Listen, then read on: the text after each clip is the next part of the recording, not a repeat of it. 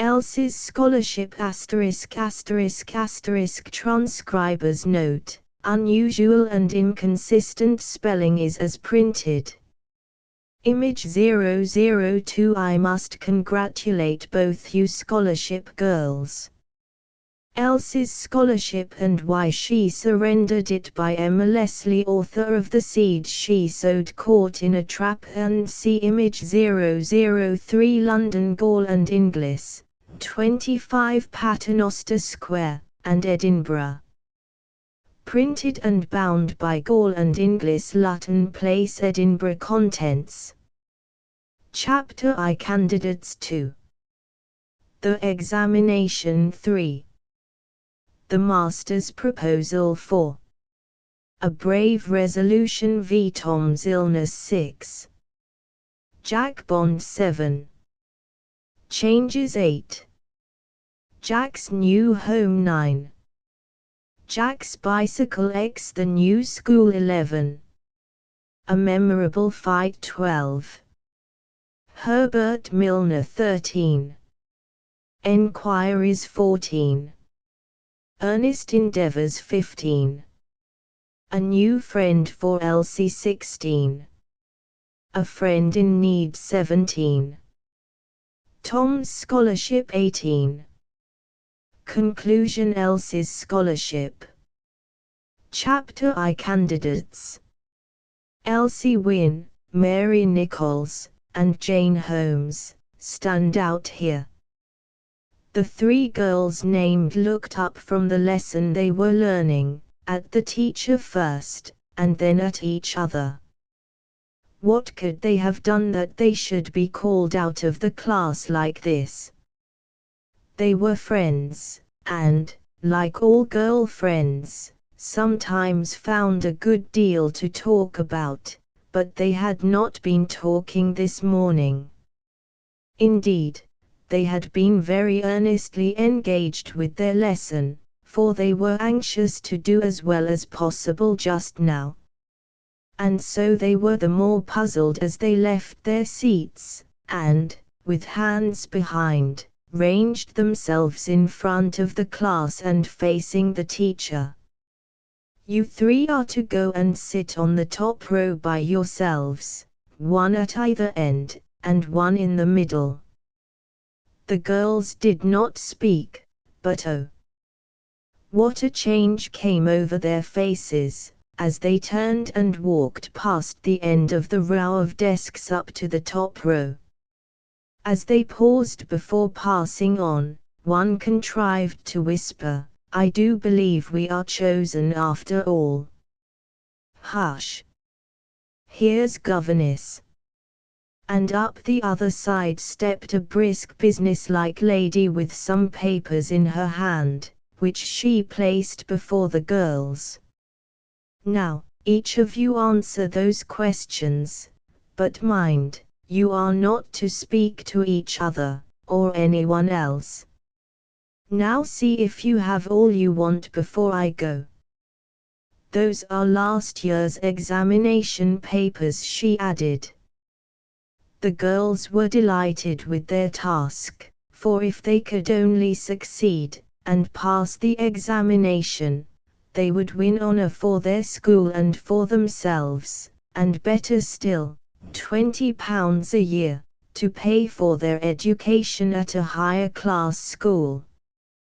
The thought of this was in the mind of each as she carefully read over the questions, and the directions how they were to be answered.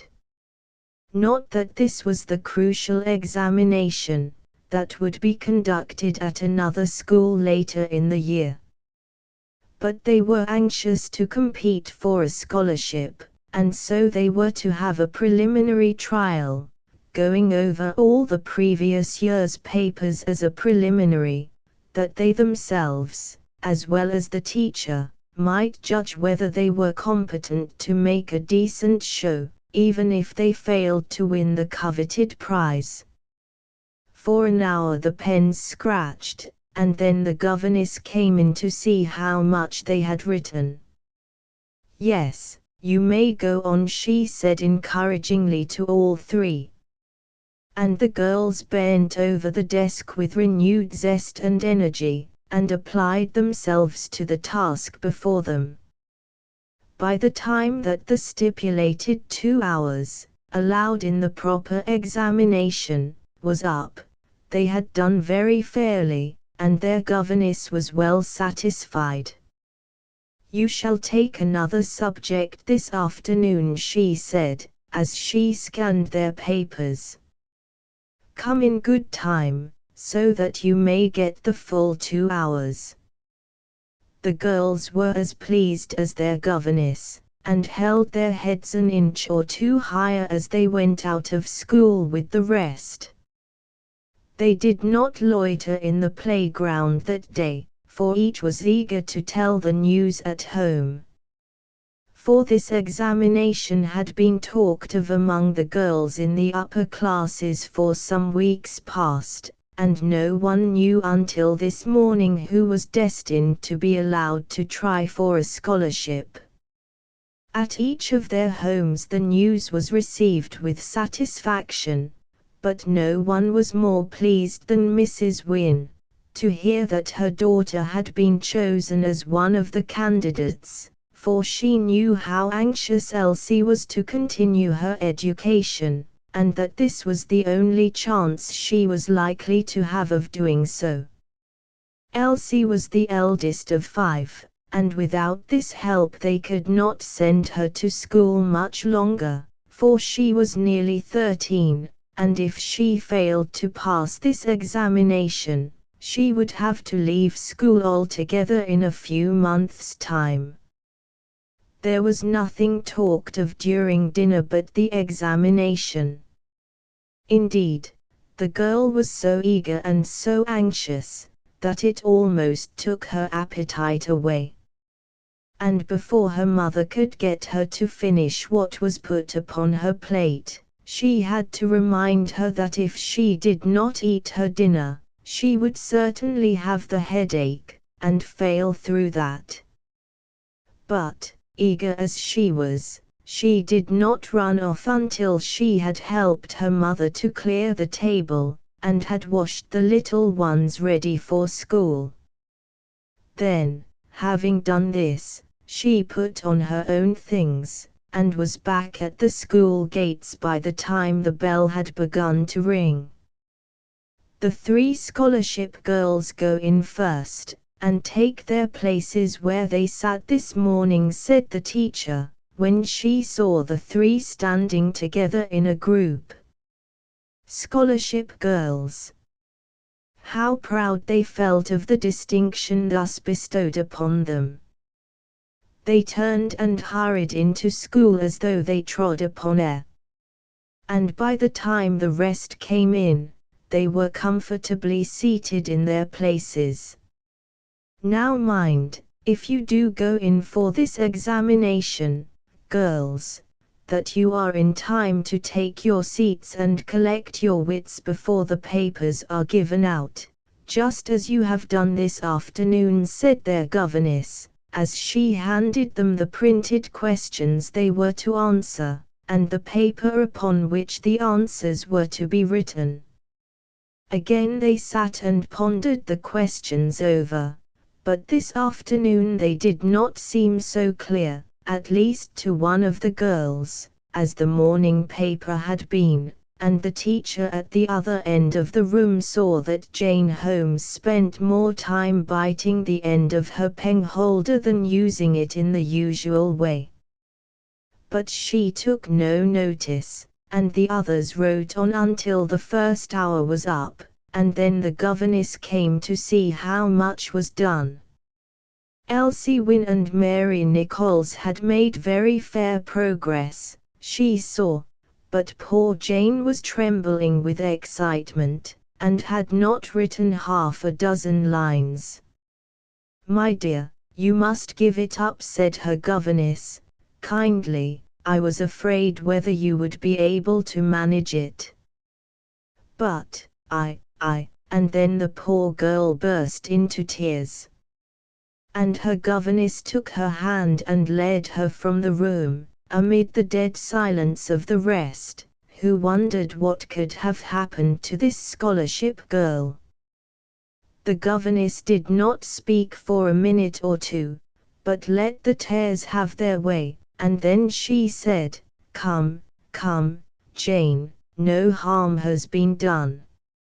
I was half afraid that you would not be able to go through an examination like this, and so I thought it would be best to try you first. Does your head ache?" The girl shook her head. "I don't know how I feel," she whispered. "But you did not clearly understand the questions on the paper, I suppose, as you had written so little."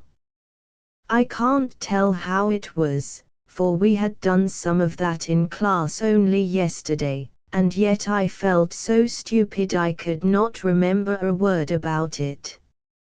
"Never mind, my dear. No harm has been done. This is only a little trial beforehand, and is sufficient to show that you are not strong enough to go through an examination. For, as you saw, this subject is not strange to you, and yet you have failed to grasp the meaning of the questions set before you, and which I feel sure at another time you would not find so difficult." So Jane spent the rest of the afternoon in doing little services for her governess by way of consolation for her disappointment, for now there would be only 2 scholarship girls instead of 3.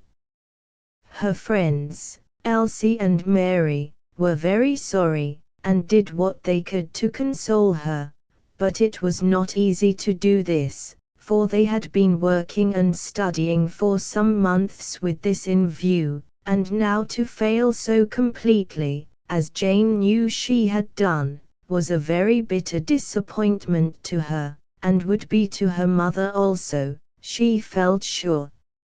She was an only child, and her mother was a widow, and, of course, anxious that her daughter should distinguish herself.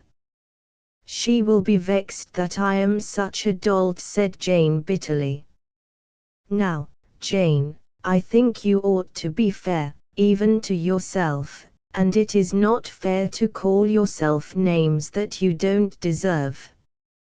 "What is that you are talking about?" suddenly asked a voice behind them, and turning, the girls saw Mrs. Holmes. "I was speaking about Jane having to give up the examination," said Elsie.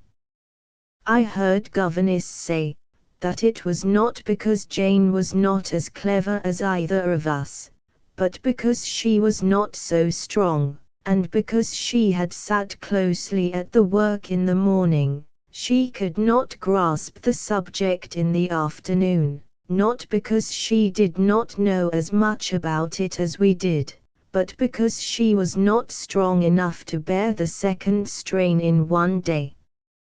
"Then why should she set you the second task on the same day?" said the widow, who was evidently inclined to think her daughter had been unfairly treated, if she had failed in this preliminary examination. "You see, we should have to work all day in the real examination," interposed Mary, "and so governess wanted us to try how we could do the same work at school." "Ah, I see. And so you have failed, Jane." "Well, I am very sorry," said her mother. And the tone in which she spoke brought the tears to Jane's eyes again, for only she knew how her mother had counted upon her being able to try for this scholarship, and being able to win it too. She walked on by her mother's side, leaving her 2 friends to continue their talk by themselves. "I am sorry for poor Jane," said Elsie. "Her mother seems so disagreeable because she has failed." How sharp she spoke! "I wonder whether she really does think governess did not treat us all alike.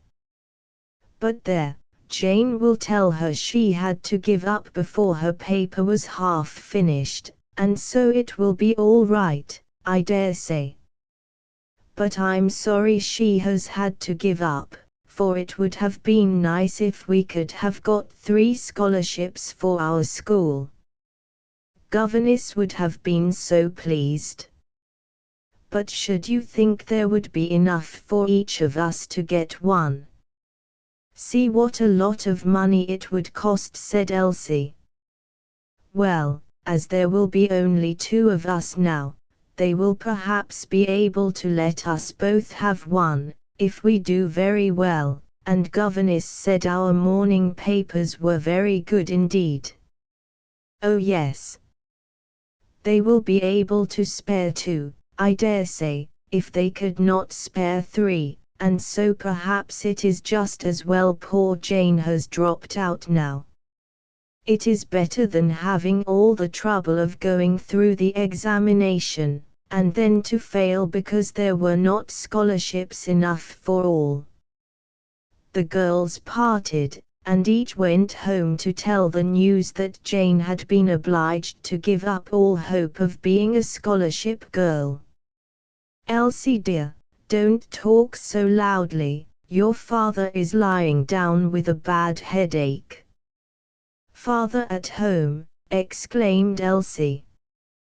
He has come early. Yes, he did not feel very well this morning, and was obliged to give up at dinner time, and so he came home and went to bed. Elsie talked more quietly after this, until she got out her school book to learn a lesson and write out an exercise. She was almost too excited to sleep that night, for if she only succeeded in winning this scholarship, she would be able to go to the girls' grammar school, and then, she did not quite know what she wished for next. For her whole horizon had been bounded by the hope of going to the grammar school, until her mother told her one day that it would be useless for her to look forward to this, for she would not be able to afford the expense, there being so many brothers and sisters to be considered.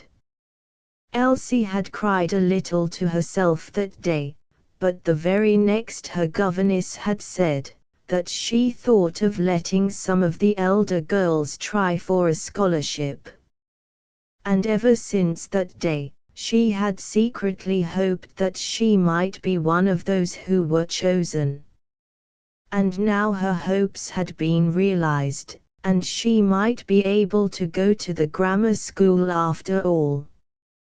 Her father came down to breakfast next morning, looking very pale and ill, but he smiled at Elsie's eagerness, as she told him that she was trying to do the scholarship papers, and hoped to be allowed to compete at the next examination, which took place in about a fortnight's time. All right, Elsie. Do the best you can, my girl, and leave the rest to God, he said.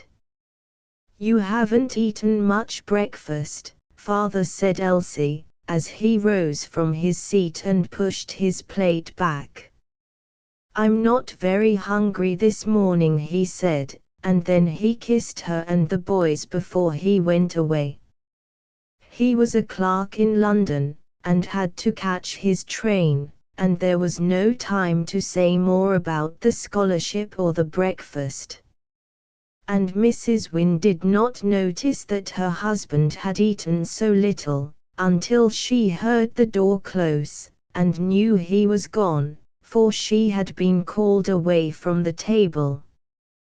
Has father gone? She said, looking at the almost untasted egg. Yes, I told him he ought to eat his breakfast. Naughty boy, she said to the baby, whom her mother had brought down in her arms. But baby was not old enough to understand the scolding tone, and crowed at Elsie, and then she took him from her mother's arms, that she might cut some more bread and butter. Baby did not mind being nursed by Elsie, but he would not let the younger sister, Alice, touch him, and so Elsie had to nurse him until the others were ready for school. Then she put him in her mother's arms, and ran off as fast as she could, in case the scholarship girls should be wanted to go into school first again. She and Mary were in good time, and were sent to the top row of desks to resume their work on the scholarship papers.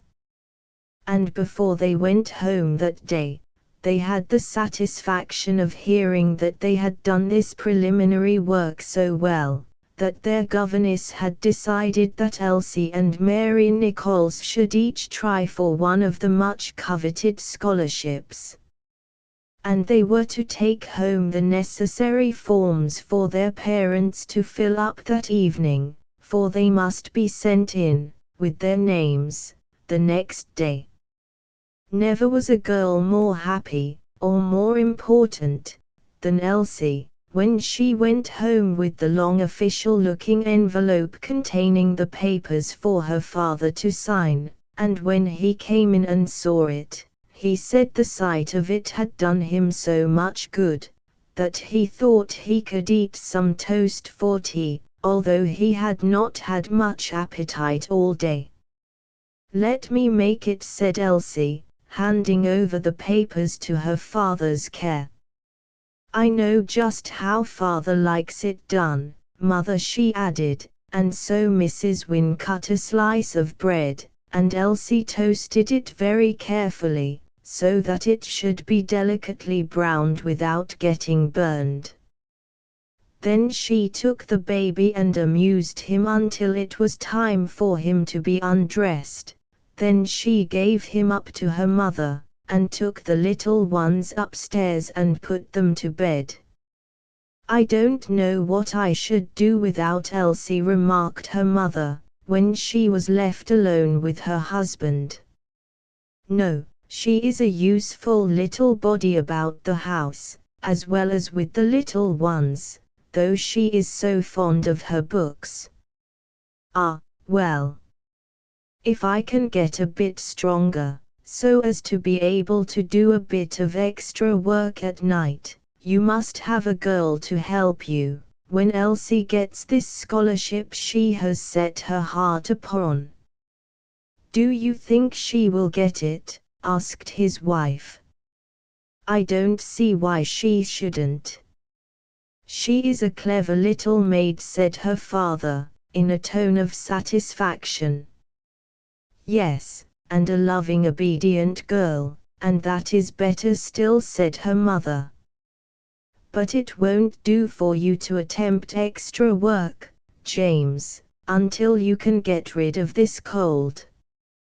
You have had it more than a week now, and if it is not better in a day or two, you must go and see a doctor."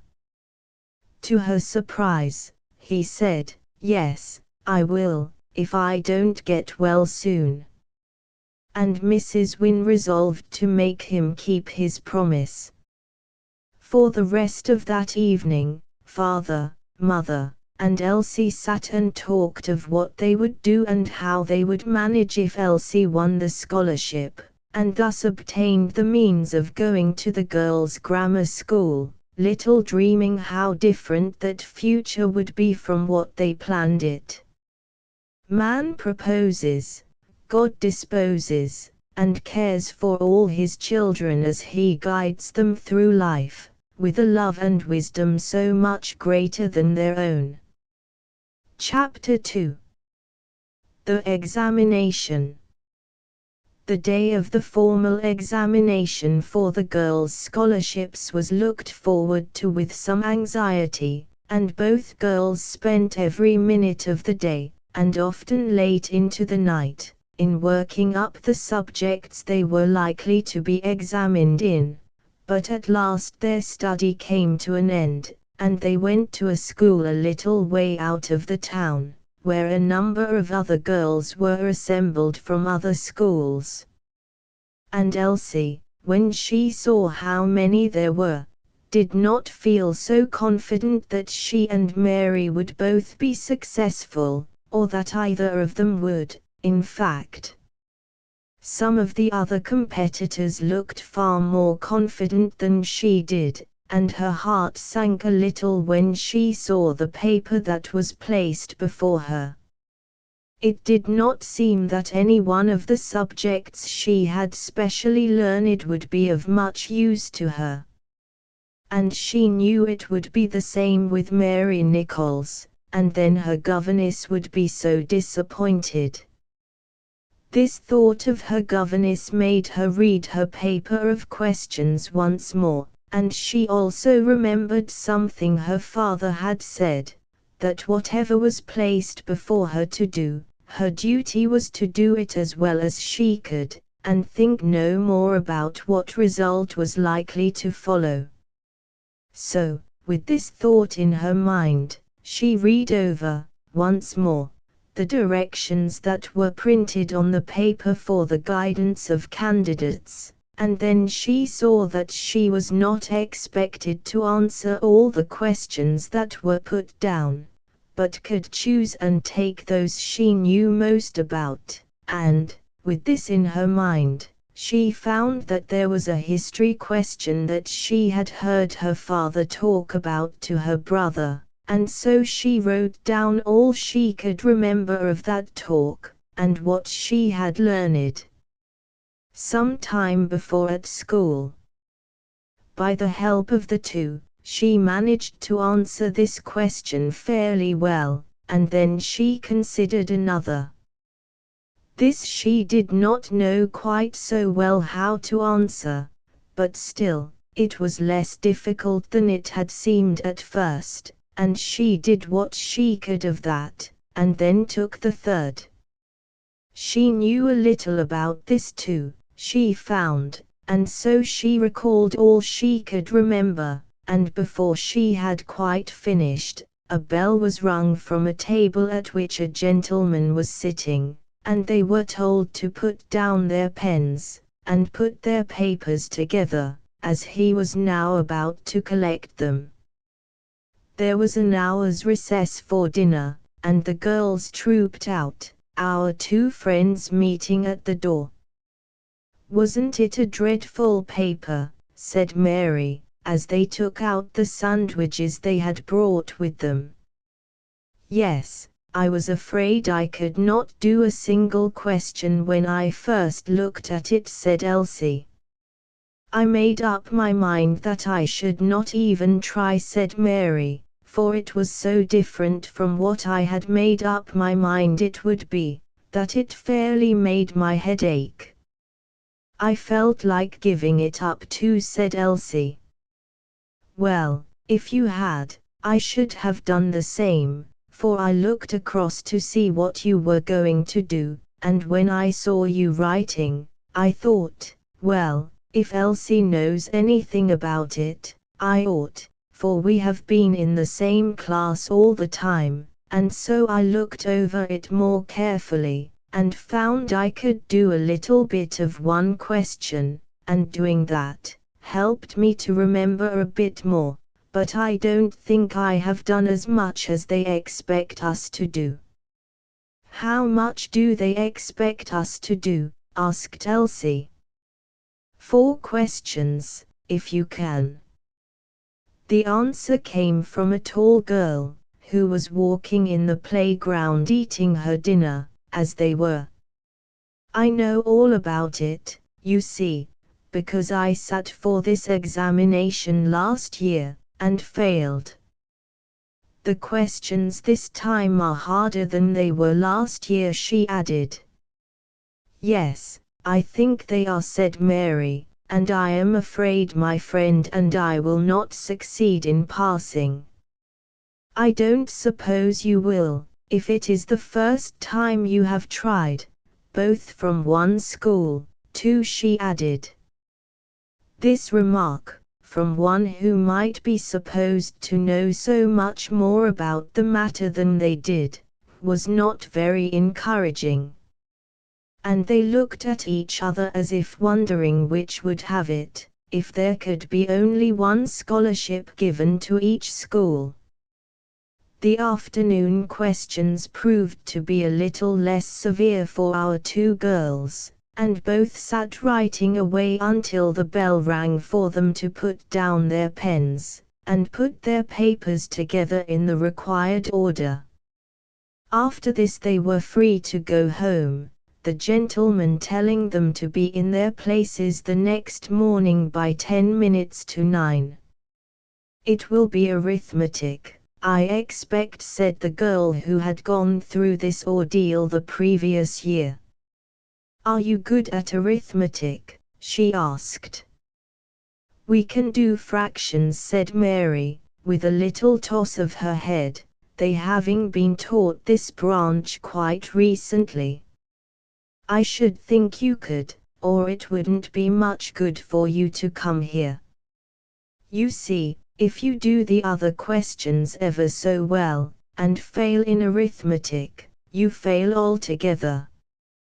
"Come, Mary, we must make haste home," said Elsie.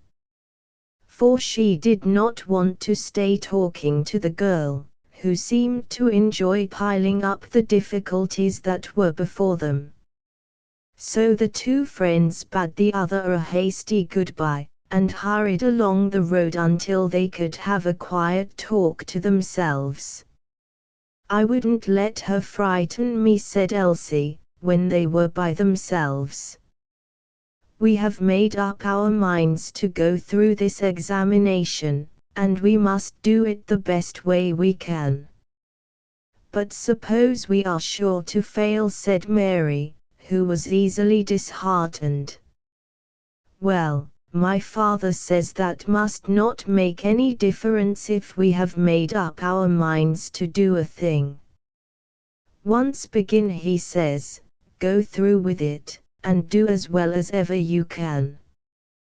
That is what I have made up my mind to do, and I don't mean to let anyone frighten me into giving up until it is all over."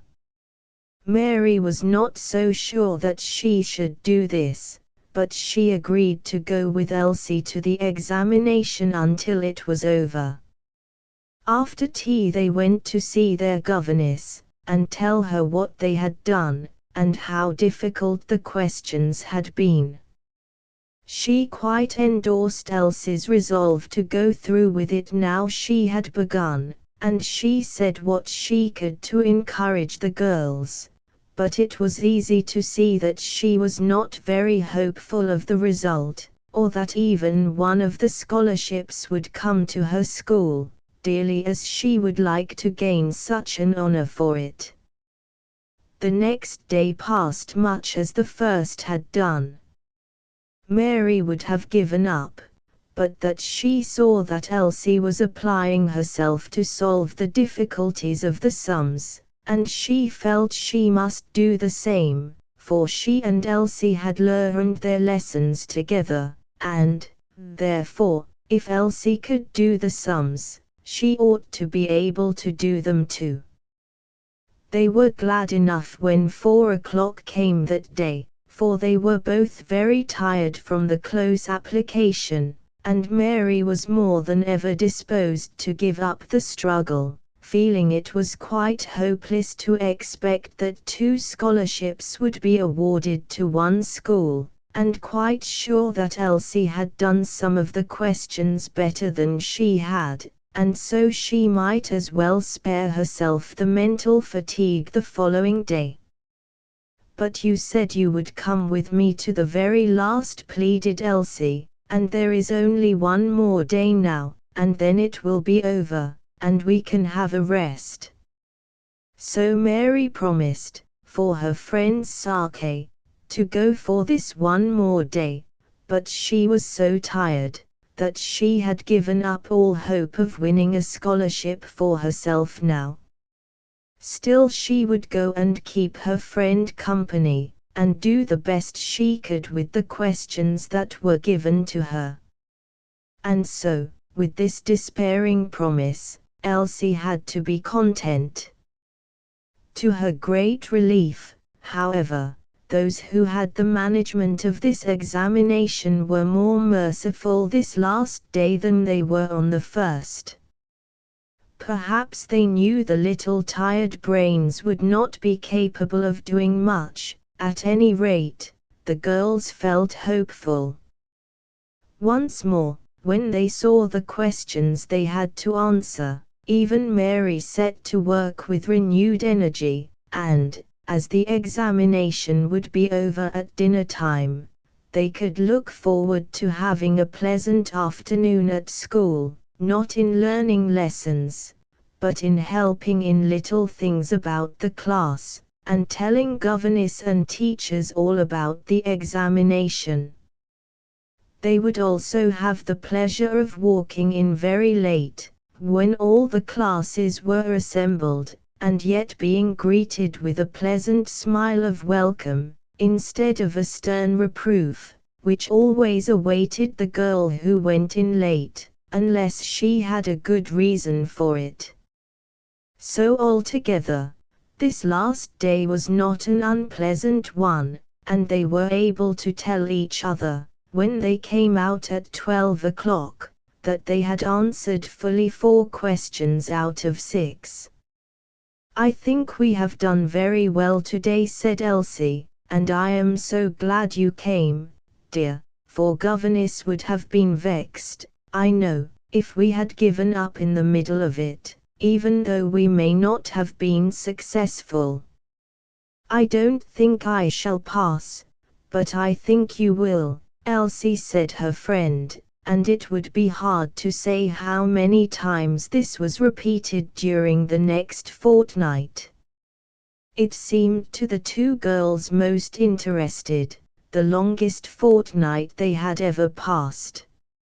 Each day, when they went to school, they looked eagerly into their teacher's face, hoping to hear her say once more, "Elsie Wynne and Mary Nichols, you are wanted," just as she had called them out of the class once before.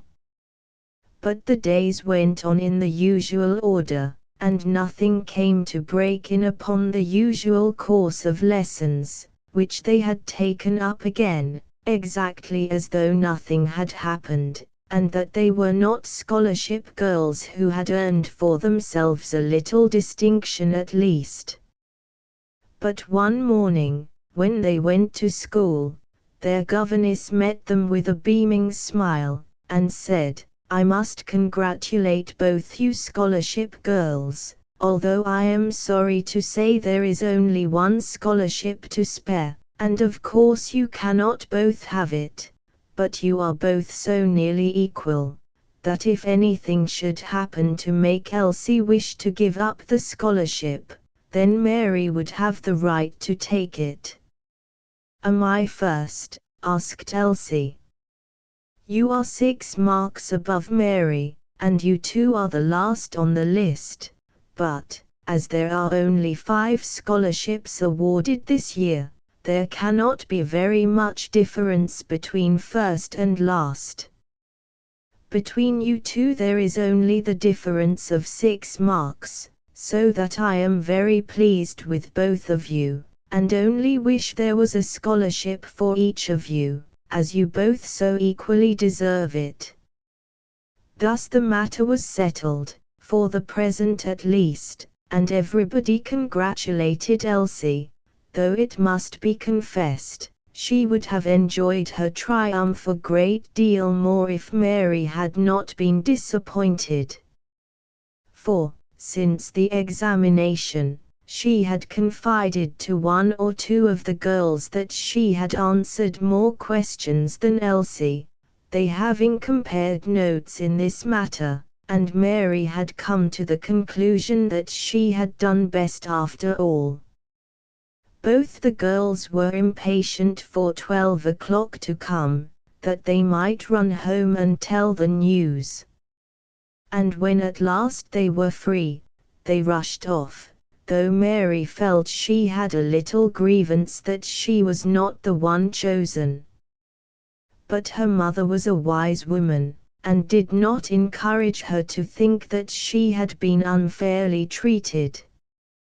"You know, you said when you came home from the examination, that if it had not been for Elsie, you would not have waited until it was over before giving up, and so it is only fair that Elsie should have the scholarship." Mrs. Wynne was, of course, very pleased to hear that her little daughter had been successful, but she could not enter into her child's joy as she would have wished, for she was so anxious about her husband's health. He had never quite got over a cold he had caught in the early spring, and the doctor had told them that there were very grave symptoms in his case that would need care. Elsie did not know anything about this, for her mother thought the examination, and the anxiety attending it, were quite enough for her to bear. And so the poor girl was ill prepared for the news that awaited her when she reached home in the afternoon. She had looked forward to telling her father of her success when he came back in the evening. But, when she reached home soon after 4, she found the doctor's carriage waiting outside the door. And when she went in, she found a neighbor sitting with the younger children downstairs, trying to keep them quiet. "I am glad you have come home, Elsie. For I can't manage to keep baby quiet," said this friend. "Why, what is the matter?" asked Elsie, looking round the room to make sure that tiresome little Bobby, who was so fond of playing with the fire, was not missing. She felt relieved by the sight of Bobby's merry face, and said again, "What is the matter, Mrs. Morris?" "Your father has been brought home from London, and he is very ill indeed. You will keep the children quiet while I go upstairs and see if I can do anything to help your mother." Elsie took the baby, and sat down with him. She did not feel very much alarmed about her father. He had been brought home ill before, and soon got well again, and she had enough to occupy her mind in thinking about the scholarship, and how soon she would be able to go to the grammar school. As soon as baby would let her, she seated him on the floor, and began to get the tea ready, as her father would be glad of a cup of tea when the doctor had gone. He always enjoyed a cup of tea so much. She set the kitchen door open, that she might hear the doctor go away, and then she would make the tea, and carry a cup upstairs for her father, and tell him that she had won the scholarship, and that would cheer him, she felt sure. The doctor was a long time upstairs, she thought, but at last she heard him coming down. And she heard her mother speak when they got to the foot of the stairs, and she could tell her mother had been crying, by the tone of her voice. "Keep him as quiet as possible, Mrs. Wynne," said the doctor, "but I do not think it will be more than a week." And then the door closed, and her mother ran upstairs again, without coming into the kitchen to see her and the children. And Elsie grew vaguely uneasy as she thought of the doctor's words, "I do not think it will be more than a week." Surely he must mean that her father would not be ill more than a week. And yet, as Elsie repeated these words to herself half aloud, that same creeping fear seemed to come over her again. And she resolved to take a cup of tea upstairs for her father, and then she would be able to see whether he looked worse than he did when he had been taken ill before. So she made the tea, and a tiny square of toast, and then poured out a cup and put it on a tray, and carried it upstairs and tapped at the bedroom door. "I have brought this for Daddy," she said in a whisper, when Mrs. Morris opened the door a little way. The friend took the tea. "It will do nicely for your mother," she said, "but your father cannot take tea now." She did not wait for Elsie to ask the question she wished, but shut the door again, and Elsie went downstairs. And, after waiting some time and finding her mother did not come, she gave the younger children their tea, and then undressed baby ready to go to bed. Even Tom, her brother, who was only a year or two younger than herself, appeared touched by the strange silence that seemed to have settled down upon the house. "Why don't you talk, Elsie?" he said at last in an impatient tone. "Daddy must be kept quiet," she said, "and I don't want Bobby to shout and scream, as he does sometimes when he is at play." More than an hour passed before Mrs. Wynne came downstairs. And then Tom began instantly, "What is the matter with Daddy, Mother? Here is Elsie looking as miserable as ever she can be." "No, I have only been keeping the children quiet." Her mother put an arm round both of them, and kissed them both in turn. "You must both help me to bear this," she whispered. "Daddy is very ill, and—" "Have you told him about Elsie's scholarship?" said Tom, who was very proud of his sister's success, though he might tease and quarrel with her sometimes. "No, dear, he cannot listen to anything like that just now," said his mother. Tom looked disappointed. "I believe if you were to tell him, Mother, it would just rouse him up and put new life into him," said the boy. But Mrs. Wynne only shook her head, and Elsie noticed that her eyes were full of tears again, as she poured out a cup of tea for Mrs. Morris, which she carried upstairs with her, and told Elsie to put the children to bed as quietly as she could, when they began to get tired and sleepy. Tom got out his lessons, and settled himself at the corner of the table, without grumbling that he could not have the whole of it. And the same dreary quiet settled down upon them that their mother had slightly broken. Chapter 3. The Master's Proposal.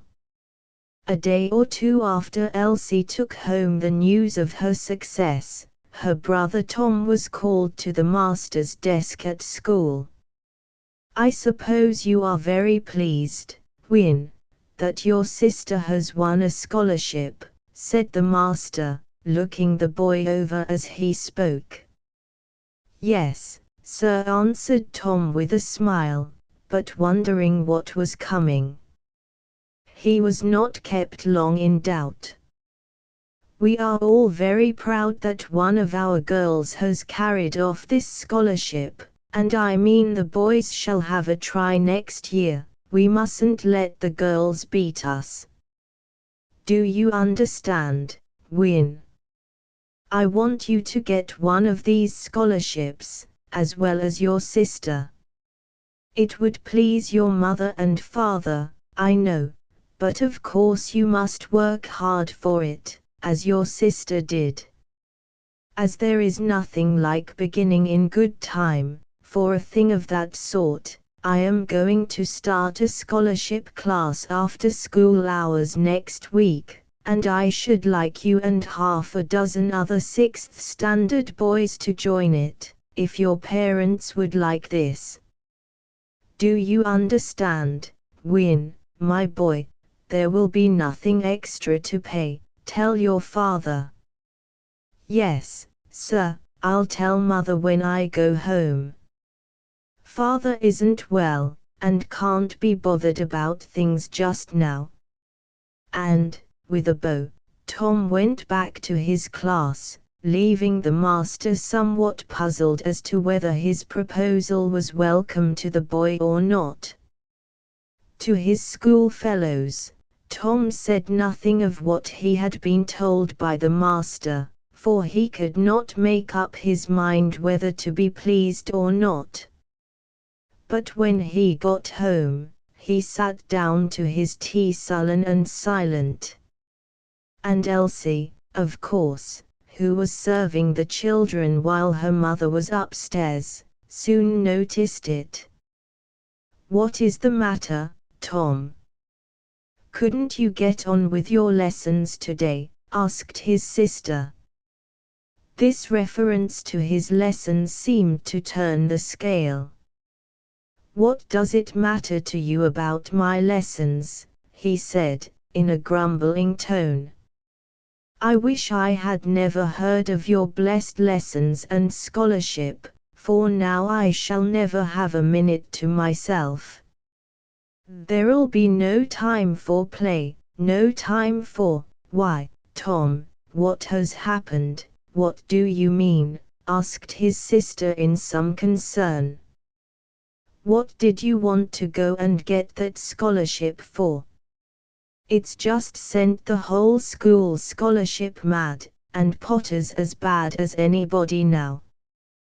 "What do you mean?" asked Elsie, thinking her brother would burst into a merry laugh the next minute, and tell her of some further congratulations he had received on her success. But Tom only glared as she looked smilingly at him, in anticipation of more pleasant words. "I tell you this, I won't do it for any of them," he burst out at last. "And they may say what they like, and so may you." "Won't do what?" inquired Elsie, feeling greatly puzzled. "Why, I'm not going to swat up for a scholarship, like you did, to please anybody." "Oh Tom, would you have a chance of getting one, do you think?" said Elsie earnestly. "Would Mr. Potter help you? There are scholarships for boys, you know, as well as for girls," she went on, "and Mother would be so pleased if you got one too." "Oh, I'll please Mother and Father too, never fear, but it won't be by getting a scholarship," grunted Tom. "I'm not going to worry my life out, morning, noon, and night, over that, when I ought to be at play. One in a family is enough, I reckon."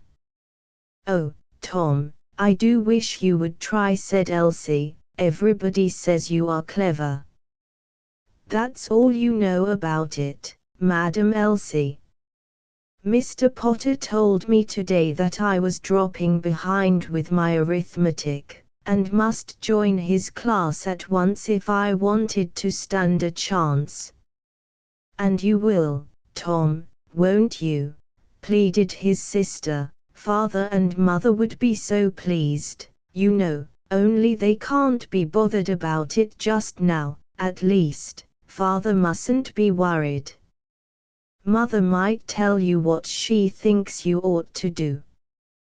Tom grunted out something about Elsie minding her own business, and leaving him to mind his, but she was all eagerness that her brother should share her pleasure and success, and so, when she took the children up to bed, and her mother came to kiss them, she told her what she and Tom had been talking about. "Of course, he is pleased at the idea of joining this class," said Mrs. Wynne. "I dare say he would be pleased, if he knew you wished it," Mother whispered Elsie. "I'll speak to him about it. If he could join this class, it might take him away from that John Bond he is so fond of, for I don't like him as a companion for Tom, since I feel sure he makes him worse than he would be, for getting into mischief." So when Tom went to say good night an hour later, his mother whispered, "You will join Mr. Potter's class, I hope, my boy, for your father would wish it, I am sure, if we could talk to him about it." "Very well, mother," said Tom, not liking to make any objection just now, but half wishing he had not told Elsie a word about the matter.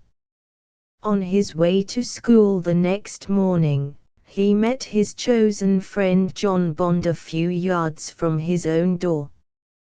This lad was nearly a head taller than Tom, a big loutish fellow, who lorded it over his companions whenever he could, on the score of his size, and to him Tom confided his grievance of having to join the scholarship class. "Potter never told me about this class," he said, as though the master had committed some offense in not consulting his biggest scholar on the matter. "I wonder why I am not asked as well as you and the other fellows," he went on.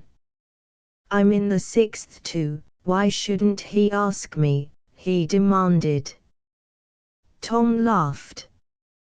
"You're likely to stop in the 6th, Jack, while you play such pranks, and make the teacher's life a misery to him. I don't believe Potter would cry his eyes out if he never saw your face in the school again," he said. "What's the matter with my face?" asked the boy, and he turned to Tom with such a droll expression, rolling his eyes, and twisting his mouth about, that Tom exploded with laughter, as he had frequently done before, over his companion's queer grimaces. "You'd be a nice help to a class that was swatting, wouldn't you?" said Tom, when he could speak. "Why shouldn't I help if I like?" said John, with another grimace. Then growing more serious, he said, "They won't ask me to come to this precious class, because I live in Sadler Street." "Oh, nonsense!" exclaimed Tom. "Potter's a beast over some things, but he's a just beast, and he wouldn't keep you out of anything if he thought you could get it, because you live in Sadler Street." "Wouldn't he, though?" grumbled Jack. "You'll see not a fellow that lives in our street will be asked." Tom was silent for a minute or two, for it had suddenly occurred to him that most of the boys that came from Sadler Street were an untidy, unruly lot of lads, giving the teachers far more trouble than other boys.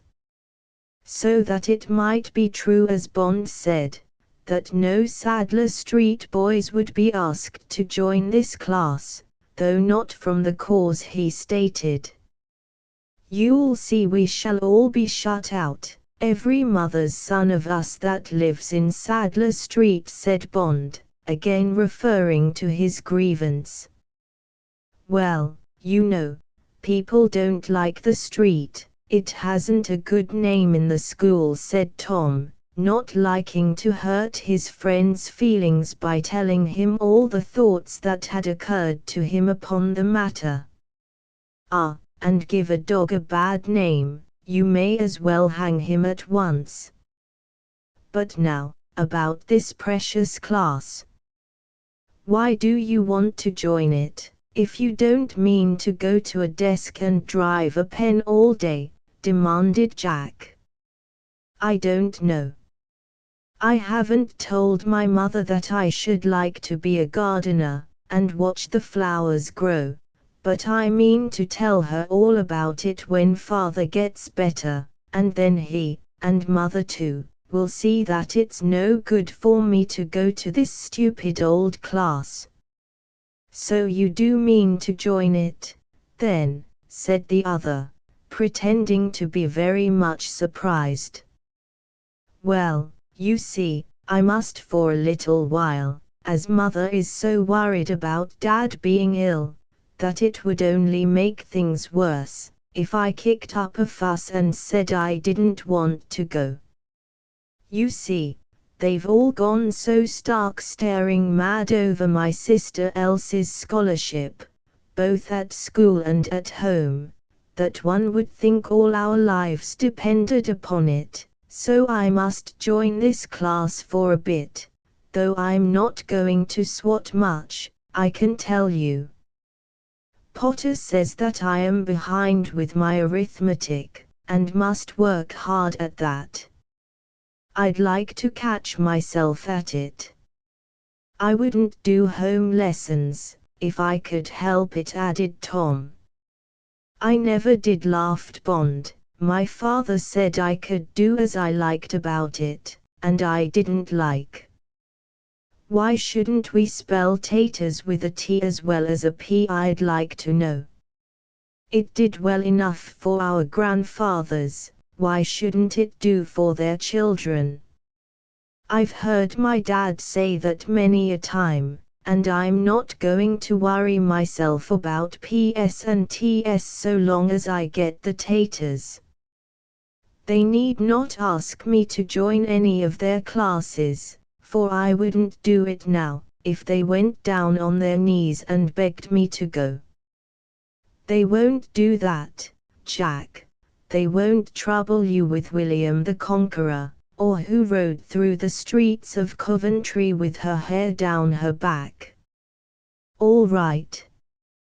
They can leave me alone, but I'm not going to promise to leave all their precious class alone. We were chums before they ever dreamt of having a class, and I'll take blessed good care that it don't spoil all our fun. Tom, and he winked and nodded in a knowing fashion that set Tom laughing again. But the laugh was cut short this time by the sudden ceasing of the clang, clang, of the school bell, and both boys set off to run the remaining distance at the top of their speed. For they would be marked late if they were not in their places by the time the other lads were seated, so that there was no time for further talk just now. Soon after the ordinary school work began, the master came to take the names of those boys whose parents wished them to join the scholarship class. "What did your father say about it, Win?" he asked, pausing in front of Tom. "If you please, sir, father is ill, but mother would like me to join, and she will speak to father about it when he gets better," answered Tom. "Very well, I will put your name down, my boy, but you must take care to work a little more, and laugh a little less in school time, and attend the class regularly, as well as doing all the tasks set you." "Please, sir, I don't want to be a clerk, and sit at a desk all day," said Tom, scarcely knowing how he had mustered courage to say so.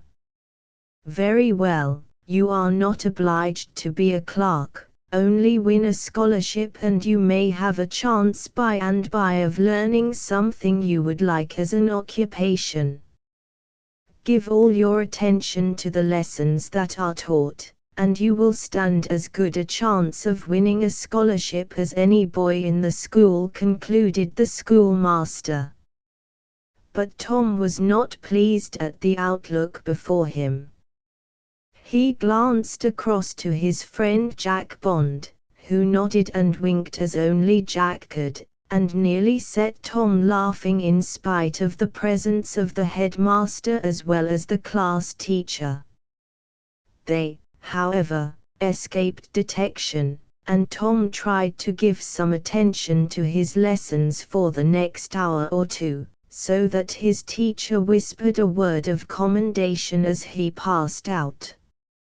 But after school, when he met Jack Bond in the playground, and the two were free to talk over the events of the morning, Bond did his best to try and set Tom against working steadily in the new class, even if he was compelled to attend it. It's all very well for girls to try for scholarships, but why should a fellow like you have to do it?" he urged. "It's fit for girls, of course, but why should you be expected to put your neck into this noose just because your sister liked it? Gals is gals, and boys is boys, and if it isn't good for gals to wear a coat and trousers, why, it isn't good for a fellow like you to wear a gal's frock instead of your own clothes. That's just what it comes to," concluded the young giant, in a tone of authority. Tom laughed, and professed to treat the talk as a joke, but he went home feeling uncomfortable, and was snappish and out of temper, for when Elsie opened the door and asked him in a whisper if he had got his name put down, he pushed her aside, exclaiming, "There! Don't you bother about what don't concern you. I shan't tell you anything again, if you're going to run off to Mother with it directly." "What have I told Mother?" asked his sister in surprise, for Tom often confided in Elsie when he had got into a scrape at school, or wanted a little service done to help forward some of his plans. "What have I told Mother about you?" she demanded again.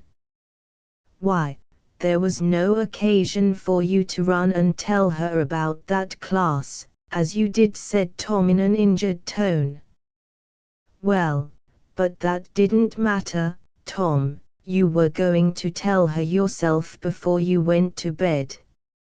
I thought you might not get a chance when you went up, and so I told her, that she might have time to think about it, and tell you at once when you spoke to her," said Elsie in an altered tone.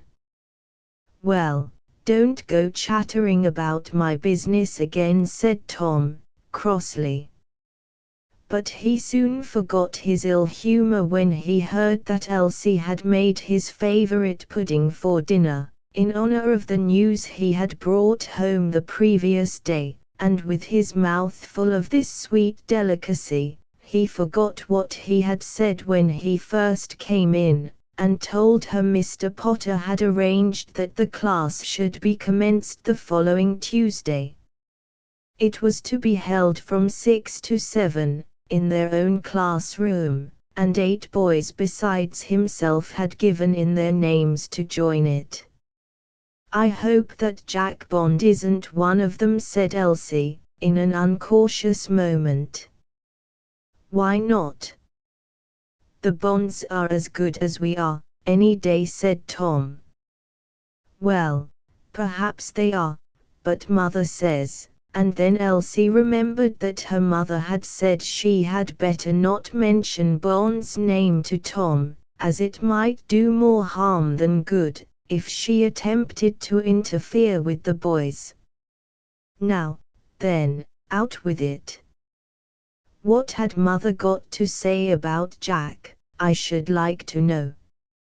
Just because Sadler Street isn't one of the most fashionable places in the town, everybody is down on poor Jack, and that is why I always take his part.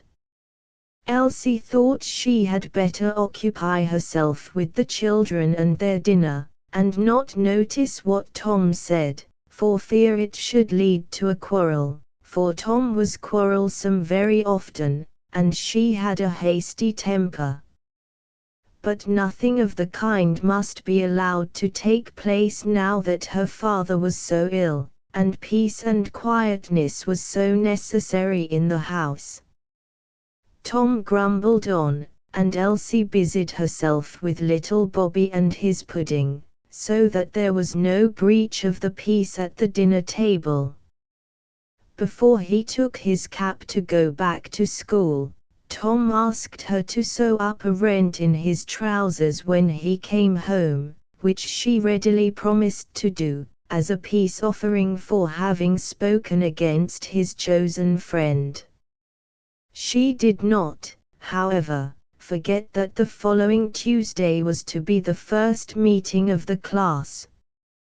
And when 5 o'clock struck, and Tom had not come home to tea, she began to grow anxious, for, from various hints he had dropped, she feared he was not so anxious as he ought to be to profit by this extra class. 5:30 came, and then Tom rushed in, hot and out of breath. "Give us some tea, quick," he said, as Elsie opened the door. "I shall be late for that blessed class if I don't look out, and then Potter will have a fit." "Oh, Tom, how is it you are so late?" said Elsie, in a reproachful tone. "I had your tea ready by 5 o'clock, for I thought you would be sure to be home, that you might have time to wash yourself before you go back." "Oh, yes, I shouldn't wonder. What do girls know about things? It's a jolly shame to have to give up just the only time I can be out to play, for this stupid old class.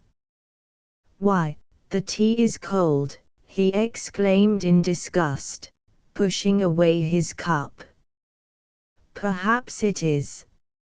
I got it ready early today that you might have time to get it comfortably before you went back to school, but you are more than half an hour late." "Suppose I am," said Tom, speaking with his mouth full of bread and butter, but he did not seem disposed to hurry himself, although Elsie was impatient to help him to get off, that he might not be late for the class. He went at last, and his sister hoped if he ran all the way he might reach the school by 6 o'clock. But these small worries about Tom and his concerns Elsie kept to herself, for she could see as the days went on, that her mother grew more anxious about her father. For, although she knew he was dangerously ill, she did not fully understand the extent of the danger, and no one thought it wise to tell her just then. Chapter 4. A Brave Resolution. Mr. Wynne lingered for nearly a month. There were intervals during this time when he rallied sufficiently to give some hope to his anxious wife that he might yet recover, and be spared to them for a few years longer at least. During one of these intervals, he was able to listen while Elsie told him that she had won the scholarship, and that Tom was going to try for one next year. He fully approved of Tom going to the preparatory class for this. For, as he remarked to his wife, if he should fail to win a scholarship that would enable him to go to a better school for a year or two longer, the additional knowledge he would gain from attending this preparatory class would be sure to prove useful to him, if he should have to leave school earlier, and begin the business of life for himself in earnest. He also spoke to Tom about this, and the boy promised to be diligent, and give his teachers as little trouble as possible, as they were so willing to help him forward in his school work. But as the days went on, these intervals of comparative ease grew less, and there were days when the invalid could not say a word to his children, and was scarcely able to gasp out what he needed to say to his wife. The doctor knew that, although his life was prolonged beyond the time he had thought possible when he first saw him, that the end could not be far off, and he did what he could to prepare Mrs. Wynne for what he knew was approaching. But although she was thus warned, the blow fell at last with a terrible shock, both to mother and children, and they were all for a time overwhelmed with grief and dismay. How the rest of that dreadful week passed in Elsie's home she never quite knew, or whether she ever thought that the death of her father would make such a difference in her future. Until after the funeral, no word was said about any change in their mode of life, but one day, when this was all over, she said, "Mother, shall I be able to go to school next week?" Her mother looked at her for a moment, and then the tears slowly filled her eyes. "My poor Elsie," she said, "I am afraid our loss will fall very heavily upon you." "But, mother, it will not cost us anything for me to go to the grammar school," said Elsie, looking a little frightened. "My dear, we must have a little talk together, you and I. You know, dear, that now father has gone, I must work and keep the little ones." "You, mother? What can you do?" asked Elsie, opening her eyes with something like wonder and alarm. "Only one thing, dear. I have learned to make the children's frocks and your dresses very well, and I must earn some money by doing dressmaking for other people." "But who will take care of Bobby and Baby?" asked Elsie. "That is what I am coming to, dear, and it is a question you must decide. With your help to manage the house and the children, I think I could keep home, and all of us can live together, but without your help, I cannot do it.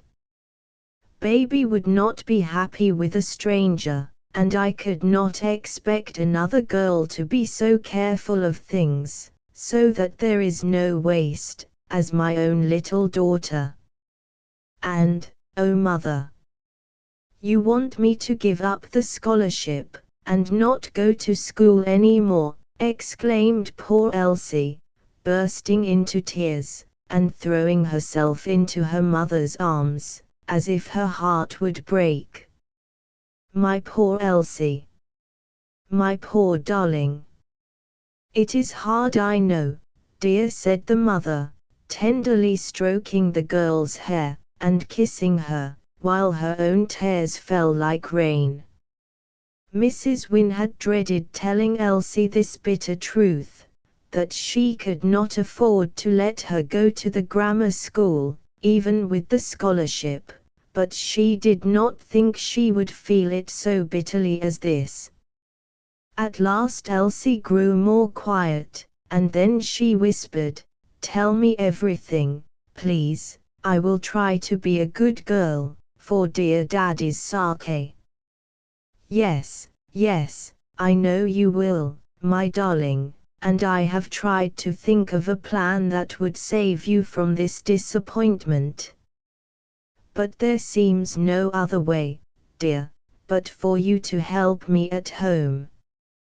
For I should not like to send either of the little ones away to an orphan school if I could help it. They are very good schools, I dare say, but I want to keep you all together if I can." Almost the last thing Daddy said was, "You'll keep the children all together." "Yes, mother, you shall, and I will help you," said Elsie, in a choking voice. "I will take care of the house, and Bobby and Baby, so that you can work." "God bless you, my dear," said her mother. "You have lifted a great weight from my mind, and I believe I can do as Daddy wished now. It is hard for you, my dear, but I will contrive that you have some time for reading, for I know how anxious you are to learn." "Thank you, mother," was all Elsie could say, for although she had made up her mind what she ought to do, and what she would do, it was none the less hard, and she was glad to run up to her own room, and cry out her trouble there. When she came down, She had bathed her face and tried to smile, but Bobby looked up at her and said, "Elsie." "Bobby, go and fetch that stick for baby," said his mother, for she could see Elsie was having a hard battle with herself. The next day she went and told her governess that Mary must have the scholarship, now that her father was dead. "I am very sorry, my dear, very sorry indeed, but I saw your mother one day last week, and I think you are quite right in what you have decided to do." "I did so wish to go to the grammar school," said Elsie, the tears shining in her eyes as she spoke. "Yes, dear, and I should have been very glad if you could have gone. But you know the object of all education is not merely cramming the memory with facts of history, or rules of grammar, but the building up of character. And so, in learning self-control and self-forgetfulness, as you must do in helping your mother, you will, I am sure, be learning lessons as valuable as any that could be taught at the grammar school. And for the mere facts of history, and rules of grammar, you may be able to make up for their loss by your own reading. I have heard this morning that we are likely to have an evening continuation school for girls here this winter, and so, perhaps, your mother might be able to spare you to come to that, and if she can, I will take care that you are placed in a suitable class." "Thank you," said Elsie. But it was said rather drearily, for nothing could make up for the loss of what she should have learned at the girls' grammar school, Elsie thought.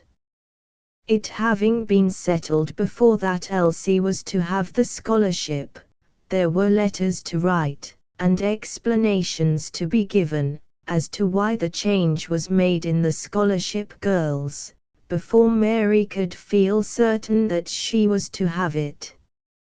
Of course she was glad of the chance, doubly glad that she had taken Elsie's advice and gone through with the examination, instead of giving it up at the first difficulty.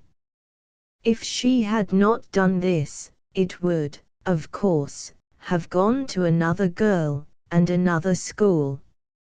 Elsie's friends all felt sorry for her. But she could not stay to talk to them this morning, for she was wanted at home to mind the baby, while her mother went out on business. Of course, some blamed Mrs. Wynne, and Elsie too. But in trying to do the duty that lay nearest them, they were undoubtedly right, and they had the satisfaction of knowing this, and also that they were trying to carry out the last wishes of the dear one, who had so lately been taken from his work here below. Mrs. Wynne made it known among friends and neighbors that she was prepared to make either ladies' or children's dresses, in the latest fashion. And to ensure success, she herself went to take lessons in the best method of cutting and fitting. They were not absolutely penniless. Her husband had made some provision for his family, but it was necessary that they should be very careful in their expenditure, for Mrs. Wynne could hardly expect to get much work just at first. But the story of Elsie's scholarship had got abroad, and people said that mother and daughter were alike brave in striving to help themselves and each other, and work began to come in faster than the widow had dared to hope, so fast, indeed, that she soon had as much as she could do. And when Elsie's schoolfellow, Jane Holmes, came to see her, and asked if she could be taken as an apprentice, Mrs. Wynne felt quite glad of the offer. It had not occurred to her to try and get an apprentice. But when this offer was made, she thought she could but try how the plan would answer, and so she asked Mrs. Holmes to call and see her about the matter. "I think Jane would do more for you, Mrs. Wynne, than she would for anybody else, because she feels so sorry for Elsie in her disappointment," said Mrs. Holmes, when the two had talked over the business. "I am afraid she is not very quick with her needle just now, but she knows it is quite hopeless for her to think of getting a scholarship, or even being a governess, by and by, and, as she must learn to do something for her living, she hopes you will give her a trial." This Mrs. Wynne was quite willing to do. And so Jane came and took her place in Mrs. Wynne's workroom, while Elsie scrubbed, and cooked, and swept, and dusted, and took care of the children, and her life was much happier than she thought it would be. Having decided the question about the scholarship, she took up her work in the house with real interest, trying how well she could do this, how much trouble she could save her mother in that, and what expense could be spared in the other. She soon learned to know that it is not money, it is not pleasure, that gives happiness, but the interest that life affords, that gives it its real value and zest. Sorely did they miss the loving father, but they could not afford to sit down and indulge in useless repinings. Life had too much for them to do to sit down and shed useless tears. And so Elsie and her mother found themselves happy, though they were not always free from care and anxiety. In this way several months passed. Mrs. Wynne had as much work as she could get through. And, though it was sometimes difficult, with all the care and economy, to make ends meet without breaking into the little capital that was put away, still it was done somehow, and the little ones were not allowed to feel the loss of their father where mother and sister could help them. Then one day Tom came home from school, rather later than usual, bruised and dirty, and with several rents in his jacket. "Where have you been, Tom?" exclaimed Elsie, when she saw what a plight he was in. "Oh, don't bother," said her brother, pushing her aside. "I don't want girls worrying about me," he added, as he rushed into the scullery to wash his face, and remove the traces of the fray in which he had been engaged, before his mother should see him. Image 004. "Where have you been, Tom?" exclaimed Elsie. Tea was nearly over, and Mrs. Wynne had gone back to the workroom, so she did not see Tom as he came home. But the bruises and scratches could not be washed off with water, and the jacket was sadly dilapidated. "Look at yours jacket," said Bobby to his brother. Tom turned the sleeve round, and Elsie looked at it too. "Oh, Tom! It is too bad of you to go and tear your clothes like that," she said. She felt almost ready to cry, for Tom's jacket would take an hour to mend at least, and she would have no time to read the book a friend had lent her. She only had a little while after the children had gone to bed, for her mother insisted upon going herself in good time, and so the mending of this jacket would occupy all her spare time this evening. She grumbled a good bit about this, and Tom turned sulky over being grumbled at by a girl, and would not say where he had been, except that he went home with one of the other boys to see his rabbits. Mrs. Wynne was vexed, and Elsie cross, but Tom went off to bed without saying where he had been. And he took care to go to school the next day without any fuss. Elsie had mended his jacket very neatly, and he felt half ashamed this morning that he had given her so much trouble, but all he said to show it was to tell Bobby that he would come straight home from school and play with him. During the last few weeks, Tom had often come home from school very late, and Elsie felt sure he must often have been late for the scholarship class. But her mother had not noticed this, for she was so very busy with her dressmaking at Christmas time, and Elsie had not told her, because she did not wish to add to her worry, and also because she hoped that after Christmas Tom would turn over a new leaf, and come home at meal times more regularly. And she ventured to say as much to him, now that she had had to mend his jacket, and before he could wear it again.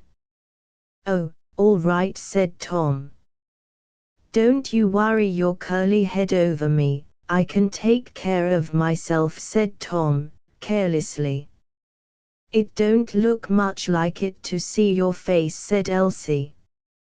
"And I think you ought to consider mother, as well as taking care of yourself, and you seem to forget everything but running the streets with that hateful Jack Bond. Mother was cross last night when she came down, soon after tea, and found you had not come in, for she wanted you to go to the shops for her." "Oh, well, you went instead, and the run did you good," said Tom, as he went off whistling, yet somehow feeling uncomfortable about what his sister had said as to considering his mother. "I must turn over a new leaf," said Tom, little dreaming what a painful turning over it was to be.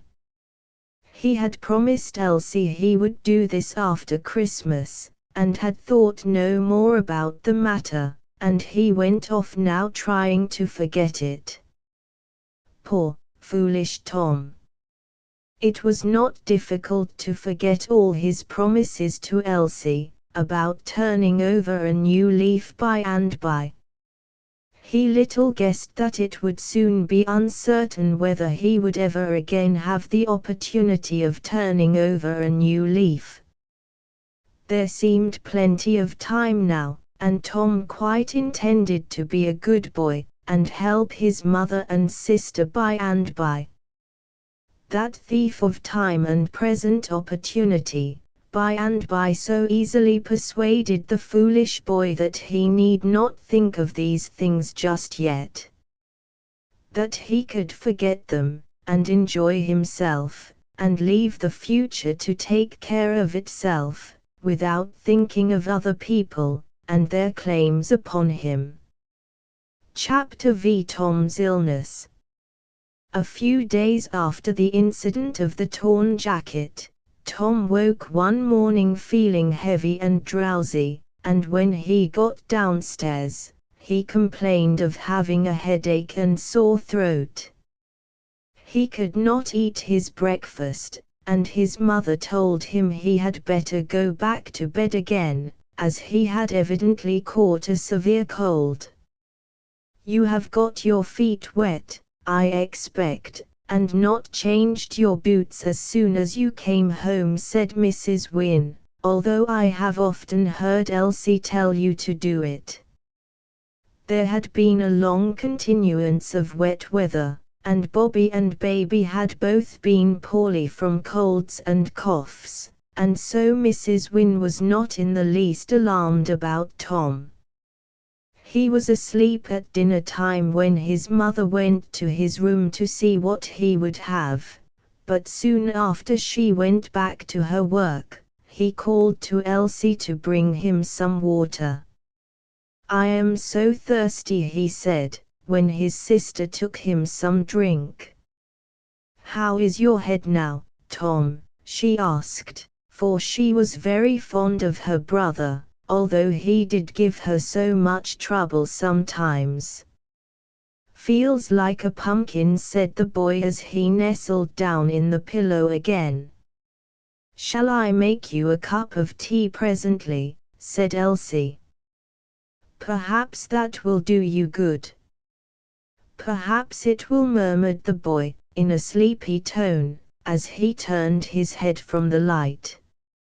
Elsie generally took her mother a cup of tea to the workroom, about 3 o'clock, and when she had done this, she poured out a cup for Tom, and cut a thin slice of bread and butter, and took both up to him.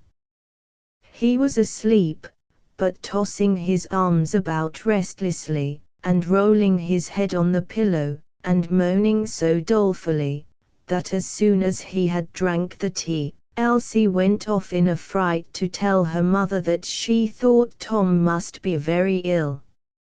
"It is a feverish cold he has got, and he may have to lie in bed 2 or 3 days," said Mrs. Wynne, who was not alarmed at trifles, and had often seen Tom suffering from a chill. She was too busy to go and see Tom again at once, but at tea time, she took him a cup of tea and another slice of thin bread and butter. Tom was moaning restlessly in his sleep.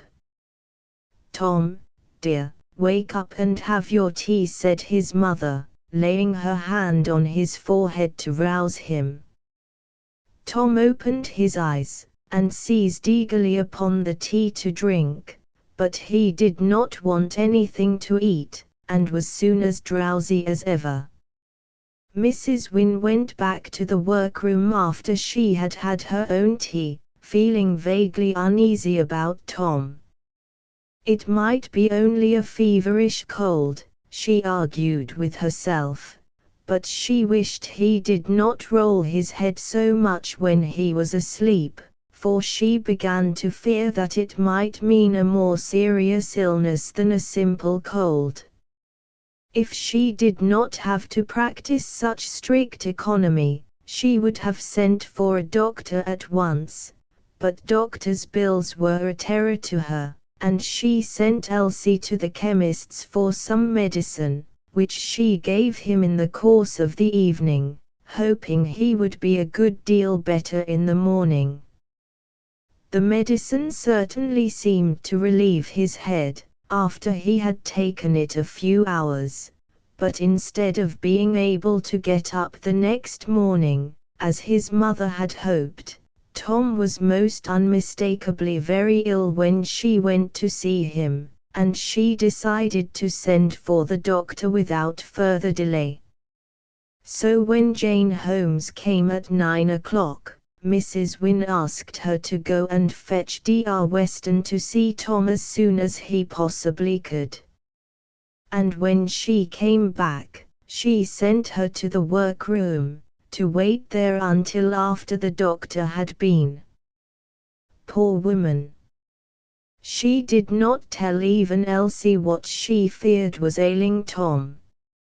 She could only hope that the doctor would say she was quite mistaken, and that the symptoms were only those of a feverish cold.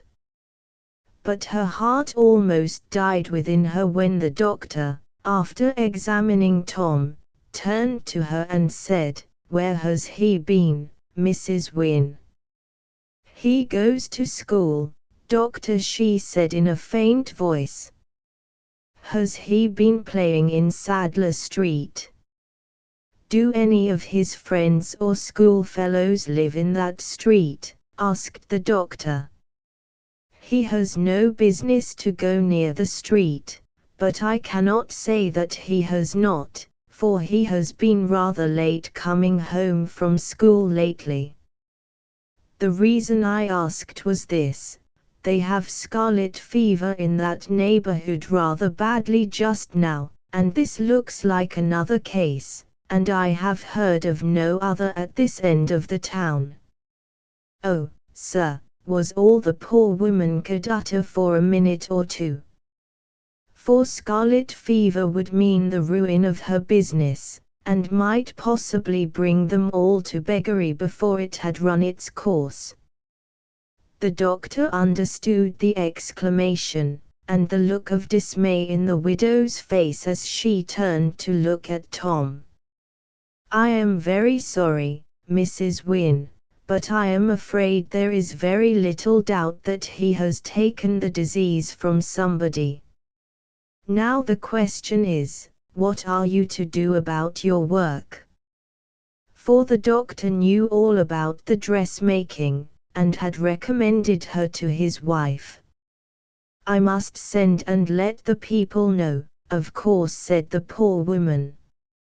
And then she burst into tears, for this would mean that she could not earn a penny for weeks, or possibly even months. "Yes, the work you have in the house must be sent back at once," said the doctor, "but I should like you to find out, if you could, where he has been lately, for I have not heard of any other case of scarlet fever in this neighborhood, and I think, if you are careful to follow my directions, we may keep it from spreading further. Or would you like him sent to the hospital?" suddenly added the doctor. "Oh, no, no. I must nurse him myself, and trust in God to provide for us afterwards," said Mrs. Wynne, with another sob, and then she forced back her tears, and gave all her attention to the doctor's directions for isolating Tom from the rest, and what she was to do before she went to the workroom to send back the work she had in the house by Jane Holmes. Tom's head was aching, and he still felt sleepy, but he could understand enough of what had been said by the doctor to know that in his folly and willfulness, he had brought a great calamity upon his mother and sister.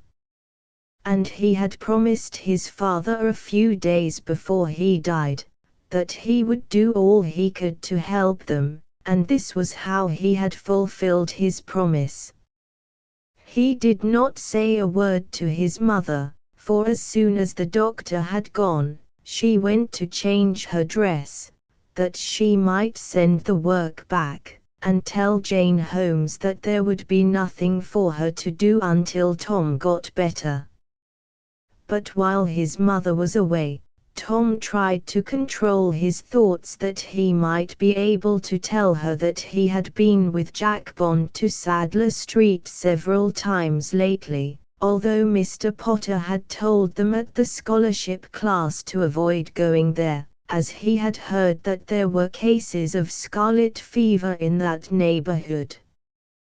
But the very effort to think this out, so as to be able to tell his mother all about it, seemed to make his head ache and throb worse than ever, so that by the time she came back, he could only utter a wild cry of "Mother! Mother!"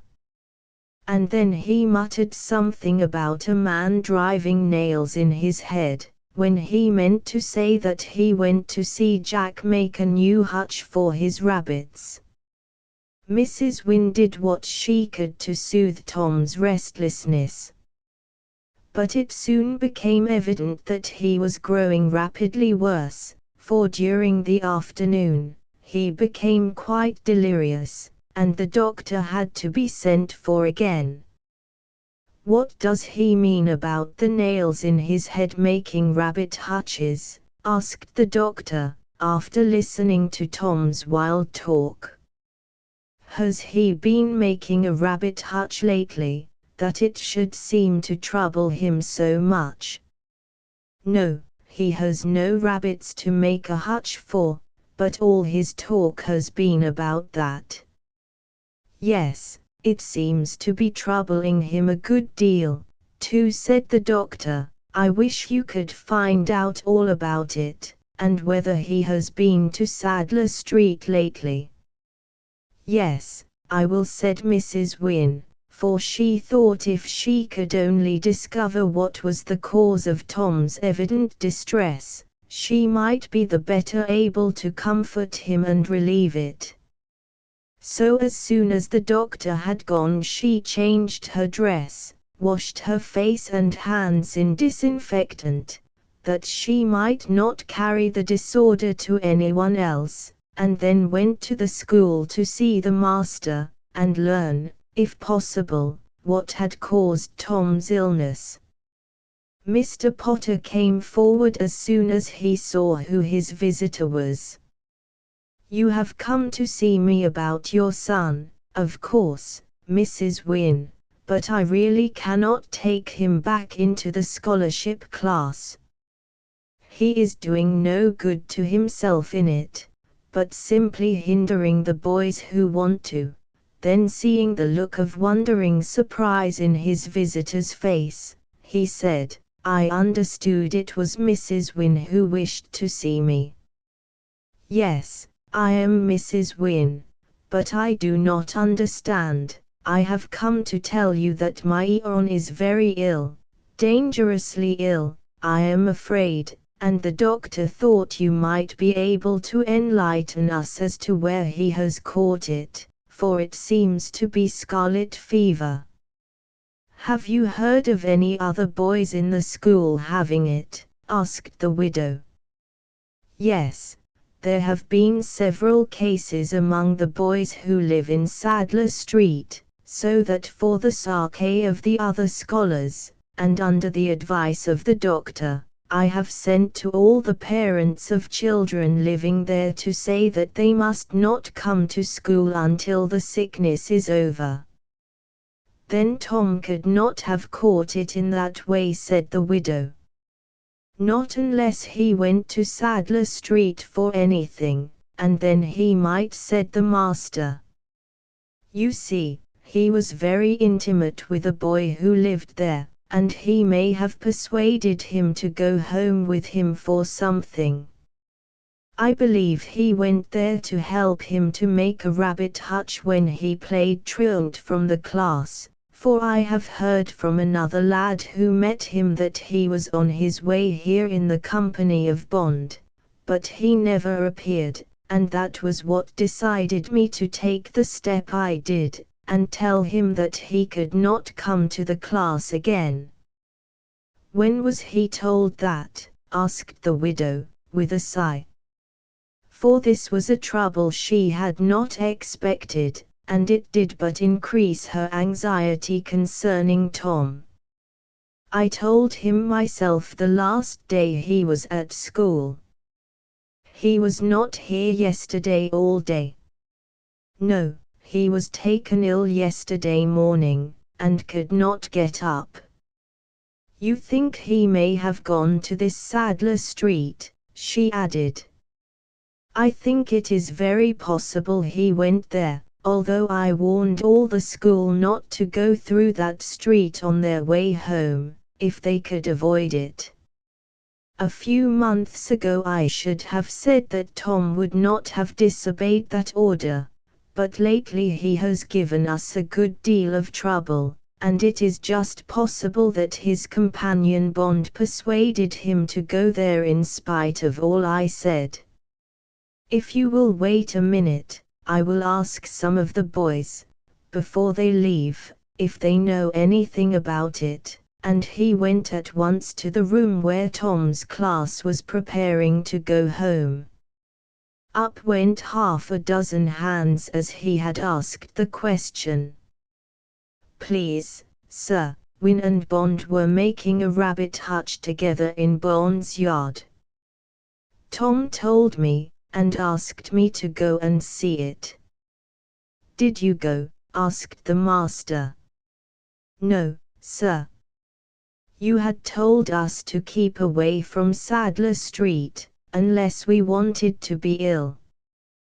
Bond said you had a spite against Sadler Street, and him too, and that's why you had told us not to go." "Very well, that will do, Wicks." Wynne believed Bond, it seems, and went there with him, and he is dangerously ill, his mother tells me. Silence fell upon the class as the boys looked one at the other, but they each mentally resolved to take the master's word for the future. He went back and told Mrs. Wynne that it was no secret in the school that Tom had been building a rabbit hutch with his friend, and the probability was that he had gone there frequently, and not simply once or twice. He said what he could to comfort the poor woman, for he could see she was terribly distressed over what she had heard concerning Tom. On her way back, she called to tell the doctor what she had heard at the school, and how, in spite of the master's warning, Tom must have gone to the forbidden street. Ah! And it is this disobedience that is troubling him, and causing the brain mischief. I am glad you have found this out, Mrs. Wynne, but I am afraid it will make our work the harder, and he will suffer a good deal more in his head from this cause than from the fever alone, for the one will complicate the other, and he will need the most careful nursing and watching. The widow went home sadly depressed and disheartened. She did not mind how hard she worked for her children, but to work hard as she had done, and then learn that, through her boy's willfulness and folly, she had labored almost in vain, was bitter indeed, and she could not help telling Elsie something of what she felt. Poor Elsie could not bear to feel angry with her brother, now he was so ill, but she turned her wrath upon Jack Bond. "It is that wicked boy, mother, not our Tom who is to blame," protested Elsie. "But, my dear, Tom is to blame, for he ought to have known better than to go near the street after the master had warned the boys not to do so." She did not say a word to Elsie about the other news she had heard at the school. She could not talk of Tom's disgrace even to Elsie just now, she felt it too keenly. That her boy should be expelled from a class they had all thought it an honor that he should enter, was a very great disgrace she thought, and at least she would spare Elsie the bitterness of this knowledge if she possibly could. She went back to the sick room, and found Tom moaning, and tossing, and crying out about the nails in his head, and the neighbor who had come in to stay with him while she went out, told her he had continued these moanings all the time she was gone. "I tried to make him understand that we were not putting nails into his head," said the old lady.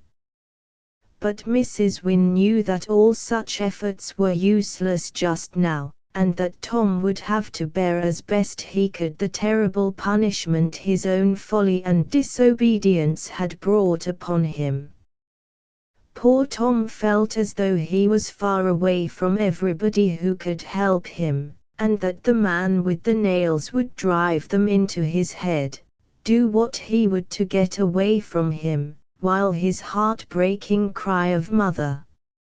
Mother!" made his mother's heart ache. For when trying to soothe him, he would roughly push her away, and throw himself to the other side of the bed. As the days went on, poor Tom grew worse, until his mother was almost worn out with sleeplessness and nursing, while Elsie downstairs was scarcely less anxious than her mother, for the isolation in which they had to live added to the distress and discomfort. Elsie had always been very popular among her schoolfellows, and the circumstances under which she had been compelled to give up her scholarship had rather added to her popularity, so that scarcely a day passed but one girl friend or the other came to see her, or bring her a book to read. But now, with the dreaded scarlet fever in the house, people were obliged to stay away, and no one but the old lady next door, who would not be kept out, ever came near them. This was hard upon Elsie, and sometimes she thought this one or that might call and ask how Tom was getting on, for the bedroom where he lay was securely isolated from the rest of the house, lest she or the little ones should catch the infection. So that, as she reasoned, it was not likely anyone would catch it standing at the street door for a minute.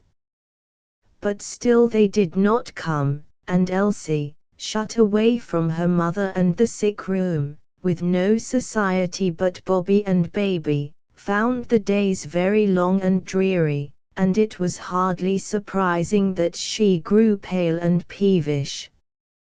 For although she took the children out for a walk every fine day, friends were careful, if they met her, to nod, and, after asking how Tom was, hurry on as though she had got scarlet fever as well as her brother. But for the neighborly old lady next door, Mrs. Wynne must have broken down under the strain, but she insisted upon coming to sit with Tom every afternoon, while his mother had an hour's rest, and went for 10 minutes' walk in the open air. This old lady had been an hospital nurse, and insisted that some of these wise rules should be followed by the widow. And as Tom was always more quiet when she nursed him, Mrs. Wynne could not but follow her advice, and was very thankful for her help. But for her willingness to learn of one who knew more about sickness than she did, her strength would scarcely have held out, for Tom's illness was prolonged until the doctor feared that his strength would be exhausted before the rallying point was reached, and he said a word or two to Mrs. Wynne, lest, if the disorder should take an unfavorable turn, it should prove too great a shock to her already overstrained nerves. "Oh, doctor, save him," she implored. "I know my poor boy has something on his mind he wants to tell me. Save him for this," she added, with a burst of tears. "You know I will do all that is possible," said the doctor, "and I hope his strength will yet hold out. We must hope for the best," he added, "and watch for the first chance he may have of being able to speak, and tell us what is troubling him." "I am sure he wants to tell me something," said poor Mrs. Wynne. And in this, her mother's instinct was correct, for, in his delirium, Tom was trying, always trying to tell his mother how sorry he was for vexing Elsie and disobeying his schoolmaster. But now, when by and by had come, he could not speak, did not know what he wanted to say, or whether his mother was near to hear him. Never trust the promises of by and by, boys. Seize the present moment to do your duty, whatever it may be, for fear you should never have a chance of doing it later on. Chapter 6. Jack Bond. Tom grew perceptibly weaker as the days went on, but the anxiously looked-for sleep did not come so soon as it was expected. At last, however, the tired brain could hold out no longer, and, to the intense relief of his mother, he went to sleep one morning holding her hand, and when Mrs. May came in an hour later, he was still sleeping, though rather restlessly. "I am afraid to take my hand away, for fear of disturbing him," whispered Mrs. Wynne. The old lady nodded. "Sit still for a bit longer," she whispered. And she went downstairs and fetched some strong beef tea for Mrs. Wynne herself, for she could see she was growing faint from the long strain. "Now, my dear," she said to Elsie, "you just go and bind a piece of cloth round that knocker, and keep the children as quiet as mice. We shall have Tom downstairs again as well as ever, I hope." "He is really asleep at last," said Elsie. "Yes, my dear, he is asleep, but at present a very little noise will disturb him, and so the house and children must be kept quiet, for his life depends upon his getting a long, restful sleep. Make some more beef tea for your mother and Tom too." "I shall stay now I have come," concluded the old lady. Elsie was tying up the knocker to muffle its sound, when a boy said, in an eager, anxious whisper, "How is he, Miss Elsie?" Turning half round as she tied the last knot, she came face to face with Jack Bond. In a moment she darted indoors, and almost slammed the street door in his face, she was so angry at the sight of him. But as she stood with the lock in her hand, to make sure that he did not get in, a whisper came through the keyhole, "Do, please, tell me how he is. You don't know how sorry I am, for I always liked Tom." Then Elsie opened the door about an inch, and said, "Go away, Jack Bond. You have nearly killed our Tom, and if there is any noise to waken him now he has gone to sleep, it will kill him." Poor Jack groaned, but moved a little way from the door. Elsie fetched baby to hold him at the parlor window for a little while, and just after she got there, she saw Jack dart down the street to where a man was calling vegetables in stentorian tones that made her quake as she listened. But a word from Jack brought an end to the shouting, and then she saw him point across to the house. The man nodded, left off calling his wares, and pushed his barrow quietly past the house, while Jack took up a position on the pavement to watch for other hawkers. This touched Elsie, and quite subdued her anger. She felt sorry she had answered him so gruffly, and at last she tapped at the window, and then cautiously opened the street door, and thanked him for what he had done. Jack looked very pleased to receive her thanks, and then he said, "I'm going to stop here and keep the street quiet for Tom. Put the baby into his go-kart, and I'll wheel him up and down for you." But before Elsie could reply, or even make up her mind whether she ought to accept this offer, a cart dashed past making a considerable noise, because there was a patch of loose stones opposite the house, where the road had just been repaired. Jack turned to look at the cart and the road, and Elsie murmured, "Oh, that dreadful noise. I wish they hadn't put those stones down." "Wait a bit, Miss Elsie, I know what I'll do," he said, as he thrust his hand into his pocket, and brought out 2 or 3 pence. He darted off down the street, and Elsie returned to the parlor window, and presently she saw him returning with a huge bundle of straw on his back. The straw was not clean, but there was a good heap when he untied it, and he scattered this over the loose stones. By great good fortune, a mud cart came past just as he had finished, and he persuaded the man to put a little of the half-liquid slush on the straw, so as to keep it from blowing away. Elsie, watching from the window, thought he was very clever to think of such a device, and actually went to put baby's coat and hat on, that he might go out in charge of the boy she had almost hated during the last few weeks. If anyone had told her a few days ago that she would have trusted their darling to that wicked boy Jack Bond, she would have said it was impossible.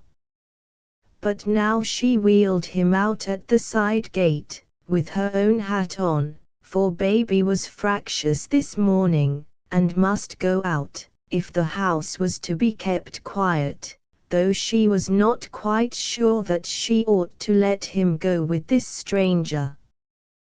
"Won't you let me wheel him up and down, Miss Elsie?" "I will be very careful," said Jack, pleadingly, when he saw her come out.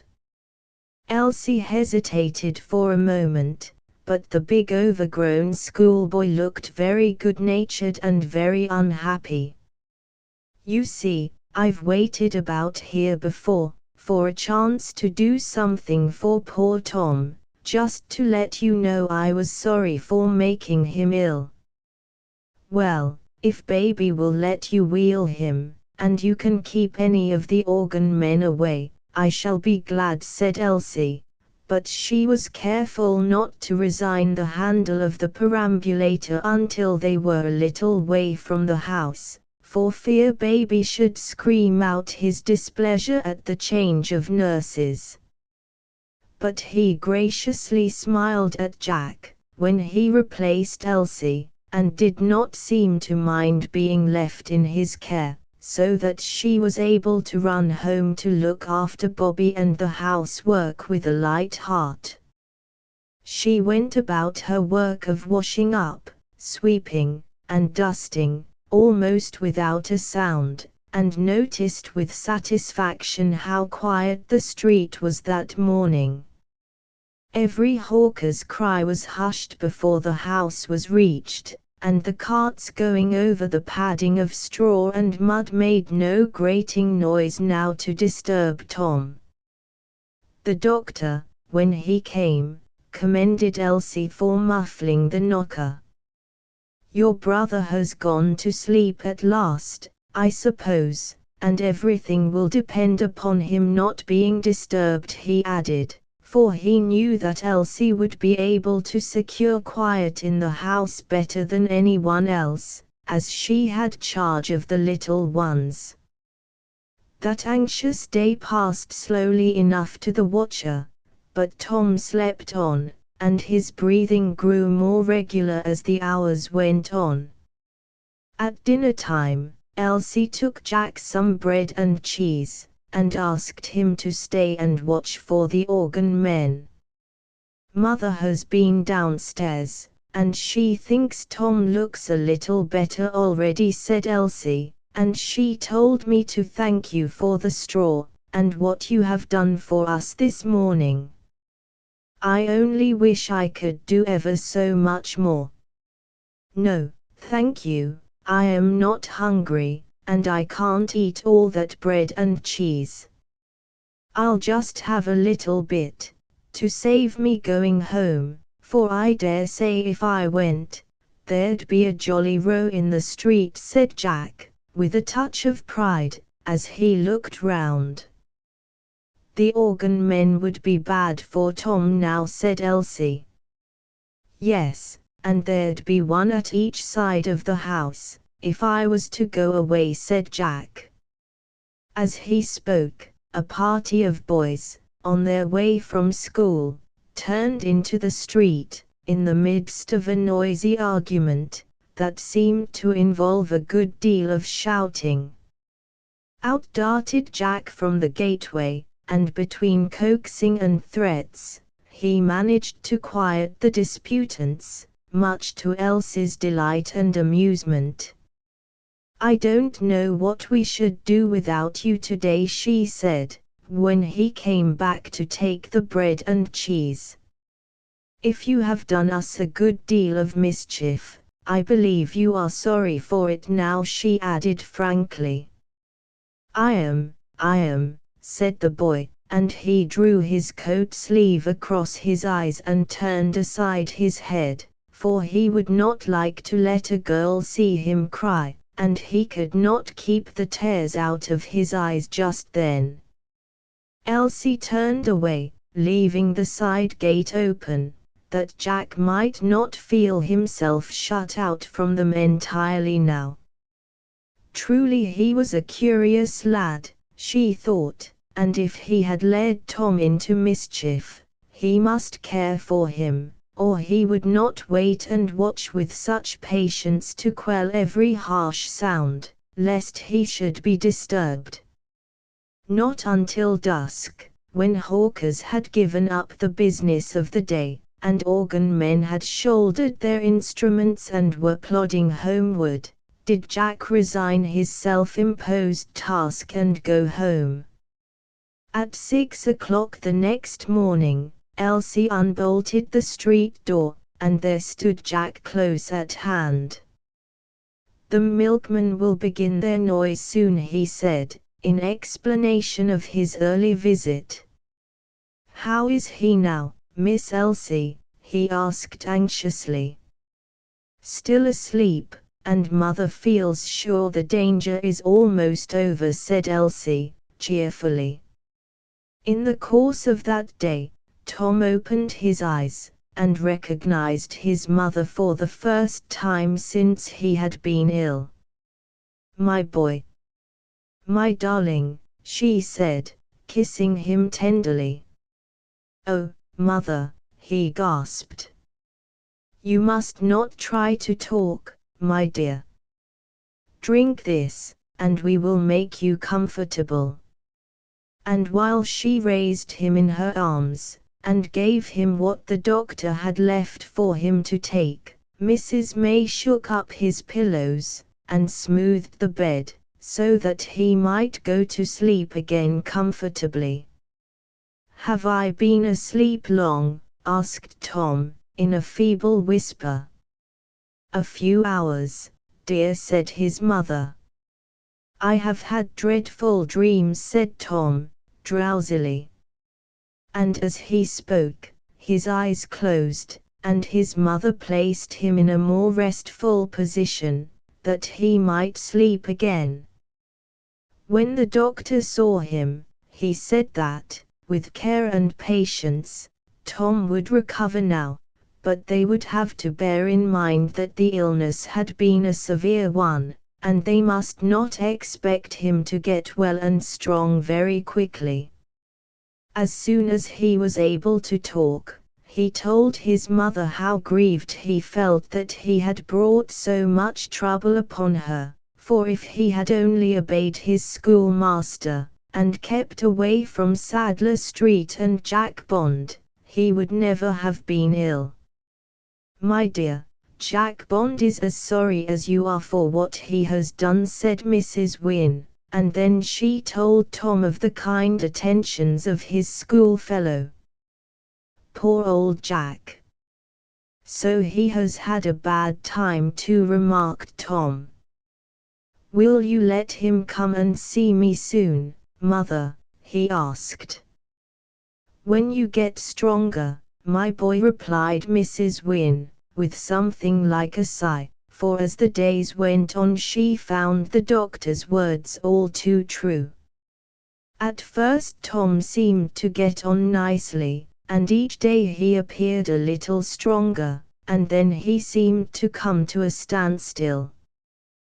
When all danger of infection was over, he was moved into another room, and it was hoped that this change would help him, but it made little difference, for he still continued weak and languid, in spite of everything that was done for him.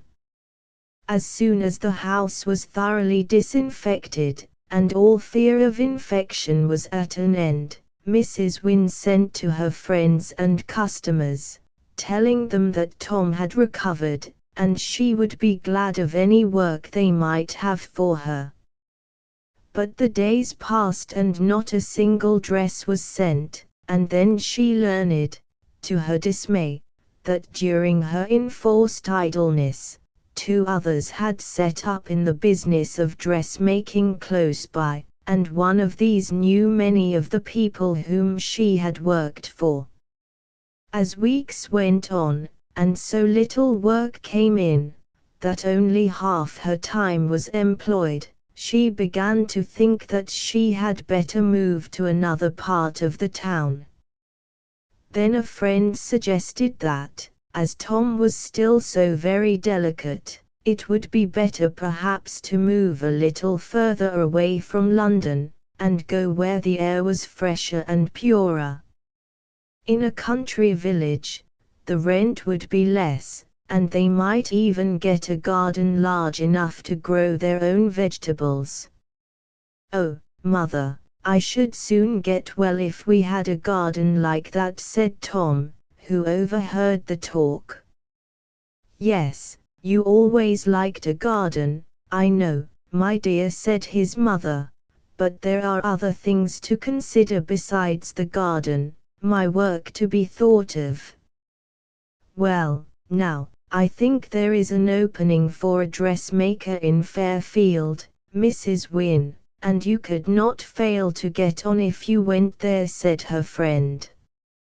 "Why, 2 years ago, when I went to my mother's funeral, I could not get a dress made in the place for love or money, and a good many gentry live round, who would be glad enough to have a dressmaker at hand." Elsie, seeing how ill her brother looked, and hearing him talk about the delight of having a garden, also begged her mother, if they must move, to go into the country, until at last Mrs. Wynne arranged to go to Fairfield, and see if there was a house to be had likely to suit her. It was not an expensive railway journey, and Tom and Elsie were so anxious to move into the country, that she thought she would at least make the trial for their sakes.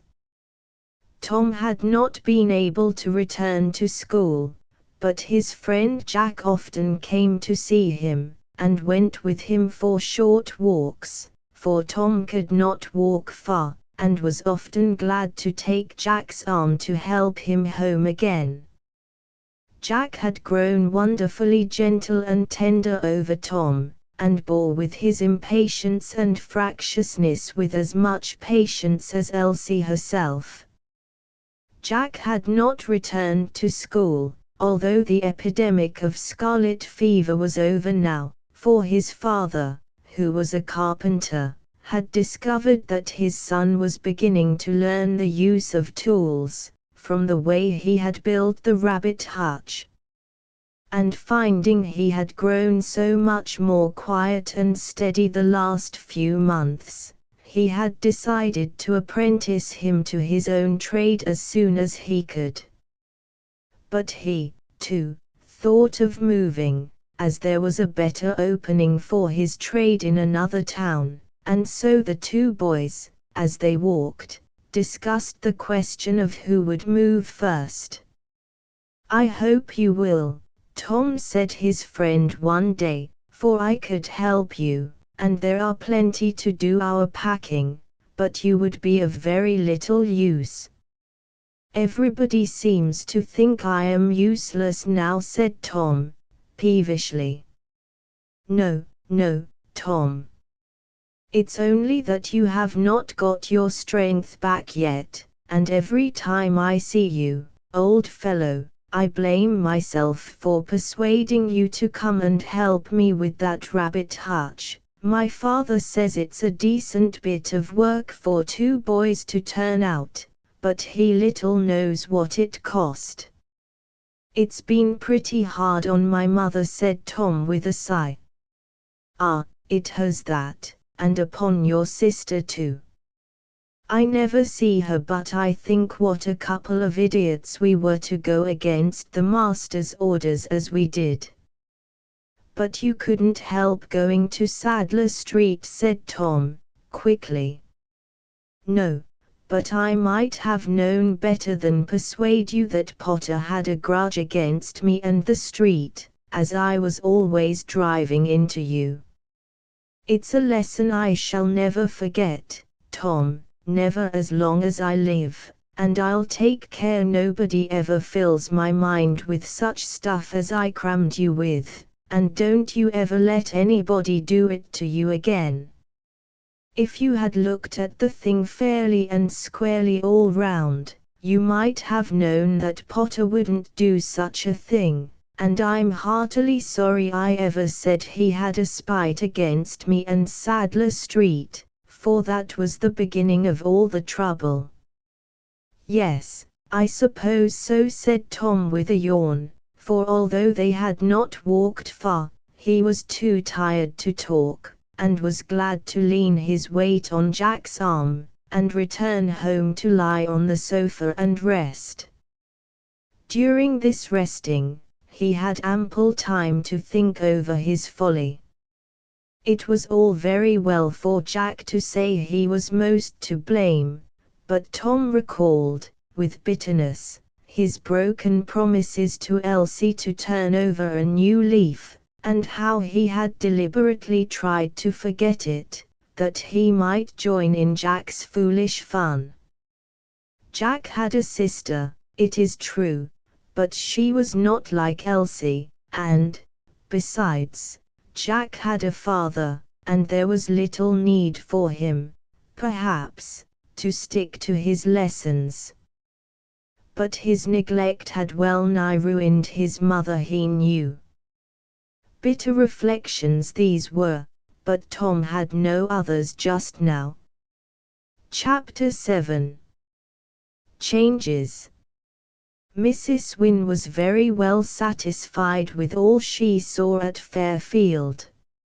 It was early spring, and everything was looking its best. It seemed a cozy little village. There were 1 or 2 shops, a tiny church, and village schools.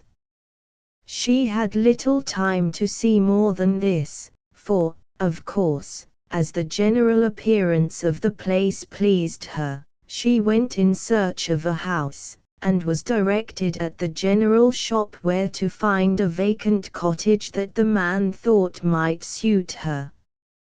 She found it was rather larger than most of those in the village, but it was a regular country cottage. It had 5 rooms, and a large garden at the back. There was a pretty little porch over the front door, and a tiny flower garden separating it from the road. It had not been occupied for some time, and the garden, back and front, were weed-grown, and the house itself needed some repairs. And after looking at it, she returned the key to the grocer, and then learned that he owned the cottage, and was not merely the agent as she supposed, and she found that he was willing to put the house into thorough repair, when he learned that Mrs. Wynne wanted it for herself. The rent he asked was so much less than what she had ever paid before, that she could only wonder that it had stood empty a month instead of nearly a year. The landlord agreed to have everything ready for them to come in by the end of March, and promised to have the garden dug and got ready for Tom to put in some vegetables. So Mrs. Wynne returned home with renewed hope, and a glowing account of the pretty cottage she had taken, and described the garden with its apple tree and currant bushes, until Tom and Elsie were almost wild with delight at the anticipation of living in the country. Fortunately for Mrs. Wynne, houses were in demand just now in this London suburb, and so the card bearing the announcement, "This house to let," had not been in the window many hours before someone called to see the house. And in less than a week, the business was settled, and she was free to make arrangements for moving. To the children, the whole business was a pleasure and novelty. And although Tom soon grew too tired to be of much service in the actual work, Jack Bond came to do his share, and was so strong and willing that nothing came amiss to him. He took up carpets and beat them, took down curtains and blinds and pictures, and helped to pack them. In fact, he was so handy in getting the furniture ready for the railway men to fetch, that Mrs. Wynne was spared a good many small expenses she must otherwise have incurred, and the whole business was a sort of indoor picnic to the young folks, who had never before known the bustle and excitement of a move. Of course, to Mrs. Wynne, who had spent a good many happy years in this house, there was pain as well as pleasure in the removal, but there was so much to done, and so little time to do it in, that there was no leisure for fretting, even if she had had the disposition to indulge in it. To friends and neighbors, it seemed that the move was very sudden, and they wondered why Mrs. Wynne should be in such a hurry to get away from the neighborhood, for they thought she might have sent Tom to the seaside to recruit his health, and waited a little longer for work to come in. But the fact was, as one or two of her more intimate friends guessed, she had spent nearly all the little stock of money she had when her husband died, and if she had waited longer, she might not have had the means to move at all. Everybody felt sorry for the Wynnes, and their hasty move gave rise to all sorts of surmises, and some even whispered that they might have got into debt during Tom's long illness, and it was because she could not pay her creditors that Mrs. Wynne was going away.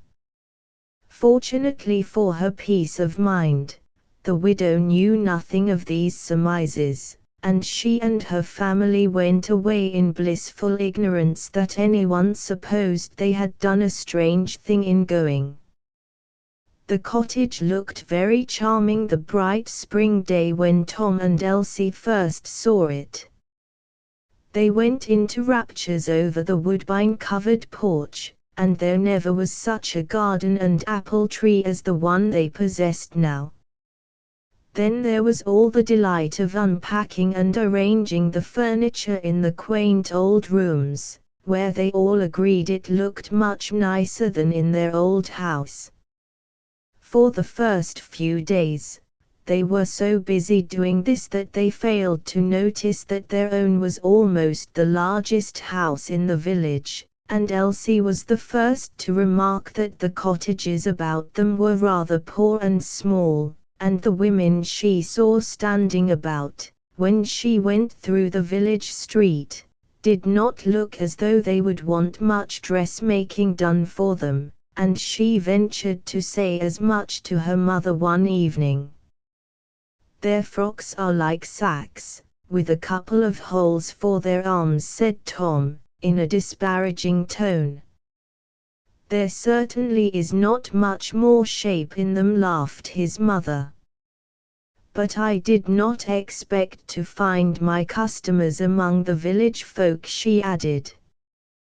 "But there don't seem to be any other people living here," said Tom, who had explored the neighborhood as far as the end of the village street.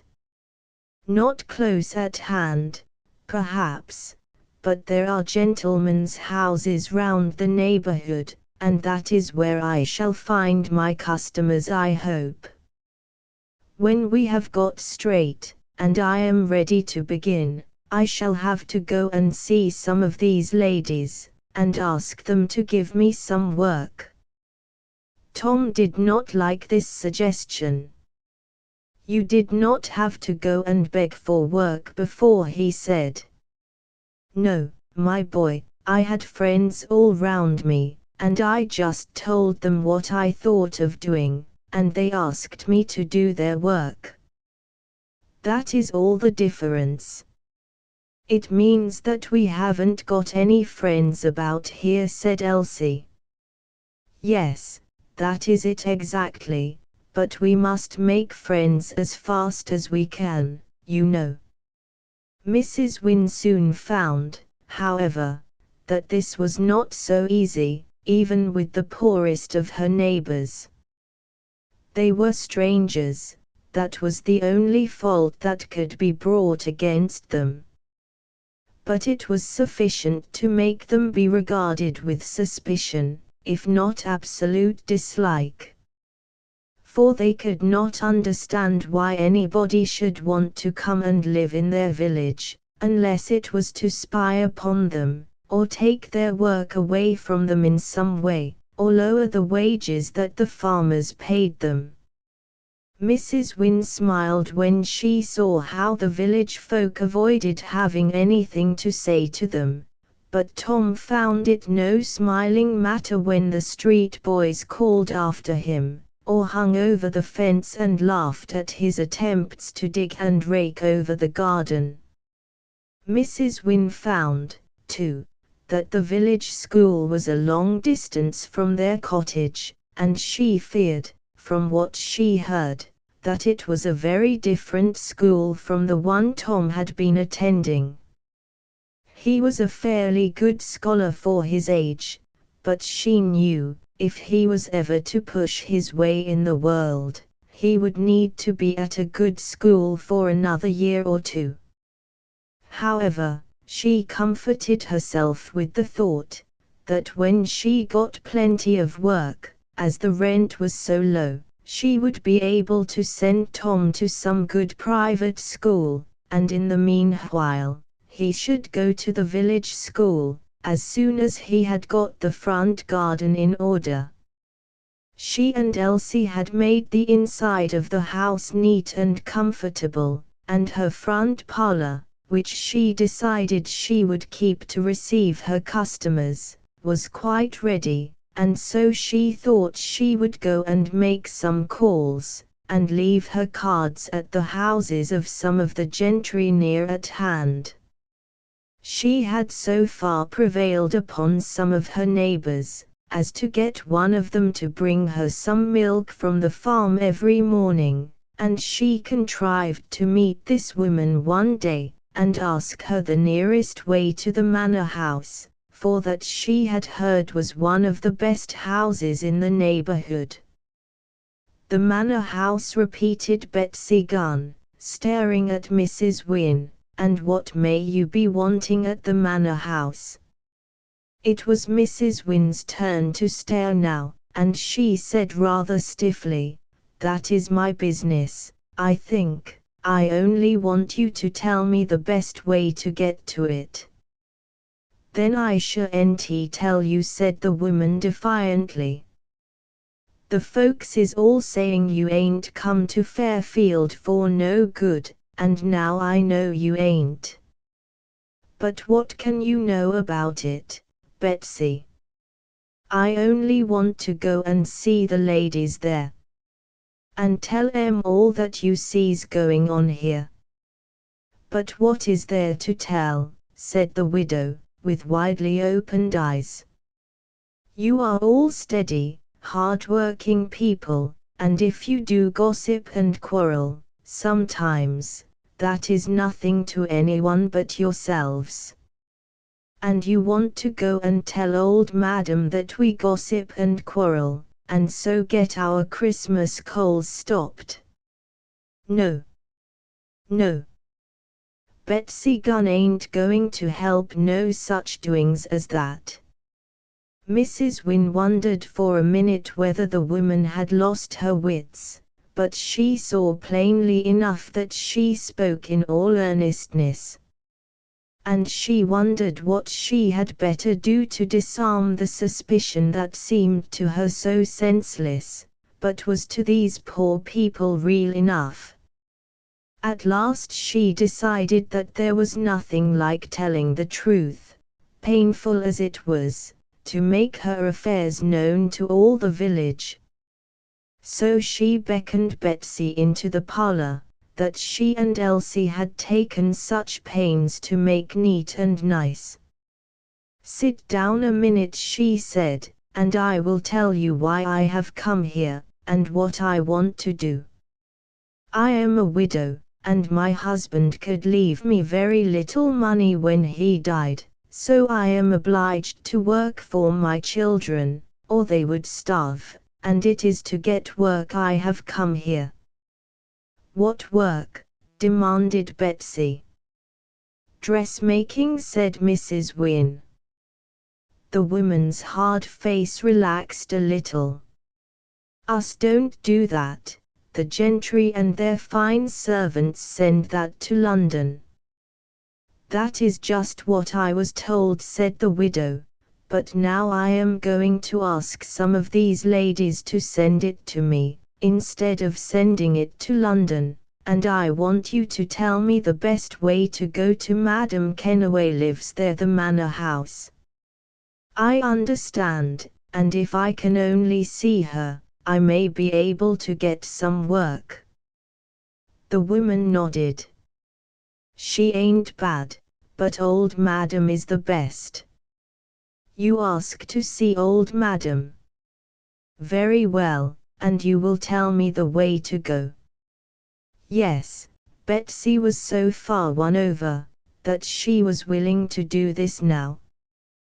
But Mrs. Wynne was a little alarmed when she heard that the manor house was nearly 5 miles from Fairfield. 5 miles seemed a moderate distance to Betsy, but Mrs. Wynne had not walked so far for many years, and there was no railway or other conveyance that she could ride back.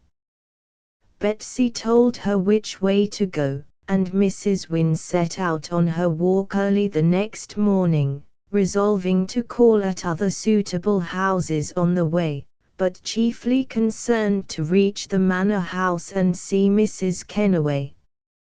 She was tired and spent when she at last reached the imposing-looking mansion. But the thought of her children made her overcome the faintness that crept over her, and she rang the bell, half hoping the servant would ask her inside the cool hall, to wait while he took her card and message to his mistress. But this splendid footman looked at her almost as suspiciously as Betsy Gunn had done, and then told her to wait outside on the steps, if she could not leave her card and call again. Call again? Why, it would take her all day to get home again, she feared, tired as she was. So she stepped back to the top of the terrace steps and waited until she thought the man must surely have forgotten her. And she was just going to ring the bell again, when the door was thrown open and her card handed back to her. "Madam does not see strangers," he said pompously. And then the door was closed, and the visit to the manor house, upon which she had built so many hopes, was over. And she could only turn and walk down the smooth white marble steps, wondering how far she should be able to walk before she fell down utterly exhausted. Presently she reached a shady knoll where she could sit down and rest, and while she rested, she wondered what she was to do now, for the reception she had received had never been expected. That she might have some little difficulty at first, she had thought quite possible, but that rich and poor alike should refuse to have anything to do with her because she was a stranger, seemed almost too absurd to be believed. And she pinched herself to make sure that she was wide awake and not dreaming, as she sat there and recalled what had happened. Her friend had advised that she should go to the manor house first, for she knew Madame Kenaway, and spoke of her as being kind and considerate in her treatment of servants, and therefore likely to be the same to others whom she employed. But it seemed as though there could be no consideration left for a mere stranger, such as she was, in the place. and her thoughts grew very bitter as she toiled along in the hot sun. Still she would persevere, and she made up her mind to call at another house she had been told of by Betsy, and which lay only a little way out of her road homeward. This was not such a grand house as the other. It was not much more than an enlarged and improved edition of her own cottage, and the doctor for the district lived here. She could not expect a doctor's wife to do for her what the great Madame Kenaway might have done, but she resolved to call and see the lady, unless she, too, would have nothing to say to a stranger. A little maid-servant took her card and message, when she knocked at the door. And then she was ushered into a plainly furnished room at the side, to wait while the servant went in search of her mistress. "I suppose you have heard that I have a large family of girls and boys, who are always tearing their clothes," said the lady, when she came in.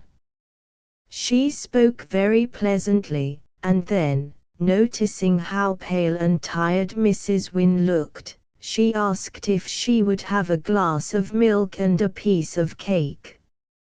And, scarcely waiting for the widow to say yes, she rang the bell, and told the maid who answered it, to bring the milk as quickly as she could.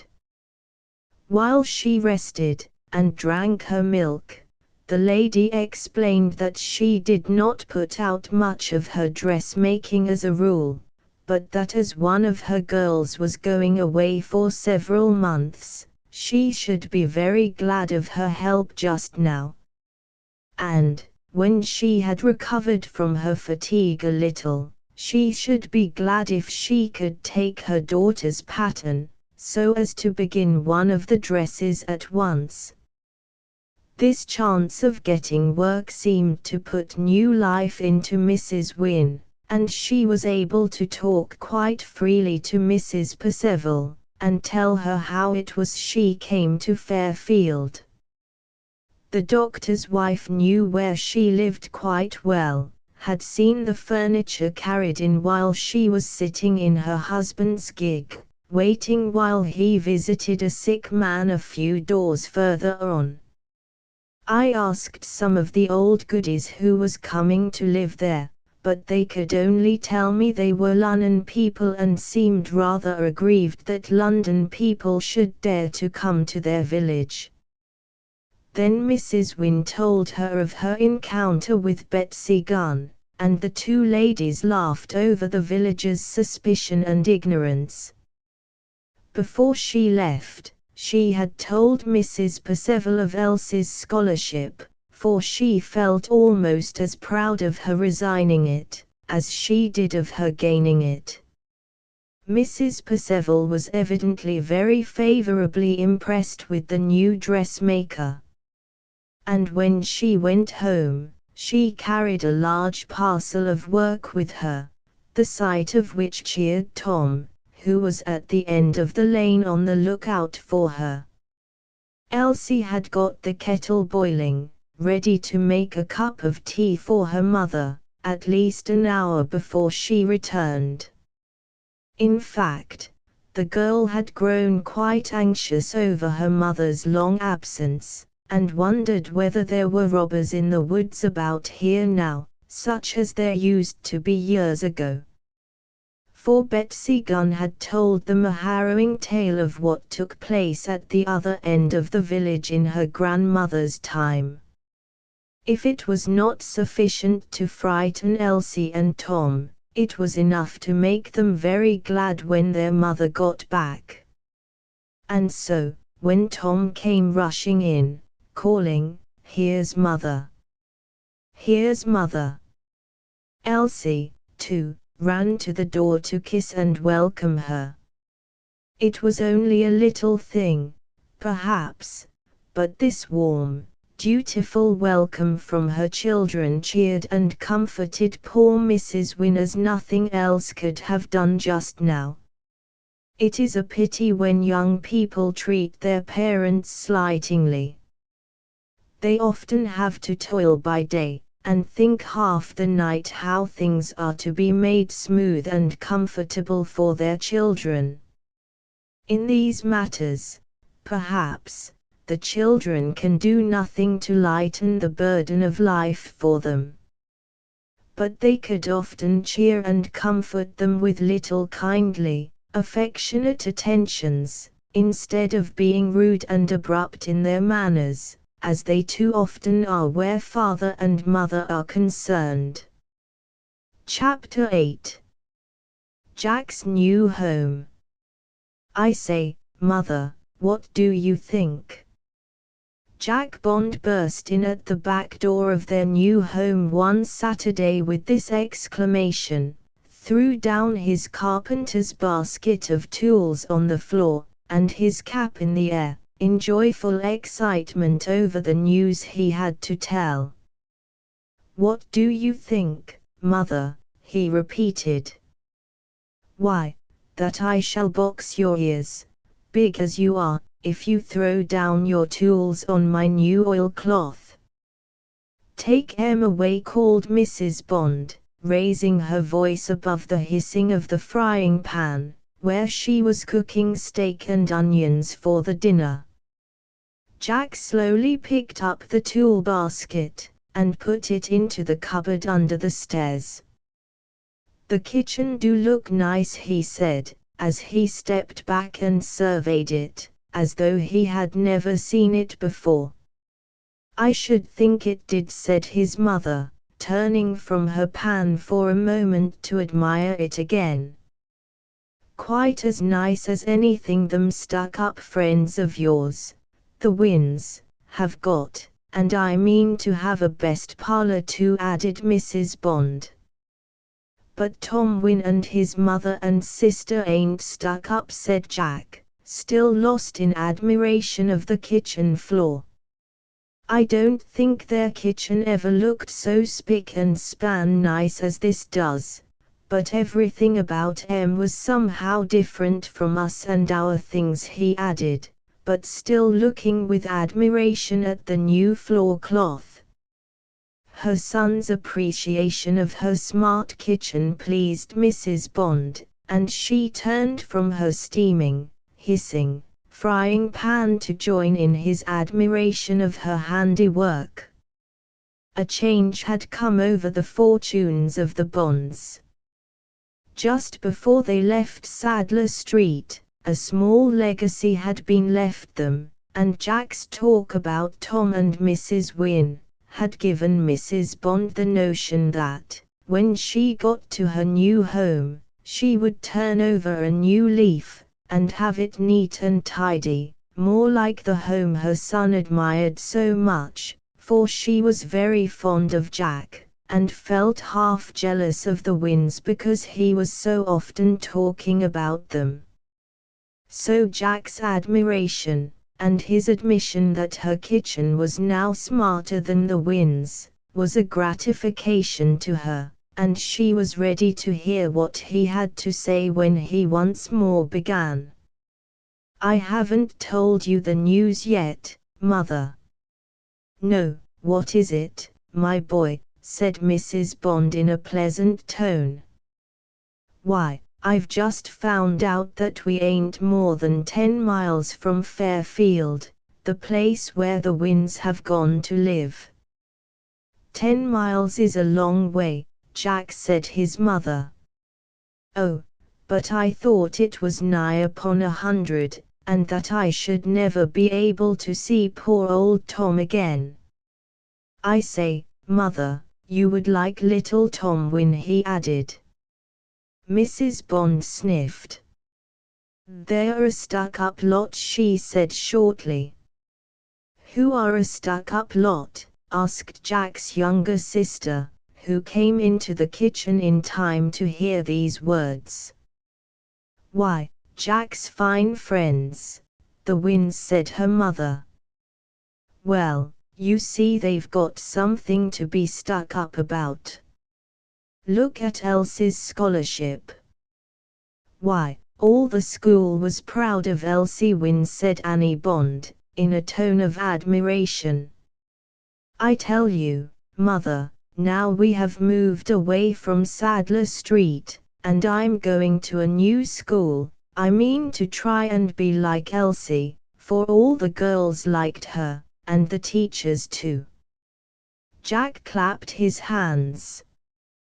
That's it, Annie, you try and be like Elsie, and I must try to go to see Tom, for if ever I get a chance to help him, I must, for the mischief I did for him. What could you do for people like the Wynnes? Said his sister. She had heard Elsie talked about, and admired at a distance, but the thought of emulating her, and giving more attention to her lessons, and the neatness of her appearance, had not entered her head until she heard her mother say she should try and make their new home as nice as the Wynnes. And then the idea had occurred to Annie, that she might copy Elsie's example, now that she had got away from Sadler Street and her rude, rough companions. When dinner was served, and they were all seated round the table, there were still scraps of talk about the Wynnes, but until he had satisfied his appetite, Mr. Bond, Jack's father, spoke no word beyond asking for more potatoes. But although he did not talk, he was listening, and at last he said, I wish you had stuck to your lessons a bit closer, Jack. It would ha' been a deal better for yourself, and you wouldn't have led this little chap into mischief. That's true enough, Dad, and if ever I get the chance to pick up what I lost last year in book learning, why, I'll do it, said Jack. Ah! If you get the chance. But will you get it now your school days are over? Boys are fools. I was, I know, and you haven't been much better, Jack, though you had better chances of getting a bit of good schooling than I had. Yes, I suppose I did, and I wish now I'd stuck to figures a bit more when I had the chance, said Jack, with something like a sigh. Ah, you're beginning to find out already that a carpenter wants to have figures at his finger ends, if ever he is to be more than a drudge at his trade. That is where the shoe pinches for most of us, lad. We don't think of it when we are at school, and got the chance of learning, but when we leave and find out what we have lost, it is too late to pick up the wasted time. Look at me, now.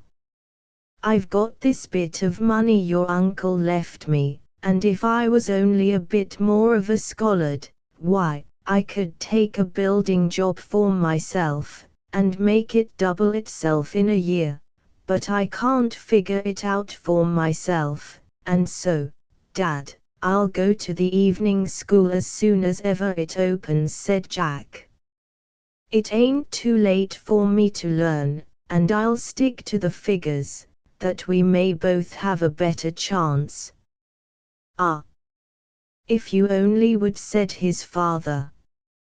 Why, we might soon have a board out, Bond and Son, carpenters and builders. And then Jack Bond burst into a hearty fit of laughing at the mere thought of such glory.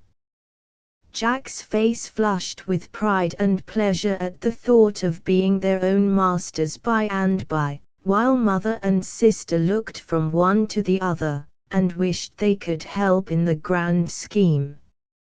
I wish Tom Wynne lived close by us now, he'd help me pick up a bit, I know, said Jack, at last. Ah, he was a nice little chap, quick and handy, too, said Jack's father, who remembered him helping to build the rabbit hutch. I've found out today, Dad, "That Fairfield ain't so far off," said Jack, a little eagerly. "Not so far? Why, it's close on 20 miles by the railway." "Yes, because the line goes such a roundabout way, but by road it ain't more than 10 or 11 miles. 10 or 11 miles are more than a good walk, my lad." "Yes, I know, but I'm learning to ride a bicycle," said Jack. "What?" exclaimed father and mother in a breath. "It's true enough," said Jack, laughing. "My foreman comes to work on a jigger, and he let me try it today, for he said I might find it handy." "Well," said his father, "what then?" "Why, I think he might lend it to me now and then to go and see Tom win, and I might get a hint or two from him how to begin the figuring out things." "So you might, so you might, so you might, lad. Why, you might even buy it, perhaps, if it wasn't too dear, and you didn't mind sticking to a bit of work after hours, by way of overtime. Only give me the chance." "See if I wouldn't stick to it," said Jack, eagerly. "All right, we'll see, said Bond, rubbing his hands, with a smile on his face.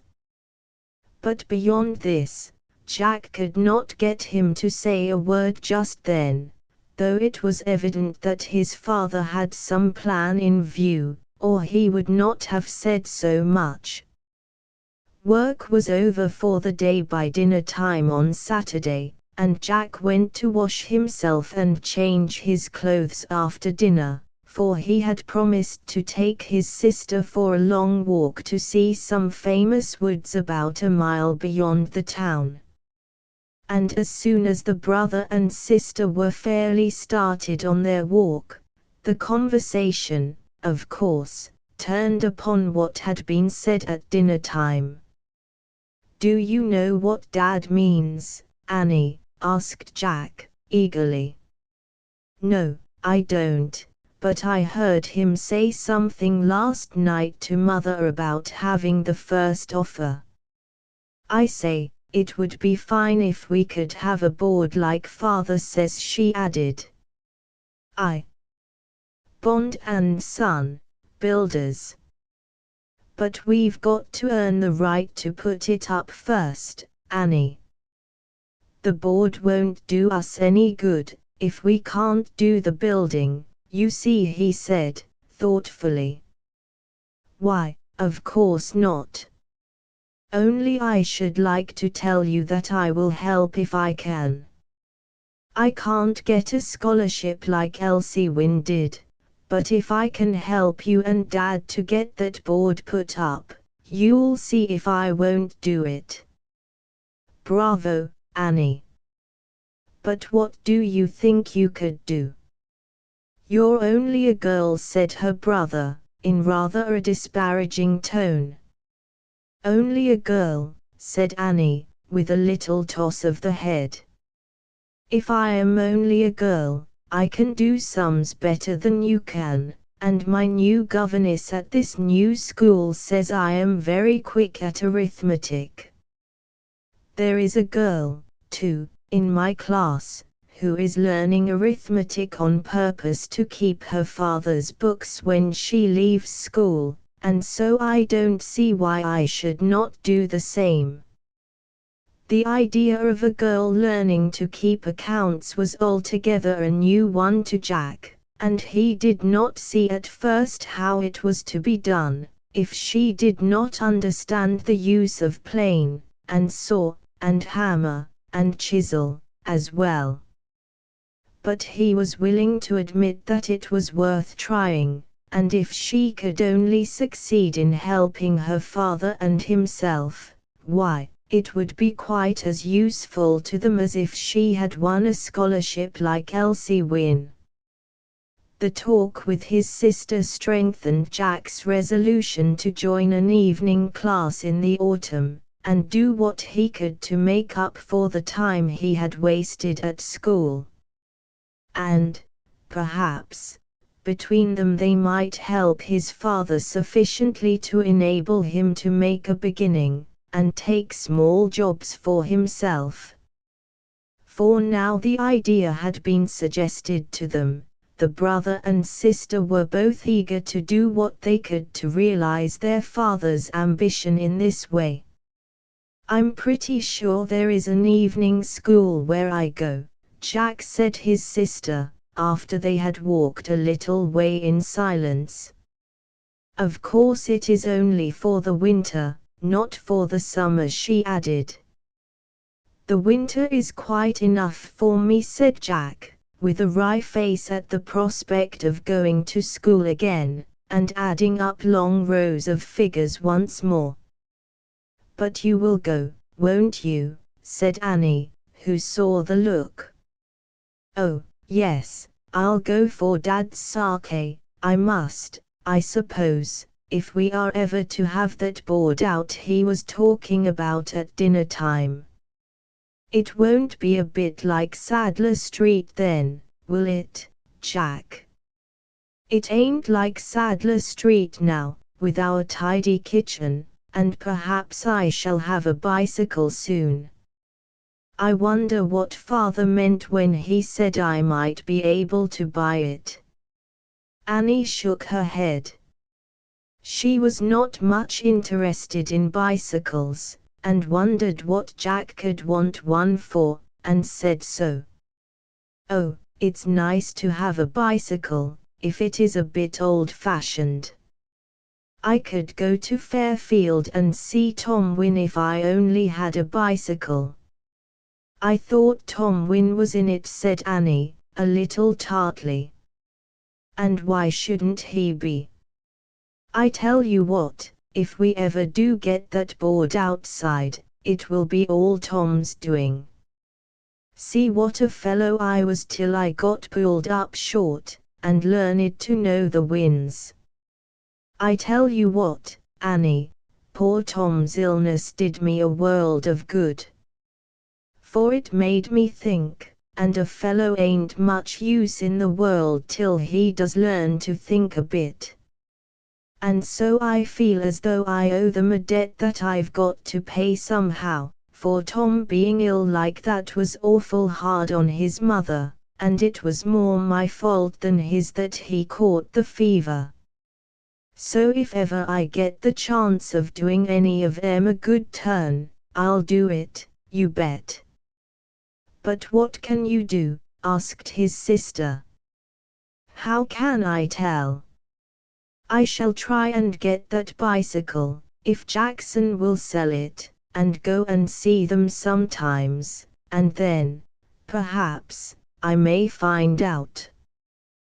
There is no telling what may come in a fellow's way, and when he begins to think a bit, why, he may be able to put this and that together, and see how he can help a friend. Tom now wants to be a gardener, and where I'm at work, they teach chaps to be first-rate gardeners, real tip-toppers. That would be good enough for Tom Wynne. Well, I mean to keep my eyes and ears open about how the fellows get in there. I know some of them have to pay a pile of money for the chance.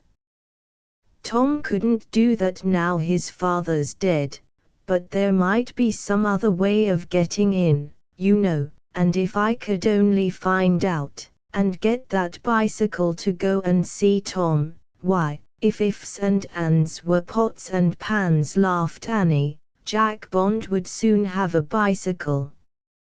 Jack made a dash as though he would pull her hair, and then the brother and sister turned into the woods, and went hunting for wild flowers, and the talk about bicycles and Tom Wynne was forgotten for a little while.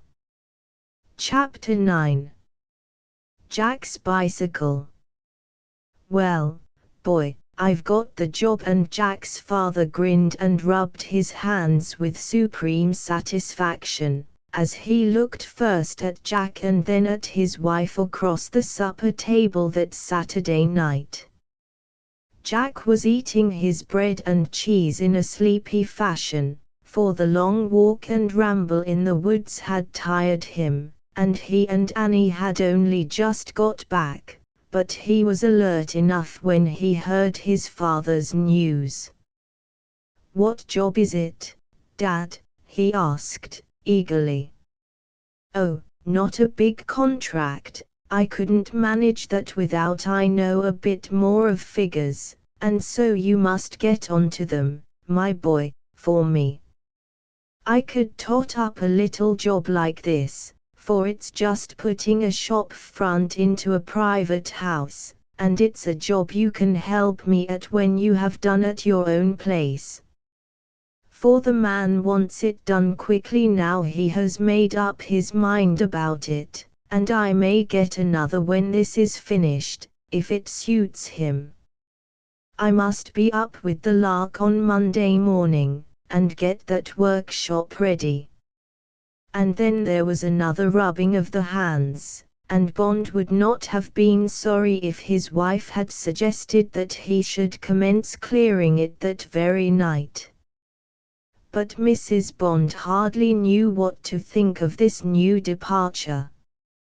So long as they lived in Sadler Street, she had been content to live like her neighbors, in a dirty, untidy, thriftless fashion. And it was only because Jack was always talking about the Winns and their nice house, that she decided that she would have something like it when she moved away from the old neighborhood. She had made a beginning with the kitchen, and felt very proud of what she had done, but why her husband and Jack should also want to turn over a new leaf as well as herself, she could not quite understand. Though she strongly suspected that it was because there was an old disused workshop at the bottom of the garden, and a gateway at the side of the house leading to it, that had put the idea into their heads. And she did not half like the notion of risking their little bit of money in taking work, instead of keeping it in the bank, and adding to it when he had the chance from his weekly wages. Image 005. Jack's father rubbed his hands with supreme satisfaction. But she knew her husband too well to dispute with him over this, and so she sat and listened while the three talked. For Annie's arithmetic was brought into requisition in working out quantities, and it was nearly 12 o'clock before they went to bed. And then Jack dreamed of figures, and timber, and nails, and paint, and varnish, in such a confused jumble, that he woke up the next morning wishing more than ever that he had stuck to his lessons when he was at school, instead of wasting his time, as he often had done, and turning every bit of school work into a source of fun for the others to laugh at. The other boys had thought it clever at the time, and so did he, but he knew now that if he had had more sense, he would have known better than to waste his time in such folly. For he could do nothing without Annie's help to make sure that the simplest sum was right, and upon the accuracy of working these out correctly, would depend whether his father lost money, or made a profit, upon the work he undertook. But out of this grew the steady resolution that, however distasteful it might be for a big fellow like him to go to school again, after he had begun working at a trade, he would go, and give all his attention to the intricacies of arithmetic, until he had mastered it. He would have begun working at simple sums at once, if he could, but he was to begin helping his father with the carpentering on Monday as soon as he got home. And so his only chance to do this was in the odd minutes he might snatch during the dinner hour, and he resolved to keep a pencil and paper in his pocket, that he might do this whenever he had the chance. As soon as day dawned, his father was up and clearing out the old shed, repairing the broken window, and making it ready to begin work as soon as the wood should be brought in for him to begin upon. Jack came home at tea time with shining eyes and glowing cheeks. "I say, Dad, Jackson, my foreman, wants to sell his bicycle. It's a good strong one, will wear for years, he says." "Then what does he want to sell it for?" asked Bond. "Because it's a bit old-fashioned, and he's been saving up to buy a new one, and if he can sell this soon, so as to get another, he will let it go cheap." "What does he call cheap?" "Because I happen to have £1 or £2 in the bank. I can't afford to waste it." "And if— but I don't want you to give me the money, Dad," interrupted Jack. "He says if I can pay him 10 shillings in a fortnight, and 5 shillings a week afterwards until it is paid, and you will agree to see it is paid, he can order his new machine at once, and I can have his old one when I pay the 10 shillings. "Well, that sounds fair enough, my boy. But I tell you what, I should like to see the machine myself, and get somebody else to look at it who understands such things. You tell him what I say, lad, and hear what he thinks to it. Now, make haste over your tea, for that bicycle has got to be earned yet, you know, and I have got a bit of work ready for you." So as soon as tea was over, Jack went to his new work in the old shed. And although it was not very pleasant to begin again when he had already done a fair day's work, still, he set to it with a will. Fortunately for the two workmen, Mrs. Bond was determined to have a share in the new departure. And, knowing that a man cannot do extra work without extra food, instead of going out to have a gossip with a neighbor, she and Annie busied themselves with cooking a tasty little supper from the bones of the previous day's joint, a few scraps of meat, and some fresh vegetables, and a little pearl barley. So when Jack and his father came in about 9 o'clock, expecting to see the customary bread and cheese set out upon the table, they found Annie toasting some bread, and Mrs. Bond turning out a dish of delicious stew.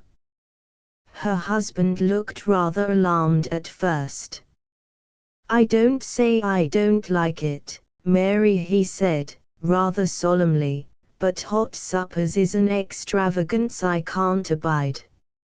It won't cost above a penny more than the bread and cheese, except the extra trouble, and that's mine and Annie's share towards the new board that you want outside." Jack had thought he was too tired to eat any supper until he smelled the savory stew. And probably if there had only been the bread and cheese, he would have gone straight to bed without eating anything, and been less able so do his work the next day.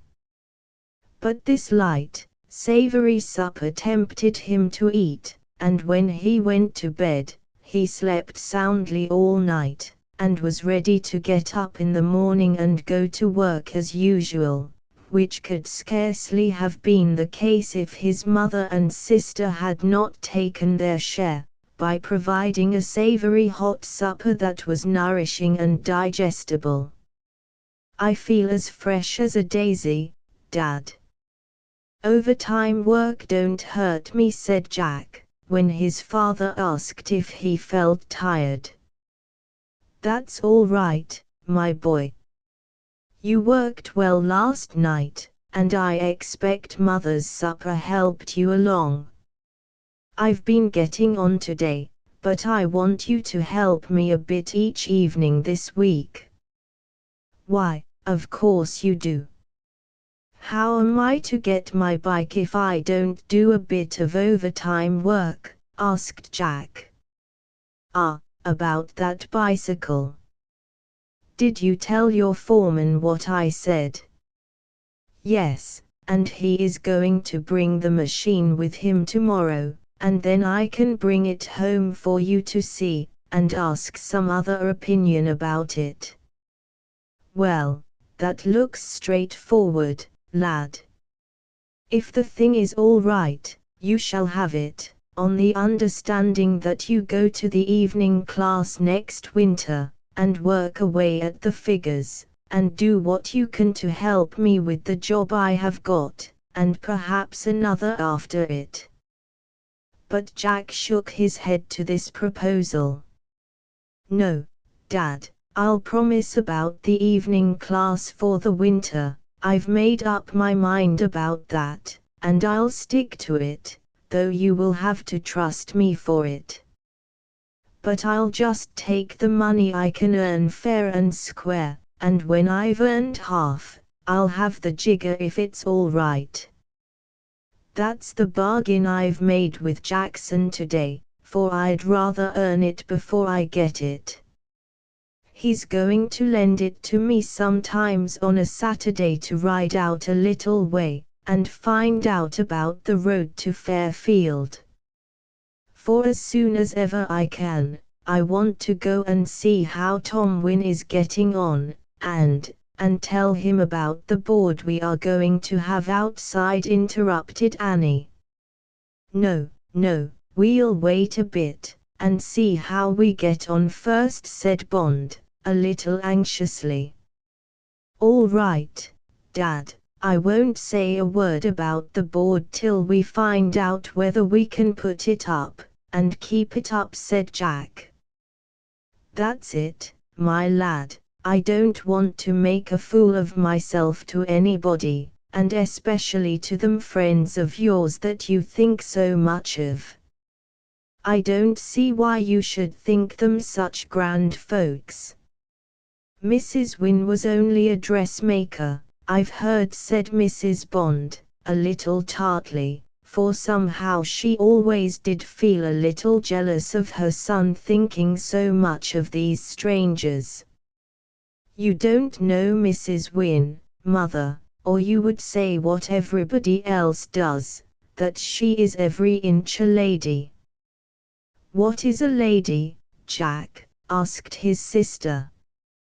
Jack scratched his head, for the question was a hard one for him to answer, but at last he said, "Well, I suppose it is to be kind, and say civil things, and always look nice, and have a clean, tidy room." Jack's father laughed until the tears came into his eyes, and in the midst of it, Jack took up his cap and went back to work.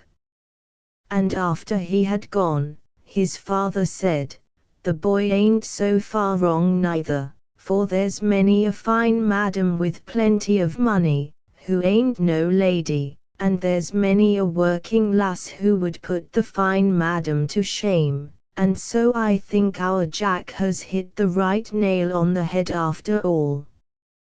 Jack brought the big bicycle home in great triumph the next day, and was not a little proud when his mother and sister came to the street door to see him ride it up and down the street.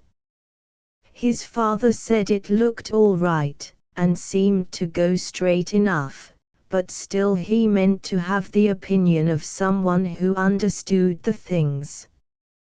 And they would push on with the work for an hour, and then knock off a little earlier, so as to take the machine, and have a skilled opinion about it. Jack was very anxious about this, for he knew someone else had offered to buy the machine, and so if his father was not satisfied with it, the foreman would probably sell it the next day, and all chance of being able to ride over and see Tom win sometimes on a Saturday would vanish. So when after an hour's steady sawing and planing, his father straightened his back, and said, "Now, Jack, we will knock off for tonight, and go and see the bicycle doctor." Jack was not long throwing off his apron and making himself tidy, ready to go and see the man who seemed to hold his summer happiness in his hands. To his intense relief, after some close examination, the man pronounced the machine a very good one. "It's old-fashioned, of course, but it has not been much worn." "How much is the owner asking for it?" £5. "No, 2," said Jack, quickly. "Then it's a bargain," said the man, "and as you have good long legs of your own, it will do as well for you as a more fashionable one." "Where do you think of riding it?" he asked. "To Fairfield, as soon as I can ride well enough," said Jack. "To Fairfield? Well, that's too long a spin for you just at first. Ride it for a month, my lad, before you attempt that journey." Jack looked disappointed, for he had made up his mind to set out to see Tom the very day the bicycle became his own. But as he walked home with his father, he promised to take the man's advice, and not attempt such a long ride until he had perfect mastery of the machine, which he could not expect to get until he had ridden it a few times. But he had the satisfaction of asking the owner to call and see his father on his way home from work the next day. And a fortnight later, he had paid the deposit agreed upon, and took the bicycle home, and put it where he could look at it, as he worked beside his father in their own workshop. Bond's first job was finished, and gave so much satisfaction, that he soon got another from the same man, and it seemed likely that Jack's services would be required every evening for the rest of the summer. But his father promised that he should go to Fairfield on an early Saturday afternoon, and in the meanwhile Jack was hunting up some information that he hoped would prove most welcome news to Tom when he did go. It required a little patience and perseverance to make sure that what he had heard was correct, but when he was sure of his facts, he decided that he must go to Fairfield the next Saturday, even if he had to go by train, for the news was too important to be delayed a day longer than was necessary. And when his father knew what it was, and why he was so anxious to see his old friend at once, he would not say a word against him going the very next Saturday afternoon, if it was fine. And if it should prove to be wet, then he had better go by train, although it would be rather an expensive journey, he feared.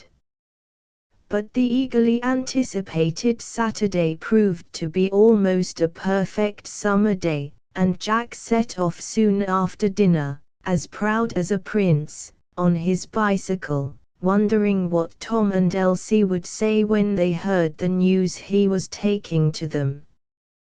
Chapter X: The New School. As soon as Tom had done a little gardening, and seemed strong enough to return to school, Mrs. Wynne called to see the schoolmaster about Tom entering the village school. The master himself was not at home, but she saw his wife, and the two had a long talk, during which she learned that they had only one child, a daughter, about Elsie's age, who was afflicted with what seemed like a spinal complaint, but about which the doctors could not agree, except upon one point, and that was that she must lie upon her back for a year or two.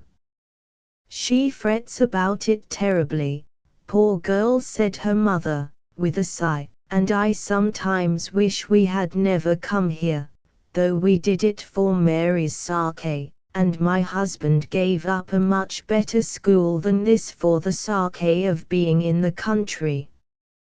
"I came here chiefly on my son's account," remarked Mrs. Wynne, and then she told her neighbor about Tom's long illness. "I have a daughter, too, about the age of yours, and it would do both girls good, perhaps, if they could meet sometimes, though Elsie is rather shy of strangers, I find. My Mary will not see anyone if she can help it, I am sorry to say. I often wish we had a resident clergyman here now. It would be better for the people and everybody about, but as it is, there is no society for her, no one to come in and see her, but surely there is a clergyman here, the church is open every Sunday," said Mrs. Wynne. "Oh, yes, one of Mr. Topham's curates comes over from Somerville every Sunday for service, and sometimes during the week, to look in at the school. But Mr. Topham is a bachelor, so that it is very different from having a rector or vicar with a wife and family living in the village. And it falls hard on my poor Molly, who used to have a good deal of attention from our former vicar's family. Ah! And I shall feel the difference, too," said Mrs. Wynne, "for without asking about it, I made sure the vicar's wife would help me. You see, I am a dressmaker, and hoped to find customers among the gentry round." Mrs. Murray shook her head. "I am afraid there is not much dressmaking to be had in this neighborhood," she said. "Oh, but I have several dresses to make now from the doctor's wife," interrupted the widow, for she did not want to hear discouraging news as to her future prospects.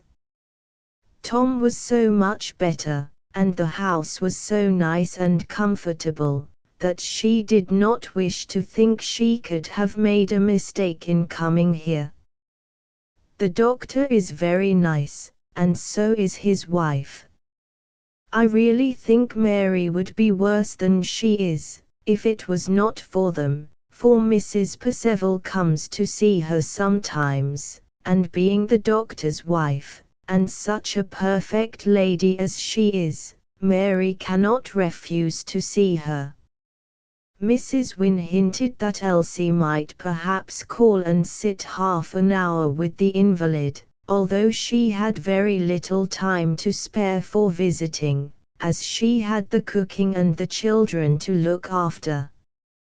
But Mrs. Murray shook her head at the proposal. "My poor Molly is too sensitive to see strangers," she said, with another sigh. "She is like a sweet fading flower," she added. "But don't you think that is all the more reason why she should have a little cheerful society?" said Mrs. Wynne. "She could not bear it," said Mrs. Murray, and then she turned the conversation back to its original theme, and spoke of the school, and her husband's work among the boys, and how rough and backward many of them were. It was not encouraging to Mrs. Wynne to hear such an account of the school, for she was afraid Tom would not benefit much by attending it, and the worst of it was, there seemed to be no other within reach. Of course, Mrs. Murray said her husband was an excellent teacher, and Tom would be sure to do very well. But Mrs. Wynne was by no means so sure of it, for he was just the age when he needed to be at a good school, and which his own folly had rendered impossible. She went home rather dispirited, but she did not say a word to Tom or Elsie about this. And it was arranged that Tom should go to school the following Monday morning. The boy was not sorry to hear that he was to go back to school, for he had been away from books and lessons for some months now, and fond as he undoubtedly was of gardening, he had had enough of it to satisfy him for the present, and he was well content to hear that he was to go back to his books again. So the following Monday morning Tom went to school, fully expecting to see a similar assemblage of boys as he had been accustomed to. But he stopped short at the door of the schoolroom, and looked round, thinking he must surely have made a mistake, for, to his amazement, there were as many girls as boys seated at the desks, and all were talking together in a fashion that astonished him. But the sight of the newcomer, standing on the mat, hushed half the voices in the room, and this sudden hush attracting the notice of one of the teachers, he stepped forward and asked Tom what he wanted. "I have come to school," said Tom, looking round for a class that he thought he might enter. The young teacher looked puzzled, and sent him to the headmaster, and presently Tom was directed to join a class at the further end of the room, as lessons were about to begin. Tom went to his place, feeling a little shy of his new schoolfellows, for they all seemed to stare at him so much. His jacket, his stockings, and even his boots seemed to undergo a critical examination by the class, and this culminated in a roar of laughter when Tom gave his name to his new teacher. "What is there to laugh at?" the young man asked calmly, while Tom grew furiously angry, for he could hear half a dozen voices repeating his name, and mimicking the tone in which he spoke. Whispers about the new chap were passed from one to the other as Tom went to his seat. And when it came to his turn to read, there was a fresh burst of laughter before he had uttered half a dozen words. But Tom read the sentence unmoved, and then he said, "Please, sir, I can read a harder book than this," hoping he might be moved into another class. "Harder book than this," muttered two or three. "Hear to him," Charlie said one, in a loud whisper. "New chap wants harder book that we may all get the cane, 'cause we can't read UN. I'll tell my brother Bill to wallop UN when us gets out." Tom did not hear this, but his fluent reading was evidently an offense to some of his classmates. For while they spelled and stumbled through the words, Tom read them out in a half-whisper. And when it came to his turn in the reading lesson again, he read his piece in great triumph.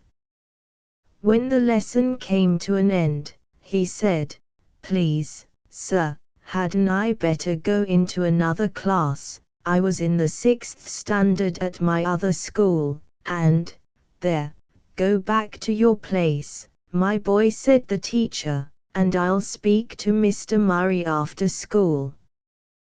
But before school was over, Tom learned to his dismay that this was the highest class.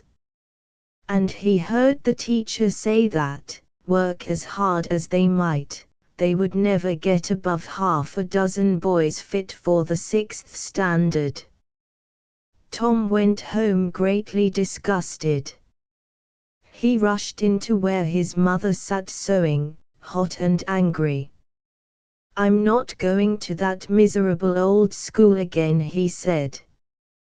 Why, it isn't a bit like Mr. Potter's. It's the best there is here, my boy, and we shall have to put up with it, said his mother, looking up from her work. Tom, I do think you might wipe your feet when you come in, said Elsie, at this point. Just look what a muddy mess you have made all through the passage. The roads are so dirty, complained Tom in turn. I did try to find a clean place, but it rained all day yesterday, and the mud is an inch thick. Nobody comes to sweep it away, or make the road passable, he added. Well, you might have rubbed your boots on the mat. For if any ladies should come to see Mother about her work, what would they think to see such a passage? Mrs. Wynne sighed, but only sewed the faster, for she was beginning to fear that she had made a mistake in coming here, for more reasons than one, and that Elsie would have no chance of feeling hurt that customers had seen a dirty passage when they called. When Tom had rubbed his boots on the doormat, he went back to his mother. I really can't go to that beastly old school, he began again. Why, they're half girls, Mother. Well, it would not hurt you to learn your lessons among girls, said Mrs. Wynne. Elsie is a better scholar than you are, and she is a girl. Tom winced as he thought of his neglected opportunities at the board school. It isn't that they are only girls, he went on, but they don't seem to have a 7th standard class at all, and I don't believe they have got a 6th. The teacher said the examination was just over, and the biggest boys had left, but I expect they were all big dunces, for the rest are that are left behind, and I am sure I shall never learn anything there. But why not? You must try to learn, Tom, and make the most of the time you are there, for there is no telling how long you may be able to stay at school, said Mrs. Wynne. Try. I'd like to know what's the good of trying to learn in such a row as they make at that place, grumbled Tom. His mother smiled.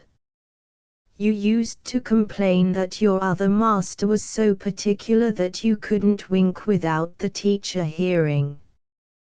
Yes. I thought of that today when I was trying to do a sum.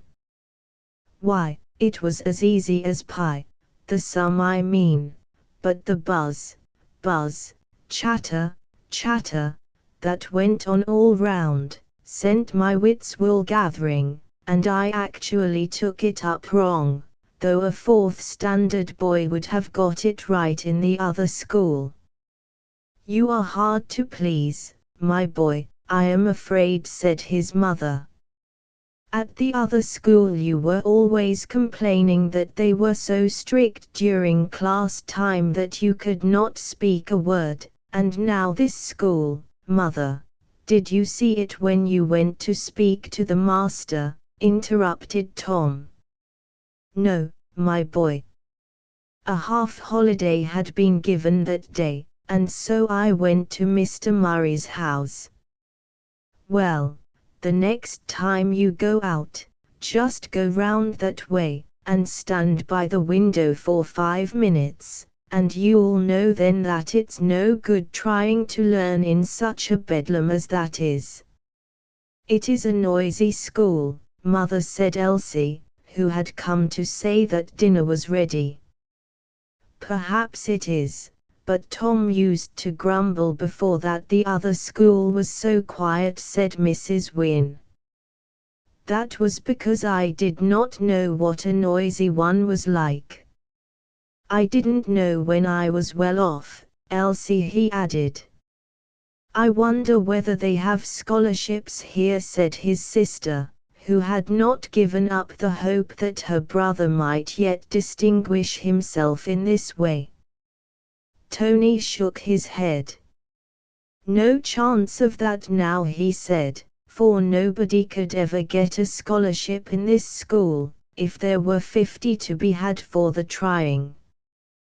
"Tom, I don't like to hear you talk like that," said his mother, "as though you had made up your mind to give up at once, without trying to overcome the difficulties that are in the way of your getting a good education now. Why, what is to become of you, if I can read better than any boy in the school?" said Tom, proudly.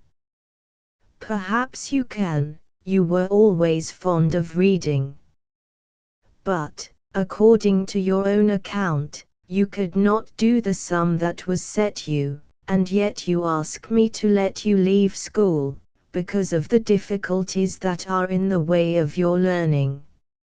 I should be a foolish mother if I gave way to you, my boy. But I don't want to be a clerk, and stick at a desk all day," muttered Tom. "Old Mother Gun says I shall make a first-rate gardener, and she'll tell me lots of things her father told her about grafting, and budding, and other things. It's very kind of Betsy Gun, and I am very much obliged to her for helping you as she does. But you must consider this, Tom, that the sort of gardening that would do when her father and grandfather were young, would not do now. If you are to be a gardener, I should like you to be a good one, and learn it, if possible, at one of the agricultural or horticultural colleges, though how it is to be managed, now you have thrown over the chance of getting a scholarship like Elsie's, I don't know." Tom opened his eyes in blank amazement. "I never thought a scholarship would help me to be a gardener," he said. "Oh, Mother, why didn't you tell me this when I had my chance of getting one?" And the tears rose to Tom's eyes, though he brushed them away, for fear his mother or Elsie should see them. "I did not know you so greatly wished to be a gardener until we came here, and I thought it was enough to tell you that Father and I would be glad if you could get a scholarship, when it was first talked about. That if you knew it was your duty to try for this, you would do it without much regard to what would follow. That is where you made the mistake, Tom. You did not do your duty for duty's sake, and now you learn, when it is too late, that if you had taken this course, it would have been the means of gratifying your heart's desire." "Oh, Mother, I never knew I was losing such a chance," said Tom, bitterly. "Poor Tom, I am sorry," said Elsie. "I wish you could have had my scholarship, and then you would not have had to go to this nasty, noisy school." "It's of no use crying over spilled milk, Elsie," said her mother. "What Tom has to do now is to take care that he does not repeat the mistake he made before, and neglect the duty that lies plainly before him." "What do you mean, Mother?" asked Elsie, who was inclined to think her mother rather hard on Tom in wishing him to go to this noisy school, where he said he could not do any good. "Why, Tom's duty now is to make the best he can of his present opportunities, as it is impossible to recall the past." "But what are his opportunities?" "He don't seem to have any now," said Elsie, who was always ready to take up the cudgels on Tom's behalf, although his neglect of duty had cost them all so dearly. "Got no opportunities," repeated Mrs. Wynne. "Why, there is this school we are talking about. It may not be so good as the one we left behind us, but still it will be of service to him, if he will only set his mind to learn all they can teach, and patiently overcome the difficulties that are in the way. He must make the best of a bad job, as we are all trying to do, for to sit down with his hands before him, or to spend all his time in the garden, would just be wasting it. And by, he might have as great cause to regret doing that as he now has for the losing the chance of getting a scholarship, that would help him so much to the attainment of his heart's desire. But there is no chance of getting a scholarship now, complained Tom. He was very angry with himself for his past folly, and disposed to be angry with other people. I am afraid that opportunity has gone forever, my boy, but I want you to see that you may be repeating the mistake that cost you this, if you do not take the present opportunity of learning all you can at this village school. Although it may not be so good as the other, or afford you the same opportunities as you had before, do it because it is your duty, if you cannot like it. And in trying to do this, things will grow easier as time goes on. You will get used to the noise in the schoolroom and the ways of the boys. Ah! And get like them, too, said Tom, sourly. I hope not, my boy, said his mother, quickly. Jack Bond told me one day you had taught him to behave himself properly, and so I do not see why you should sink to the level of these rude, rough boys. Poor old Jack. I liked him, said Tom. I wonder what he is doing now, whether they have got to their new home, and how they like it. The mention of his old schoolfellow had turned Tom's thoughts into a pleasant channel, and he said, "Wouldn't you like to see Jack again, Elsie?" "Yes, I shouldn't mind," said Elsie, "for he wasn't so bad when you came to know him, and he was very kind to you." "Jack was a brick," said Tom, admiringly. "Yes, but he led you into all the mischief that caused our trouble," said his mother, "and so for his sake, as well as for your own, you ought not to let it go further than you can help, but make the best of this school, hard as it may be." It was not very palatable advice to give the boy just now, and he could not make up his mind to follow it all at once. But he determined to go to school in the afternoon without further grumbling, though whether he would try to make the best of things when he got there was another matter. If it was only like his old school, he would give all his mind to his lessons, he thought, but the chance of going to a school like that was over forever. And once more Tom sighed in vain regret over his misused opportunities.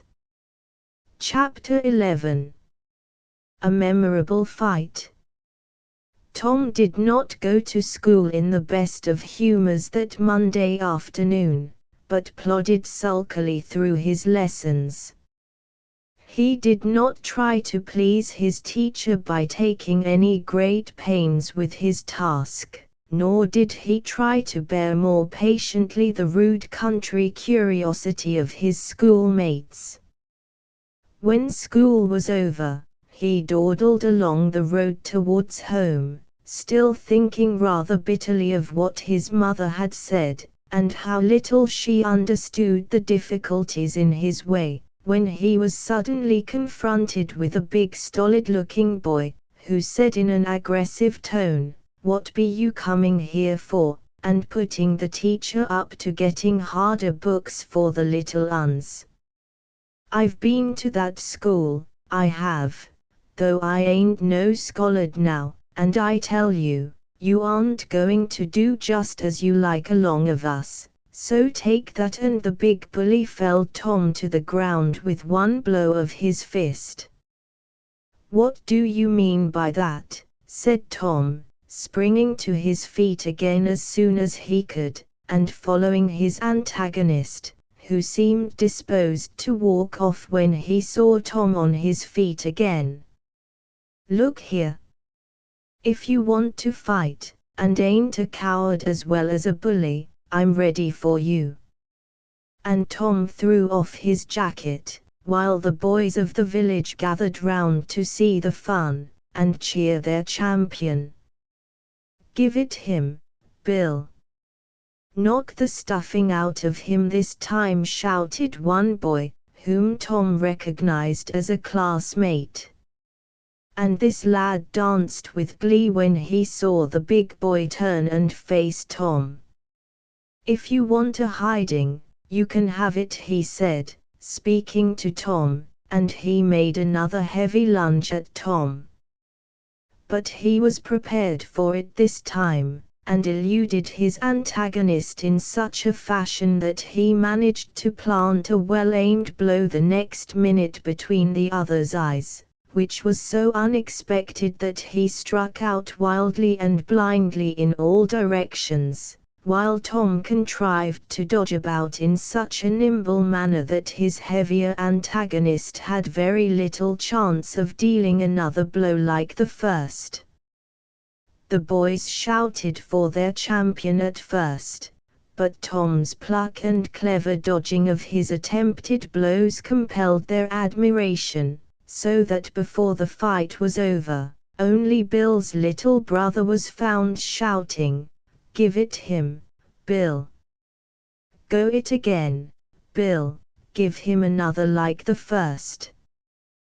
The fight was still in progress, though Tom was looking white and exhausted, when one of the teachers came along, and seeing Tom was ready to drop, though still parrying the blows of his foe, and getting one in where he could, he stepped into the midst of the crowd of boys. "Now, Crane, what does this mean?" he demanded, sharply. "Please, sir, it's all fair," gasped Tom, and then a deadly whiteness overspread his face, and to the consternation of the crowd, he dropped as he spoke, and lay helpless and motionless at Bill's feet. Every boy felt sure Tom was dead, and an audible groan went up from the young rustics, and the redoubtable Bill took to his heels, and, roaring like a bull, fled down the village street, closely followed by his brother and the rest of the boys. The teacher looked at Tom for a minute, as if debating what he had better do, then picked him up in his arms and carried him to the schoolmaster's house. "Oh, is he dead? Is he dead?" groaned the invalid girl, when the teacher staggered in with his burden. She had been reclining in an easy chair at the window, and had seen the whole fight. "Put him on the couch there, Mr. Thompson, and go and fetch mother. Father hasn't come in from the church yet." But Mr. Thompson fetched some water as soon as he could put Tom out of his arms, and did what he could to bring the boy to consciousness before running back to the school for Mrs. Murray. She had been there teaching the sewing class, and looking after some girls who were kept in, while her husband went to the church to see the clergyman on some business connected with the school. Tom had so far revived by the time his teacher got back with Mrs. Murray, that he was able to open his eyes and look at the girl by the window, and wonder where he could be. "Are you better, my boy?" said his teacher, as he came in. Mrs. Murray's first care was for her daughter. "You should not have brought him here, Mr. Thompson," she said, in a reproachful tone, The shock will be too great for my poor Molly." "Never mind me, I am sure he must be ill," said the girl. "No, no, I am better," said Tom, trying to raise himself, but he turned sick and faint when he attempted to move, and he closed his eyes in great disgust with himself, because he was so much upset by this fight. In the meanwhile, the news had spread through the village like wildfire, that Big Bill Crane had beat the new chap till he dropped down dead, and this was the tale that gossiping Betsy Gunn carried to the cottage, where Mrs. Wynne was setting the last stitches in Miss Percival's dress.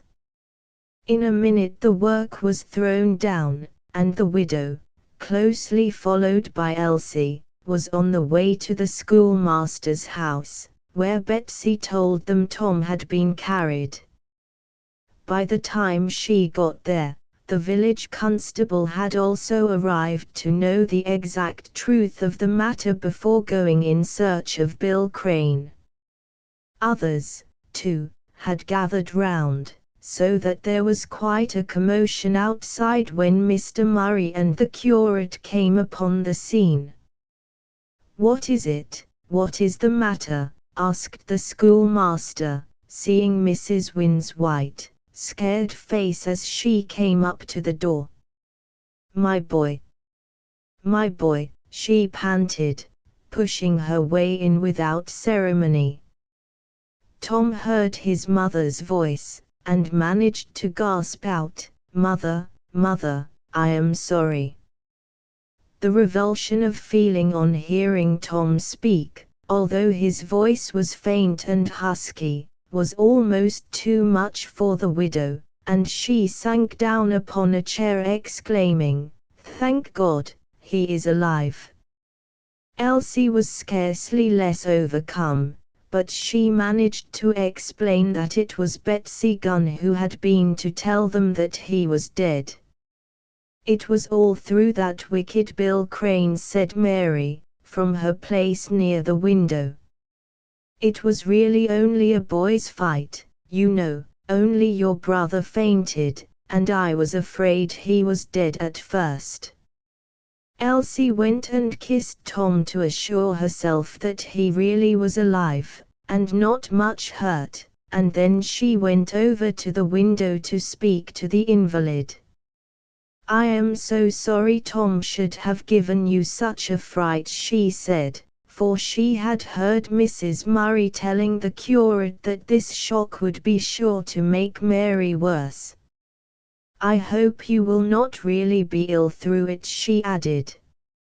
"Oh, it does not much matter, a little more or less illness, when one is so useless as I am," said the girl.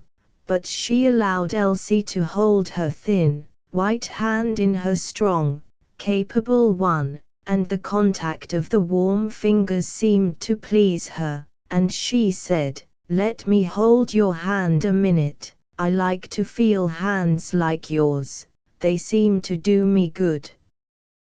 "What a funny fancy," laughed Elsie, but she gave the girl both her hands to hold, and for a minute or two the girls were left to themselves, while the rest were busy around Tom, who was reviving rapidly under the milk and brandy that was being given to him by Mrs. Murray and his mother. By the time the doctor came upon the scene, the boy was able to sit up, and was preparing to walk home with his mother and sister. "This should be a lesson to you against fighting," said the curate, as he was leaving. "But that big fellow knocked him down first," said Mary, who heard the remark. "I think he did quite right to stand up and let Bill Crane know he could not bully everybody." "Mary, you must not get so excited over this," said her mother, in some alarm. But Elsie pressed the thin, nerveless fingers in thanks for the words spoken on Tom's behalf. and the understanding between the girls was so far established that before Elsie went, Mary asked her to come and see her soon. "I am generally alone in the afternoon, because Mother has to go to her sewing class at the school, so if you could bring your sewing and sit with me for an hour, I should be very glad." Mrs. Murray made some remark about Mary being kept quiet, but she could not second the girl's invitation. And so Elsie walked home feeling that Tom's fight might have some consequences not altogether unpleasant to herself, whatever they might bring to Tom. For the present he was simply feeling a little weak and stiff, and he readily promised to go to bed as soon as he got home, and let them bring a meal to him after he had rested for an hour. Beyond a few bruises, that were nothing to Tom, all the effects of the fight were over by the next morning, so far as Tom's health was concerned. And it would soon have been forgotten by Tom, or thought of only as other schoolboy battles were, but for what followed some weeks later. Tom was working in the garden one Saturday afternoon about a month afterwards, when he was startled all at once by a well-known whistle, and looking up he saw to his delight and amazement his old friend Jack Bond looking over the wall. "Oh, Jack, where did you spring from?" exclaimed Tom, in eager welcome. "Jump over, can't you?" "Never fear but what I could do that, but my horse here won't take the leap." "Got a horse?" said Tom. "Go to the gate then, and I'll come and let you in, though I don't know what we shall do with your nag." "I'll stable him in the kitchen," said Jack, with a grin, and Tom ran up the garden to announce to his mother and sister that Jack had come. Arrived at the front garden gate, Tom saw that the horse was a very high bicycle, which Jack proudly displayed to Tom. "I couldn't have come all this way, you know, if I hadn't managed to buy this, for though we ain't more than 10 or 12 miles away from you now, 12 miles there and back is too far for a walk. But with a jolly bike like this, I can do it easy," said Jack. "It is a fine big bike."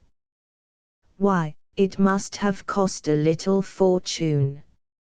"No, I got it cheap, because you see this sort are going out of fashion a bit. You see, I'm learning my father's trade, and can earn a little on my own account by working overtime.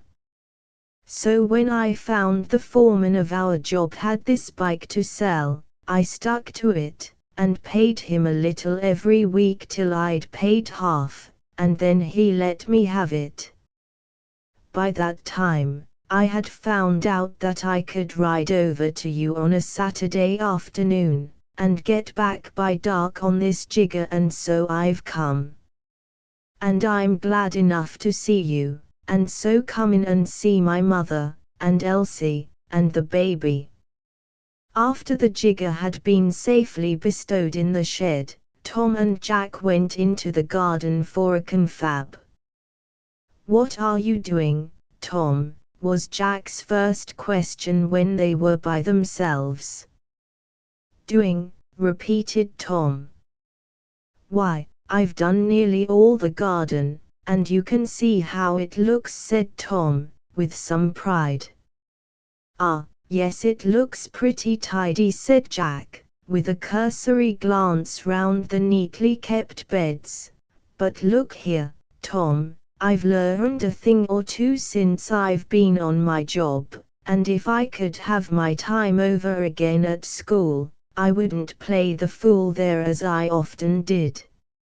I wonder the master had so much patience with us. But that isn't what I'd come to say. Do you know where my job is? Why, at a horticultural college, where they teach fellows to be first-rate gardeners. Now I thought, when I heard it, this is just the sort of place for Tom Wynne, if he could only get here. And, Tom groaned. Don't, Jack, don't tell me again what a fool I've been, I know it well enough. We were both fools, old fellow, in those days, and I was the worst, for I persuaded you not to go to that scholarship class, and led you into all the mischief. You've forgiven me, old fellow, I know, but I haven't forgiven myself, and I never shall, unless I can do something to make up for what I cost you that time. Well, now, I can see a chance. Do you go to school, old fellow? Yes, but it's such a measly old school, that I expect if I was to ask about a scholarship they'd think it was something to eat. Never mind, where is it? Said Jack, impatiently. Why, here, to be sure, in Fairfield, answered Tom. And then he thought that Jack must certainly have taken leave of his senses, for he threw his cap in the air, and shouted hip, hip, hurrah, with such gusto that Elsie put her head out of the kitchen door to see what had happened. And Tom said, rather curiously, "Are you subject to fits now, Jack?"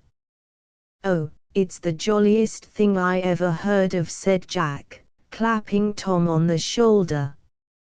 "Why, my boy, if you only stick to your books, and let em see what you can do, it's as easy as pie to get a scholarship out of that measly old school." Tom's eyes opened very wide. "How do you make that out?" he asked. "Well, you know, I've thought of you, and what you might have done if you had only got a scholarship like your sister did, ever since I knew what we were building, and one day I said to my foreman, I know a bloke that would make a first-rate gardener if he could only come here and work in these gardens. The gardens are there already, you see, and they are just finishing the college, where there is to be lessons and lectures." "Well, what did he say?" asked Tom, eagerly. "Why, he said, your friend can come here, I expect, if he happens to go to one of the right schools. There's a list of them given, and I'll find out if you like the names of those who have a right to send a scholar here for a year or two. Somebody left a pot of money to this place on purpose. Well, old fellow, you might have knocked me down with a feather when he read out the name of Fairfield. That's it, I said to him, and if Tom only goes to school again, we've done the trick. I wasn't long paying for the rest of my bike, and here I am, and there you are, a scholar of one of the schools who can send a boy to this college." And Jack indulged in such a string of his old grimaces that Tom laughed as heartily as he had ever done in his life. "Come in to tea," called Elsie at this point. But instead of going in at once, Tom called her to come and hear the news. "I say, Elsie, Jack tells me there is a chance for me to get a scholarship at this school, if I only like to try." Then that was what Mary meant the other evening when I was telling her about my scholarship, said Elsie. "She said their school had something like that, only nobody had ever won it, because the boys were slow and dull, and did not like book learning, as they called it." "Oh, Tom, Go and ask Mr. Murray about it directly after tea, said Elsie, excitedly. And after some further talk, it was agreed that Jack should go with him and see if his information was correct, before the matter was mentioned to Mrs. Wynne, who was not very well just now, and did not seem able to bear much worry. So after tea, the two boys went out for a walk. And by way of excuse for calling upon the schoolmaster, Elsie gave her brother a book to take to her friend Mary. "Can I speak to Mr. Murray, please?" said Tom, when Mrs. Murray would have taken the book without asking Tom to come in. "You'll find him in the church, I think. Thank your sister for the book," she added. The boys turned into the churchyard, for Jack was too anxious to hear that he had not wholly wrecked his friend's chances in life, to go home without knowing just what Tom might expect if he applied for this scholarship.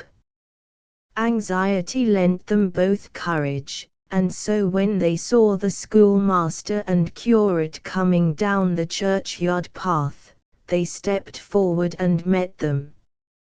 "If you please, sir, is it true that there is a scholarship for our school if anybody can get it?"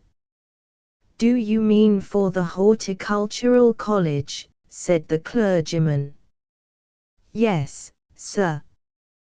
Tom would make a tip-top gardener if he could only get there," said bold Jack. And then he told them how he had spoiled Tom's former chance, and had just heard that one more remained, as he attended Fairfield Village School. "Why, we never thought of you wanting to be a gardener," Wynne said the schoolmaster, with a smile. "Let me see, how long have you been at school, my boy?" "A little more than a month, sir," said Tom. "Then he will have been here just about long enough to be nominated as a candidate," said the clergyman. "I am very glad you came to speak about it, for I was about to write and say we had no candidate ready.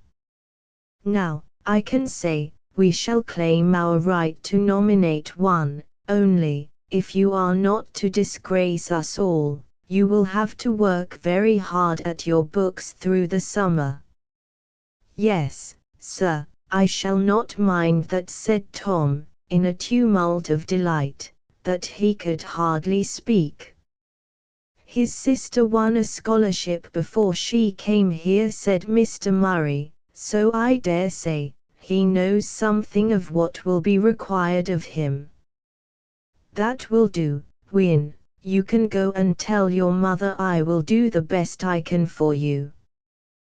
The boys indulged in a few gambles at their success before they went home, and then Jack suddenly grew grave, and said, "I had well nigh forgotten something I meant to tell you. Just before we moved, which was a fortnight or 3 weeks after you had gone, I met Alfred Mearns with a chap who had been asking about you, where you lived, and where you had gone. I didn't like the look of the chap, and so when he asked me to give him your address, I told him to go for a walk, for he wouldn't get me peaching on my friends. He told me a lot of blarney about something to your advantage, like the newspapers have it, but I said he might take that tale to the Marines, for he wouldn't get anything out of me. I could see what he was after, for he had money written all over him." "Money?" repeated Tom. "Why, yes, don't you twig? I expect your mother left a few debts owing at the shops. What else could be expected when you were ill so long, and nobody earning a penny all the time? I know what things are when father has been out of work for a week or two.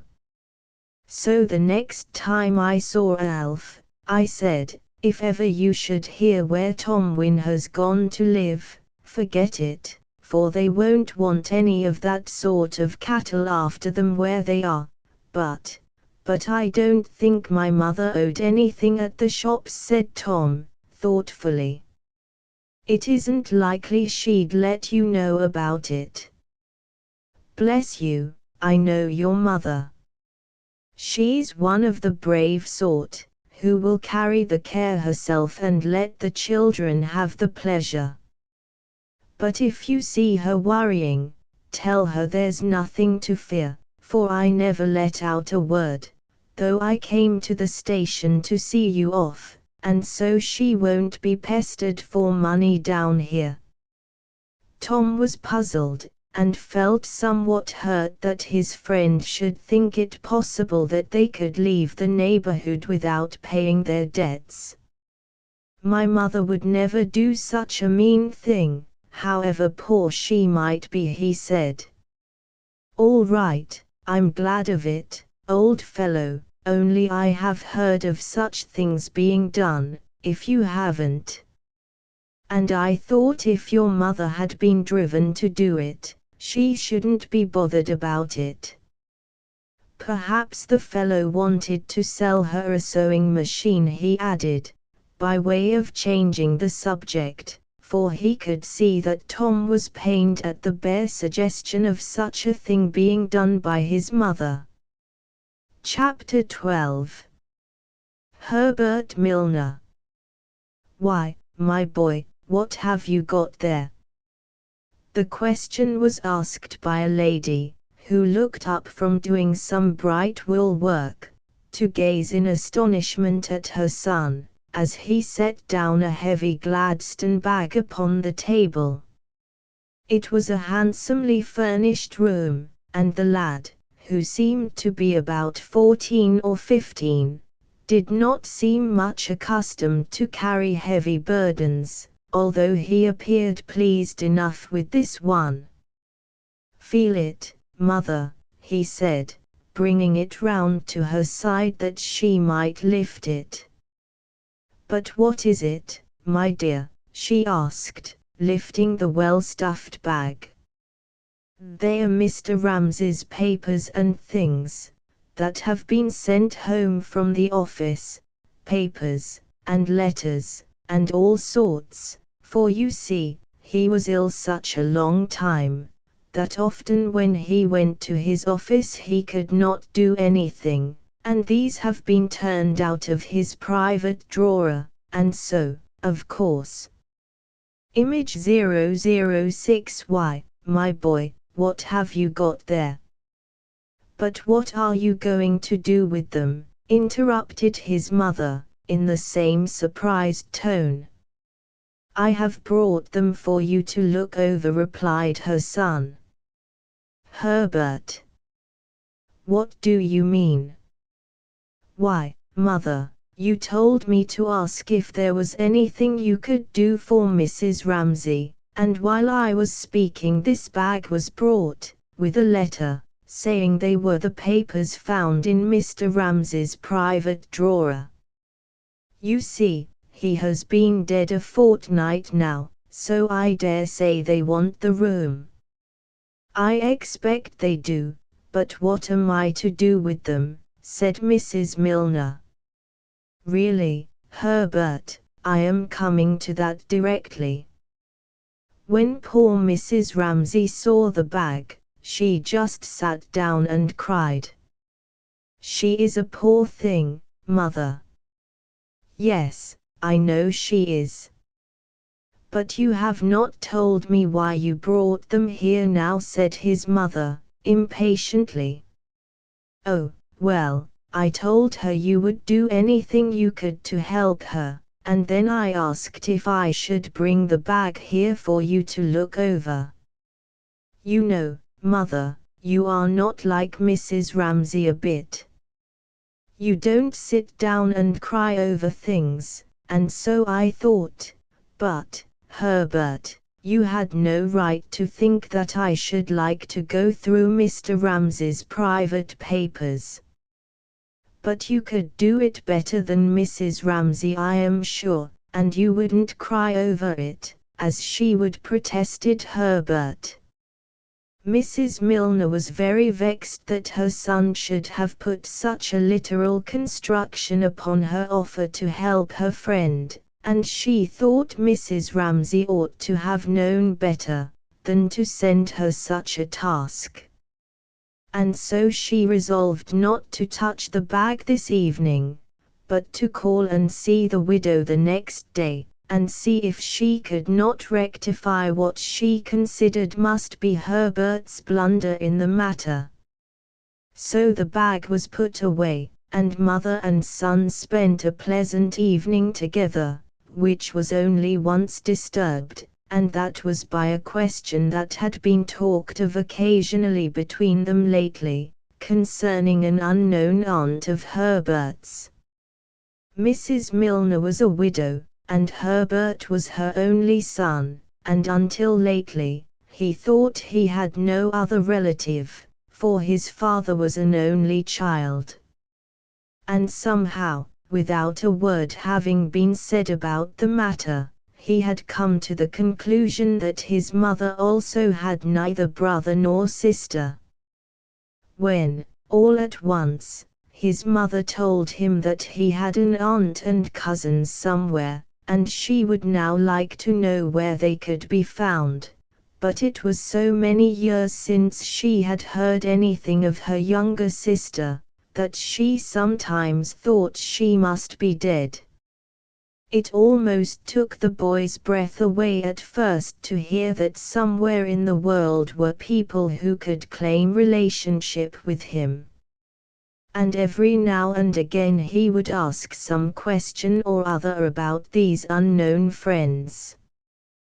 But his mother could tell him very little, beyond the fact that her sister had offended everybody who knew her, by marrying a man they considered beneath her, and as she refused to take anybody's advice, she was allowed to drift away from all who knew her. But the thought of my poor sister Elsie troubled your father before he died, for he thought he had perhaps been hard upon her. And so I promised I would try and find her, and he left some money for her if ever she needed it, she added, when telling her son of this sister. Mrs. Milner thought she had better speak thus plainly to her son, when she put a carefully worded advertisement into some of the London newspapers, for there was no telling what might come of it.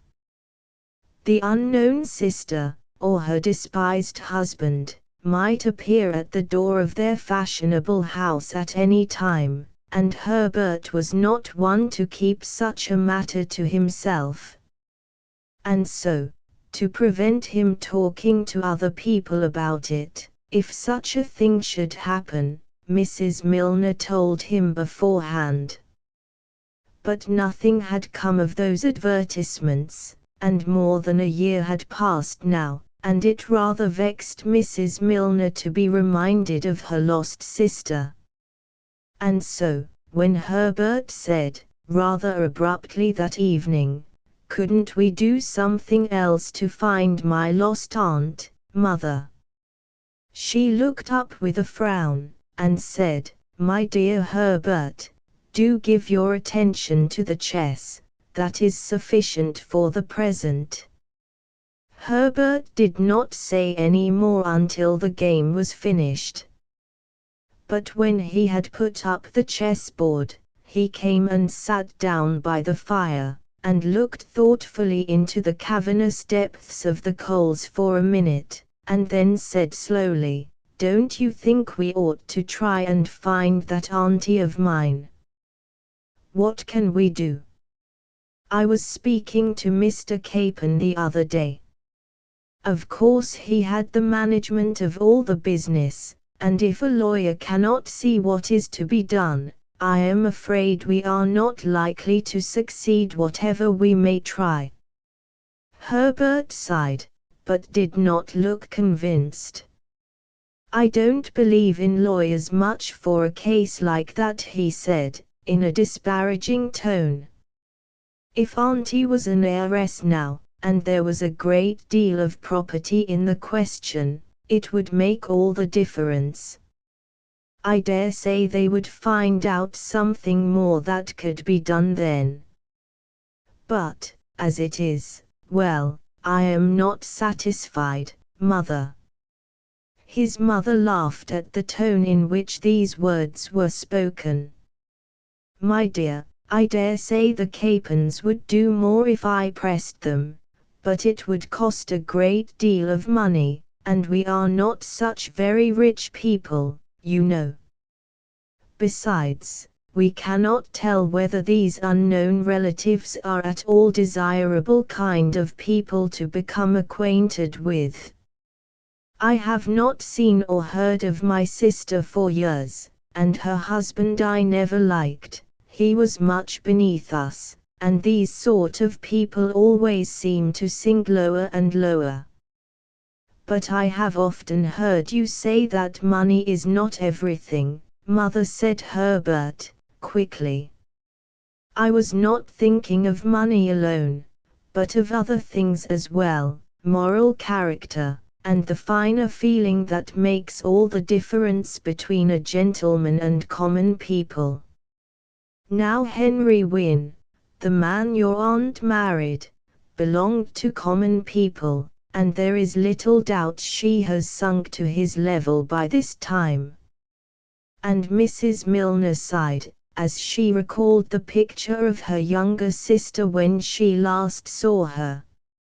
After a pause, the conversation was renewed by Herbert asking some further questions about his unknown aunt, whether his mother had ever heard that he had cousins, as well as an aunt. "Oh, I have no doubt there is quite a swarm of them. But they would be very undesirable acquaintances for you, my boy, and so I do not see that any good could be done by trying to find them. But there is the money my father left for Aunt, if ever she should need it," exclaimed the boy. "I have been thinking of that since I sat down here. Suppose Aunt should want it just now? We ought to make sure of this, Mother. Of course they may have got rich, there is no telling what may have happened, and they may now be rich, vulgar people, like the Stones." "Herbert, why will you persist in saying the Stones are vulgar?" said his mother, rather angrily. The boy laughed. "Because it is so plain to everybody. They are always trying to show off something or other. My aunt cannot be worse than the Stones, and if she is your sister, she could not be half so bad," he said, kissing his mother. This gentle flattery appeased her, and the rest of the evening passed pleasantly enough. Just before bedtime he said, "Now, look here, Mammy, I have one more spare day before I go back to school, and I'll give it to you to help with that bag, if you will promise not to bother Mrs. Ramsay about it. We will begin soon after breakfast in your morning room. I know just how the thing ought to be done. You shall open the letters, and I will write down on a slip of paper the name of the person it came from, and just in a word or two what it was about, and then we will tie them up in packets, and give them over to Mrs. Ramsay. She may like to see them, by and by, but there may be some business, she says, that ought to be attended to at once, so that someone must look over them."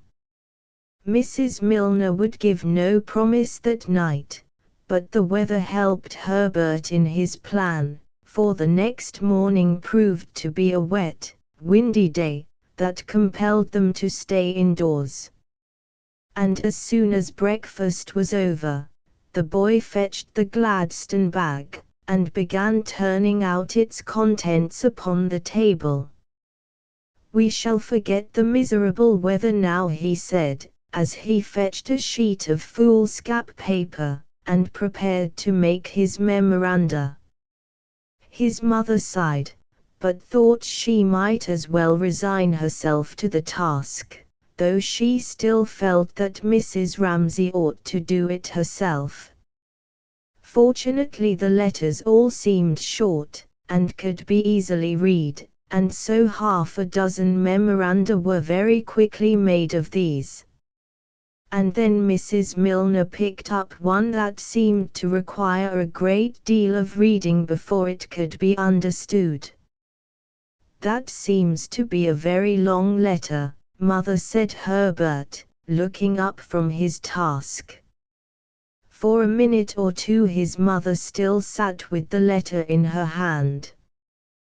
But her son could see she was not reading it now, and he wondered what news it could contain that his mother was so affected by it. "You read it, Herbert? I wonder how it came into Mr. Ramsay's hands. It is marked, 'To be enquired about.'"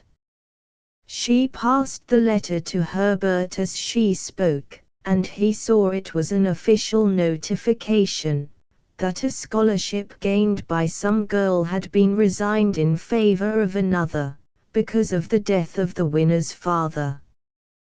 There was some explanation about the girl having decided to stay at home and help her mother, but he saw nothing in this that should disturb his mother, and did not notice the name of the girl, in his hurry to read the business it contained. "Do you think Mr. Ramsay intended to help this girl? What is her name?" And the boy turned to the letter once more. "It is the name that struck me, Elsie Wynne.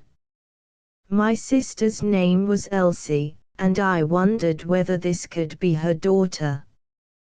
Once more the boy turned to the letter and read it through more carefully.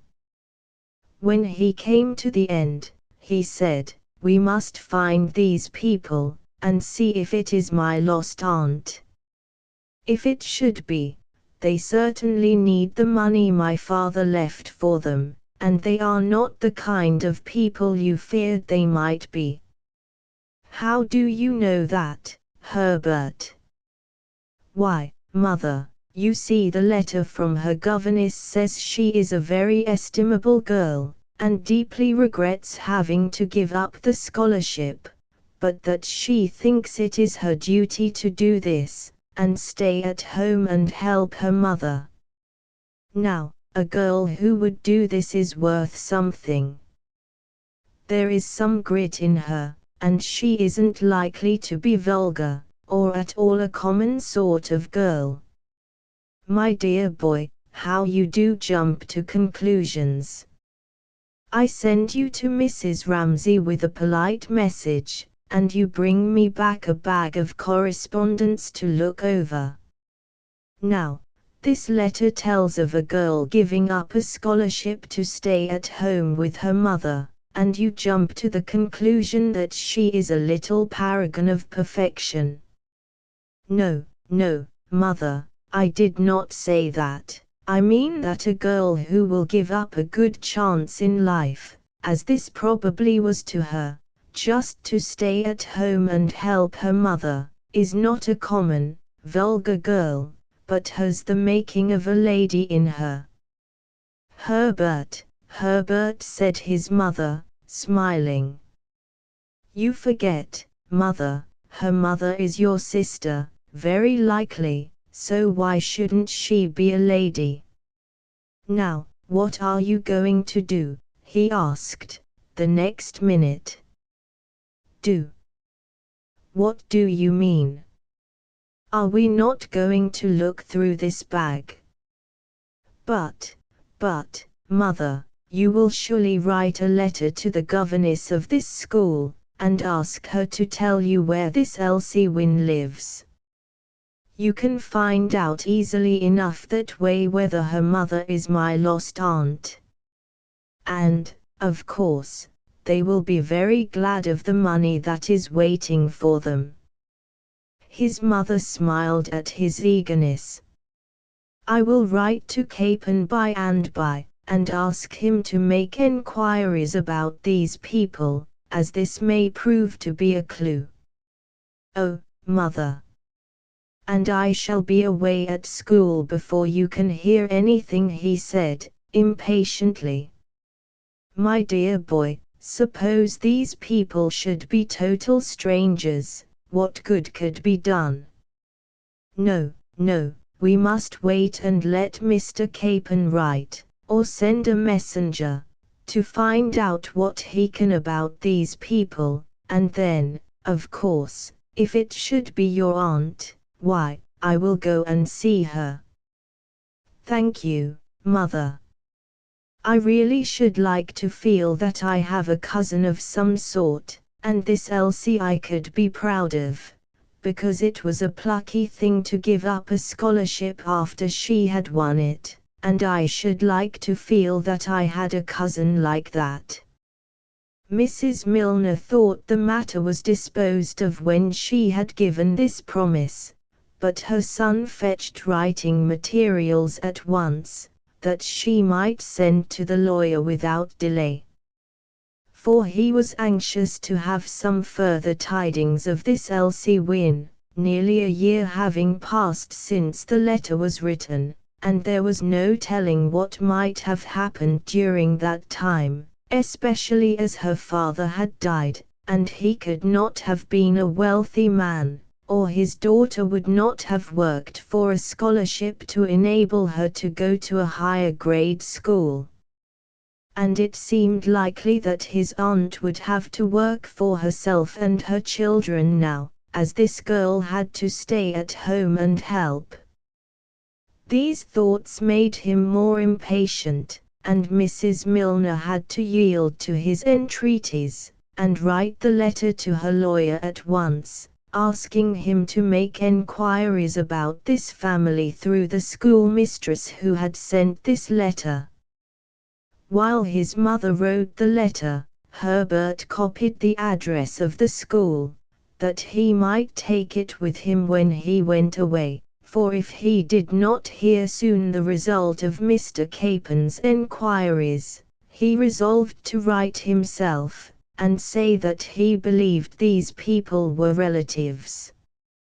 Mr. Capon would not do this, he felt sure, and it was very likely that these enquiries would be like the other he had made. He had no faith in Mr. Capon, and what he was likely to do, because it was only about £100 that had been left for his aunt, and such a small sum as that would not be worth their great lawyer making a fuss about.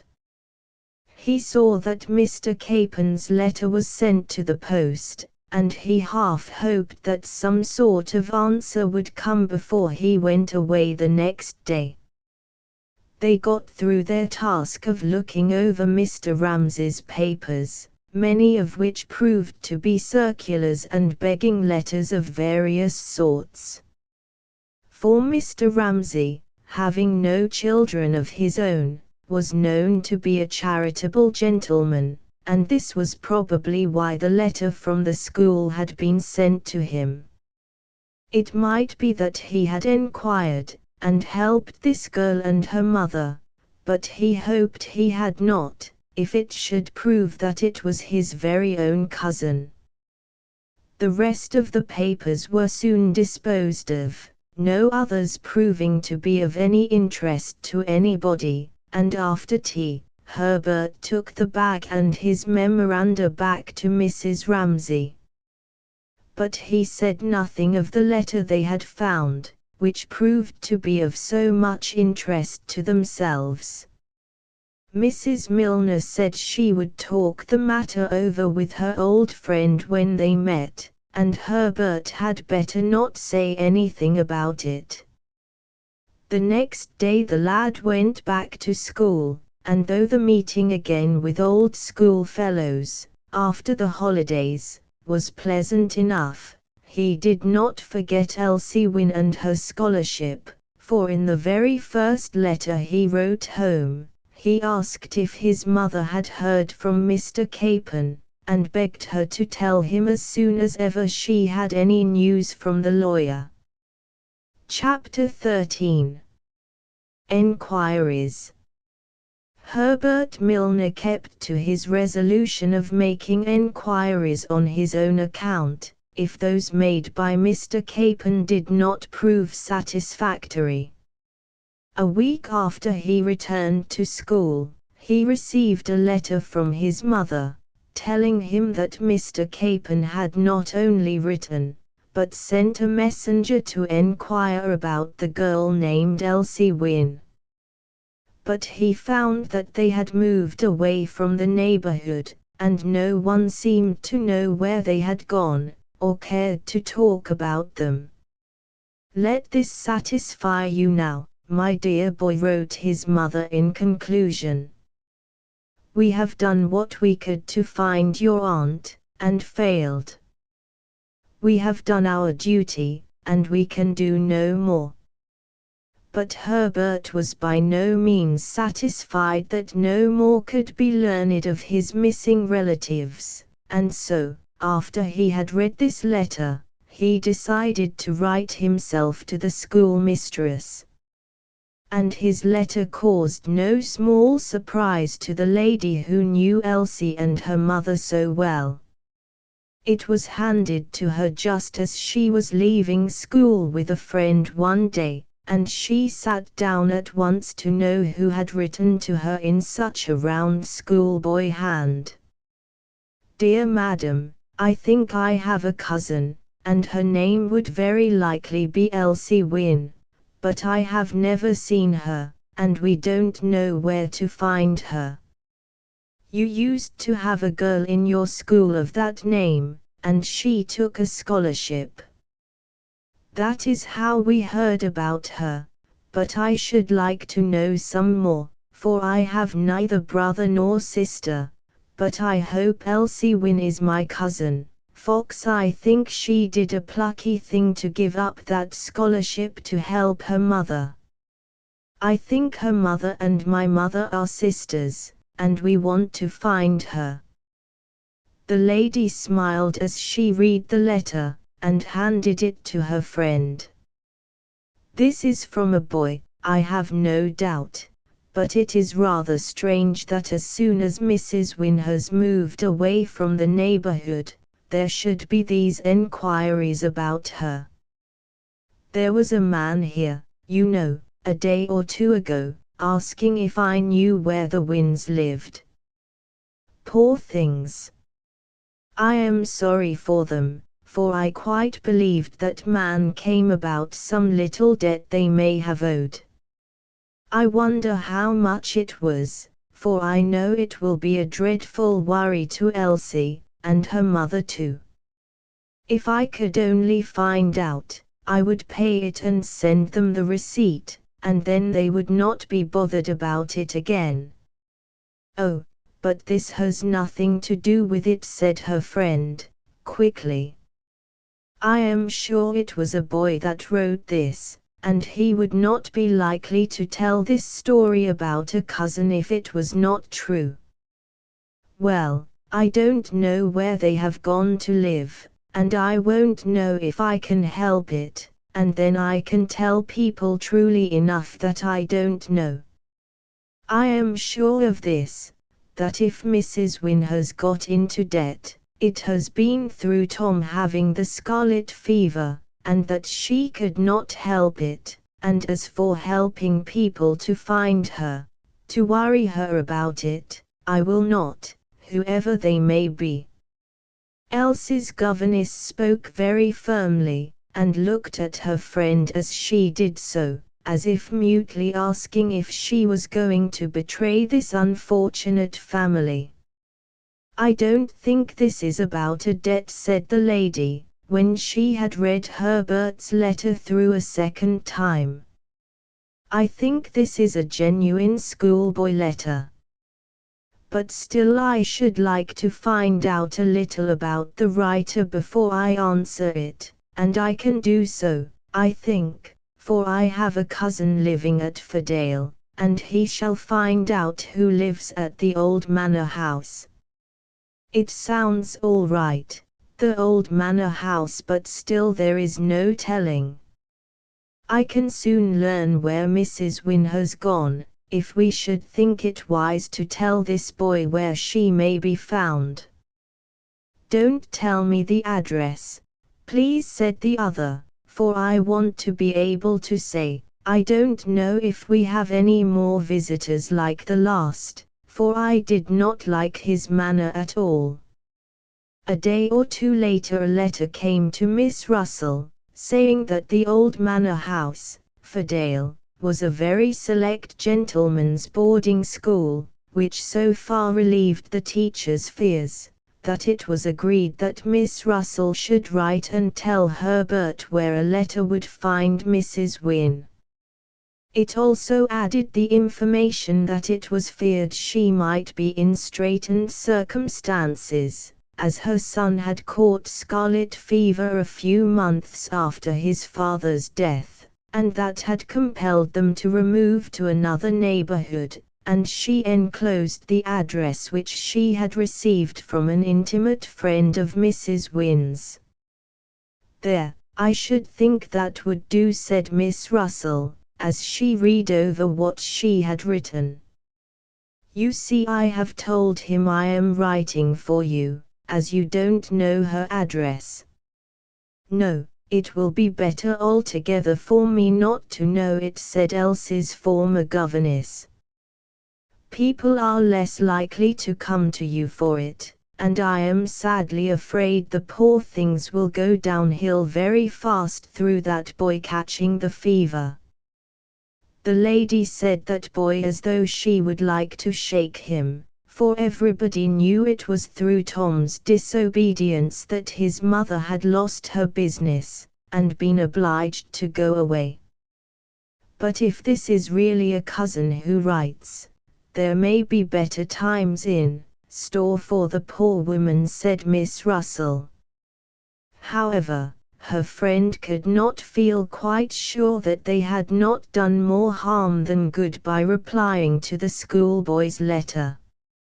Meanwhile Herbert Milner was delighted at the result of his application to the school, when, after waiting for a week, he received Miss Russell's letter.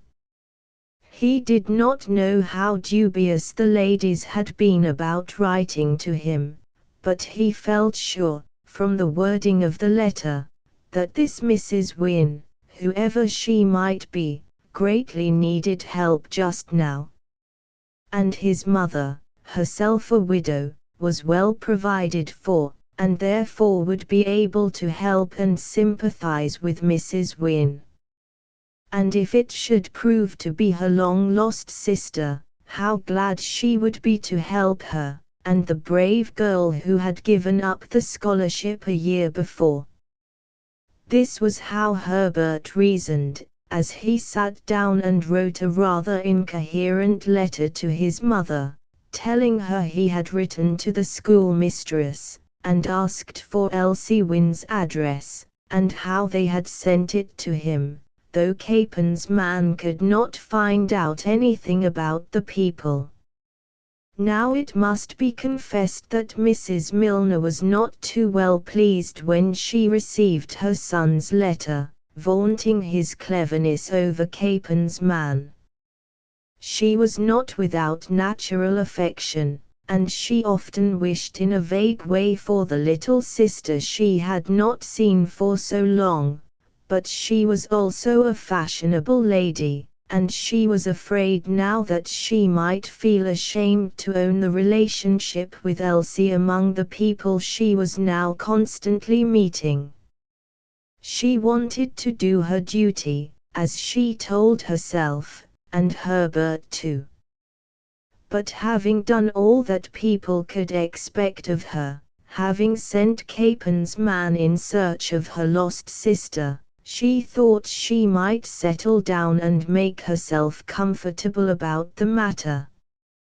But she did not feel really and truly sorry that the enquiries had failed, as Herbert did, but she was rather relieved, especially when Mrs. Stone called upon her, and talked about her new carriage, and diamonds, and the court that was paid to her husband by noblemen and other great people. She was, as Herbert said, decidedly vulgar, but then she was also enormously rich, and Mrs. Milner shivered at the thought of letting Mrs. Stone know that she had poor relations, so poor, that their children went to a board school.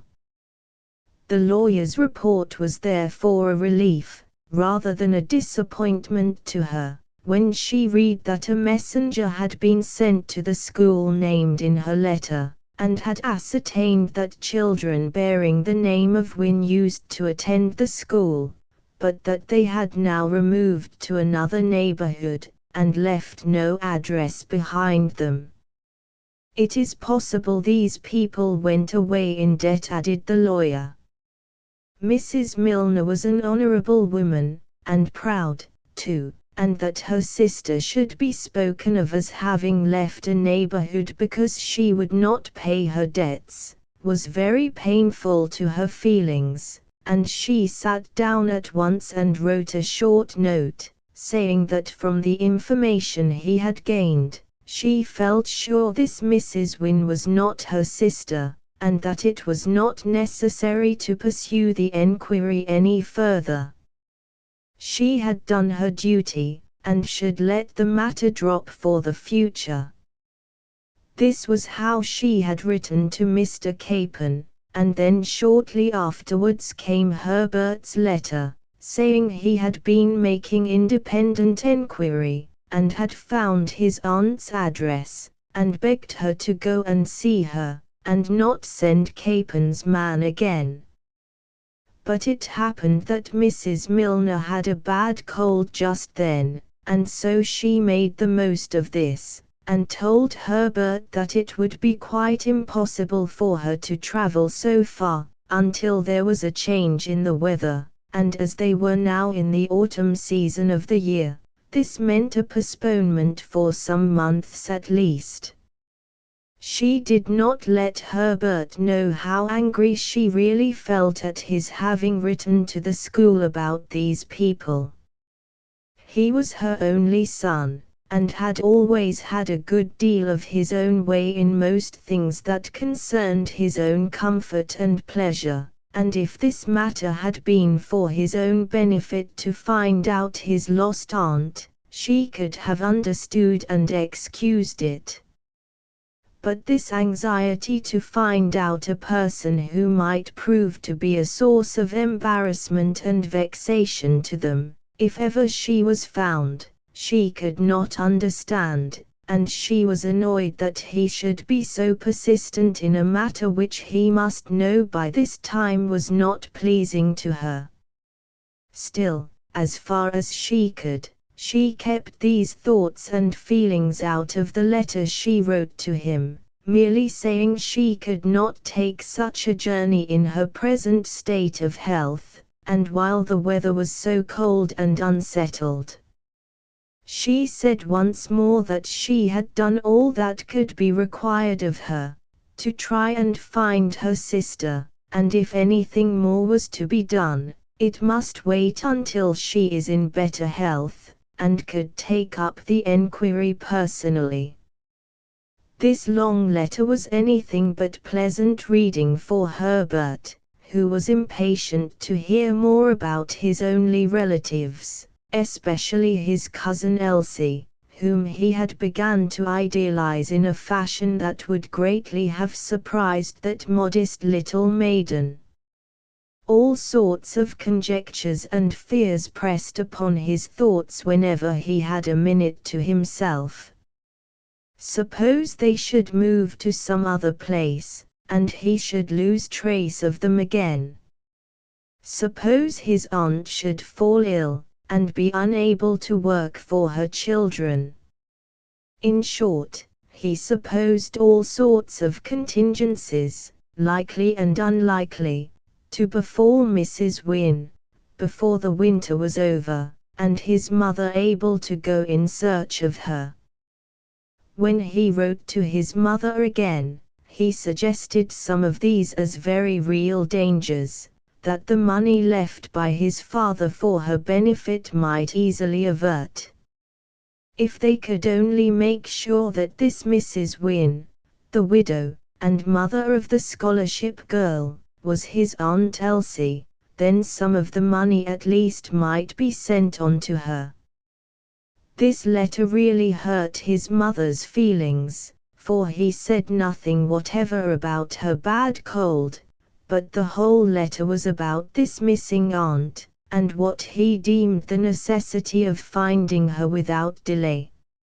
And she wrote and told him he seemed to be forgetting his duty to his mother, in his anxiety to befriend strangers, who might not thank him for the trouble he had taken when they were found. Herbert loved his mother dearly, and the thought that she was hurt at his seeming want of feeling hurt him in turn.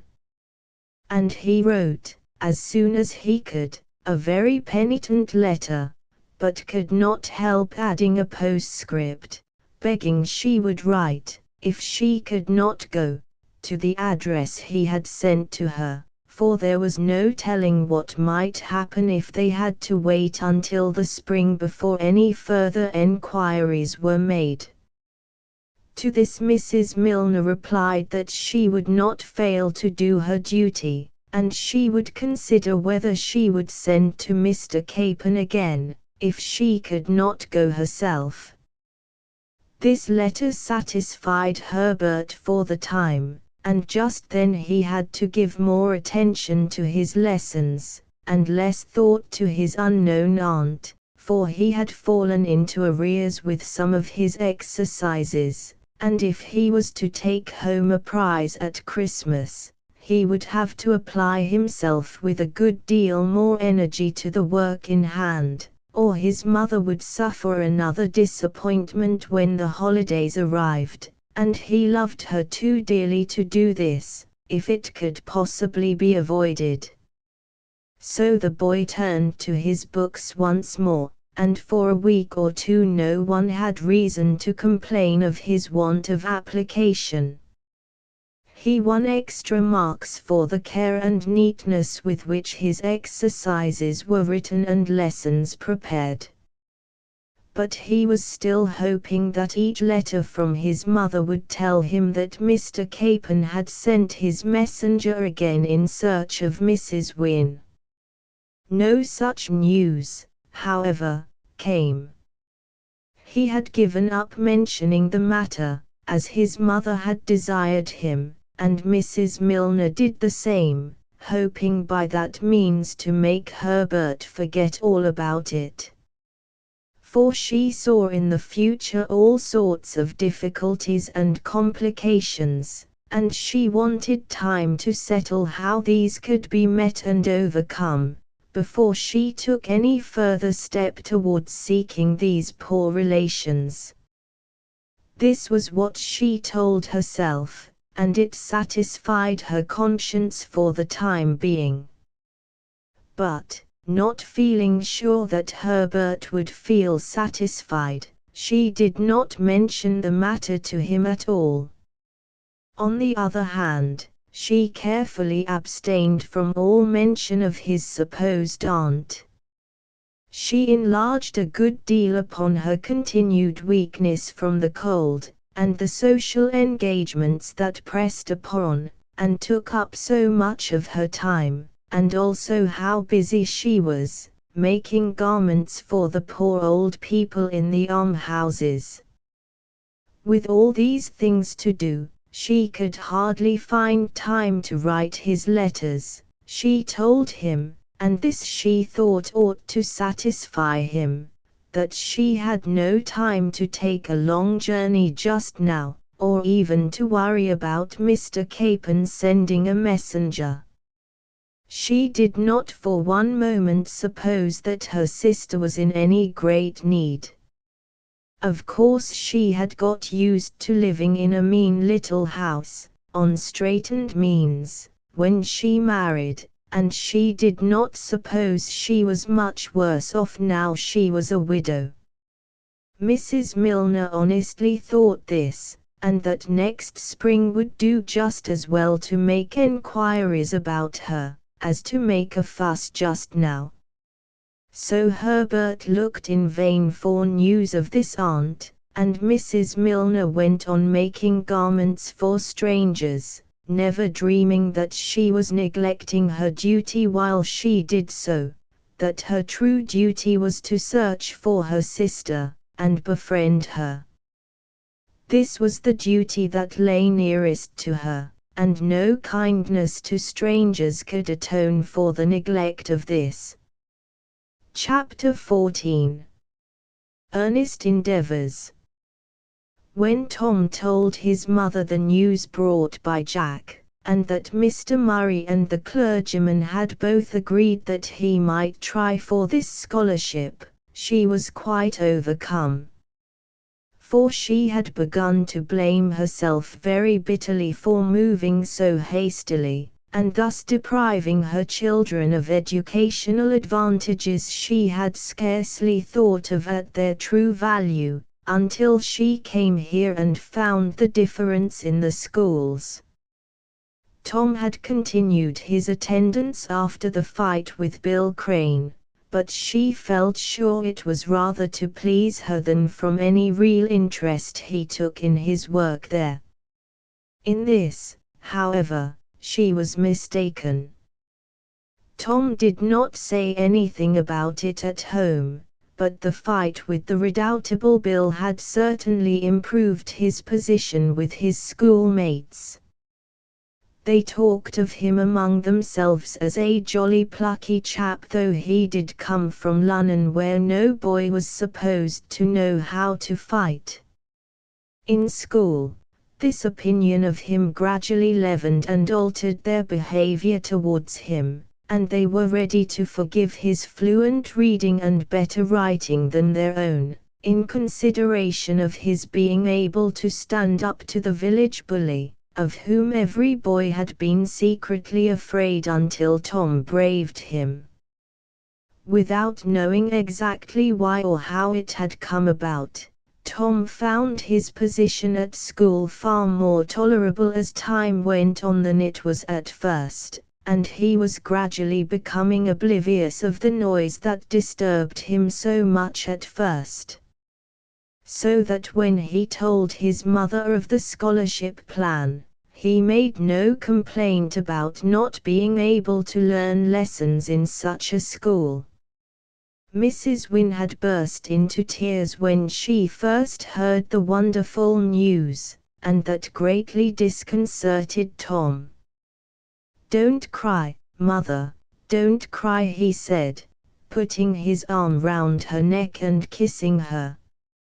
"I really do mean to work hard this time, and I dare say Mr. Murray will help me a bit extra, if he sees I'm in downright earnest, for I think he was rather pleased that we went to ask him about it, and he likes Elsie, I know."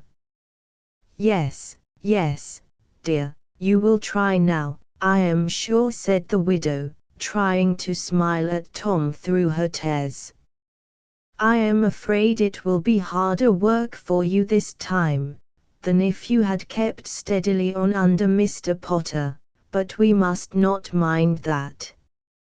And Elsie and I will do all we can to help you." "Yes, mother, don't be afraid, will you?" "I really will, for your sake, work hard now. Elsie has got the books you bought for her when she was swatting up for her exam, and I dare say they will help me. I'll take them to school on Monday morning, and ask Mr. Murray to set me some extra lessons in grammar and geography. Now, come and see Jack, mother, before he goes. he is having a bit of bread and cheese before he starts." Mrs. Wynne thanked the boy, who was so anxious to make amends for the mischief he had caused a few months before, and Jack started home on his wonderful bicycle, feeling happier than he had for many months past. "I shall come again soon," he said, as he mounted his iron horse and rode away in the warm dusk of the evening. "Yes, do," called Tom, Elsie, and little Bobby, in one breath, and then they went in to talk over once more the alteration in Tom's prospects. "I will call and see Mr. Murray on Monday," said the widow. And then she heaved a sigh, for she knew it would be quite out of her power to pay for extra lessons for Tom, and she must explain this to the schoolmaster at once, though it should betray her poverty in a fashion that was very painful to her. There was, however, no help for it, and this news had brought her some consolation that neither of her children could understand, for they did not know how bitterly she had been blaming herself for coming here. But now, if it should prove that Tom would be eligible for this scholarship, then her self-reproaches would lose half their sting, and she would feel that for Tom, at least, the move had brought nothing but good. The country air agreed with all the children, and they were growing strong and vigorous, as well as Tom, who seemed to be better than he had ever been in his life before. But it was the want of work that troubled her. Mrs. Percival was very pleased with the way she had made her girls' dresses, and had since given her 2 of her own to do, with which she was so fully satisfied, that she promised to recommend her to other friends. "But I am only the doctor's wife, you know," she said, laughingly, "and not being a fashionable lady, some of them may think I am not a competent judge of what is the latest thing in dresses." She did not forget her promise, but most of the ladies she spoke to on Mrs. Wynne's behalf always sent their dresses to be made in London, and quite looked down upon a village dressmaker, though she had just come from London, and could easily get the latest fashions and patterns from there. Some of them recommended their servants to try the new dressmaker who had come to live in Fairfield, and she got a few servants' and children's dresses to make, but her business did not increase as time wore on, as she hoped it would, and sometimes a whole week passed and she would not earn a penny. This state of things made her very anxious, for although their expenses were now very small, the children were in splendid health, and had good appetites. Fortunately, Tom's vegetables served them for many a dinner, with the simple addition of a slice of bread, otherwise they must often have gone hungry. Indeed, she and Elsie often went with only half a meal, in order that the little ones should not go short, each of them pretending that they did not want any more. Tom had not noticed this for some time, but after Jack's visit, and he had time to think over everything that had passed, he remembered the few words spoken just before they got home after seeing Mr. Murray, and coupling this with what he often heard Elsie say now, that she did not want much dinner or tea, he came to the conclusion that there must be some truth in Jack's surmise, and that Elsie was eating as little as possible that they might not get into debt here, and he resolved to do the same, and try to help his mother that way. But Elsie was too sharp for him. "No, no, Tom, it won't do for you to go with half a meal when you are working so hard at your books," or in the garden. I don't want so much now because I have so little to do, but with you it is different. I know how hungry I used to be when I was working for my scholarship, and so you must eat, or we shall all be disappointed again when next November comes, and another disappointment will almost kill Mother, I am afraid. Mr. Murray and Mr. Cotton will be disappointed too, I believe, said Tom, for I know they quite expect me to win, and Mr. Murray told me today he would do all he could to help me. You see, it will be quite an honor for this school if I should get the scholarship. But I could not have gone in for it, if I had had my own way, and not gone to school to please Mother, for I shall only have been just the qualifying time when the examination takes place, and I had been at school a month when Jack brought the news. Dear old Jack. He is another who will be disappointed if I don't pass, said Tom.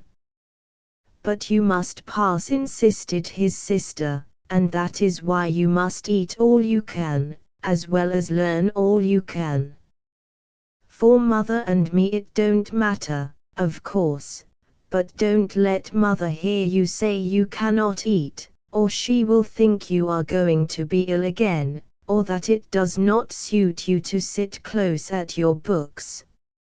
Oh, Tom, I shall be proud of you, and so will Jack, I know. He will come again soon, I expect, to see how you are getting on.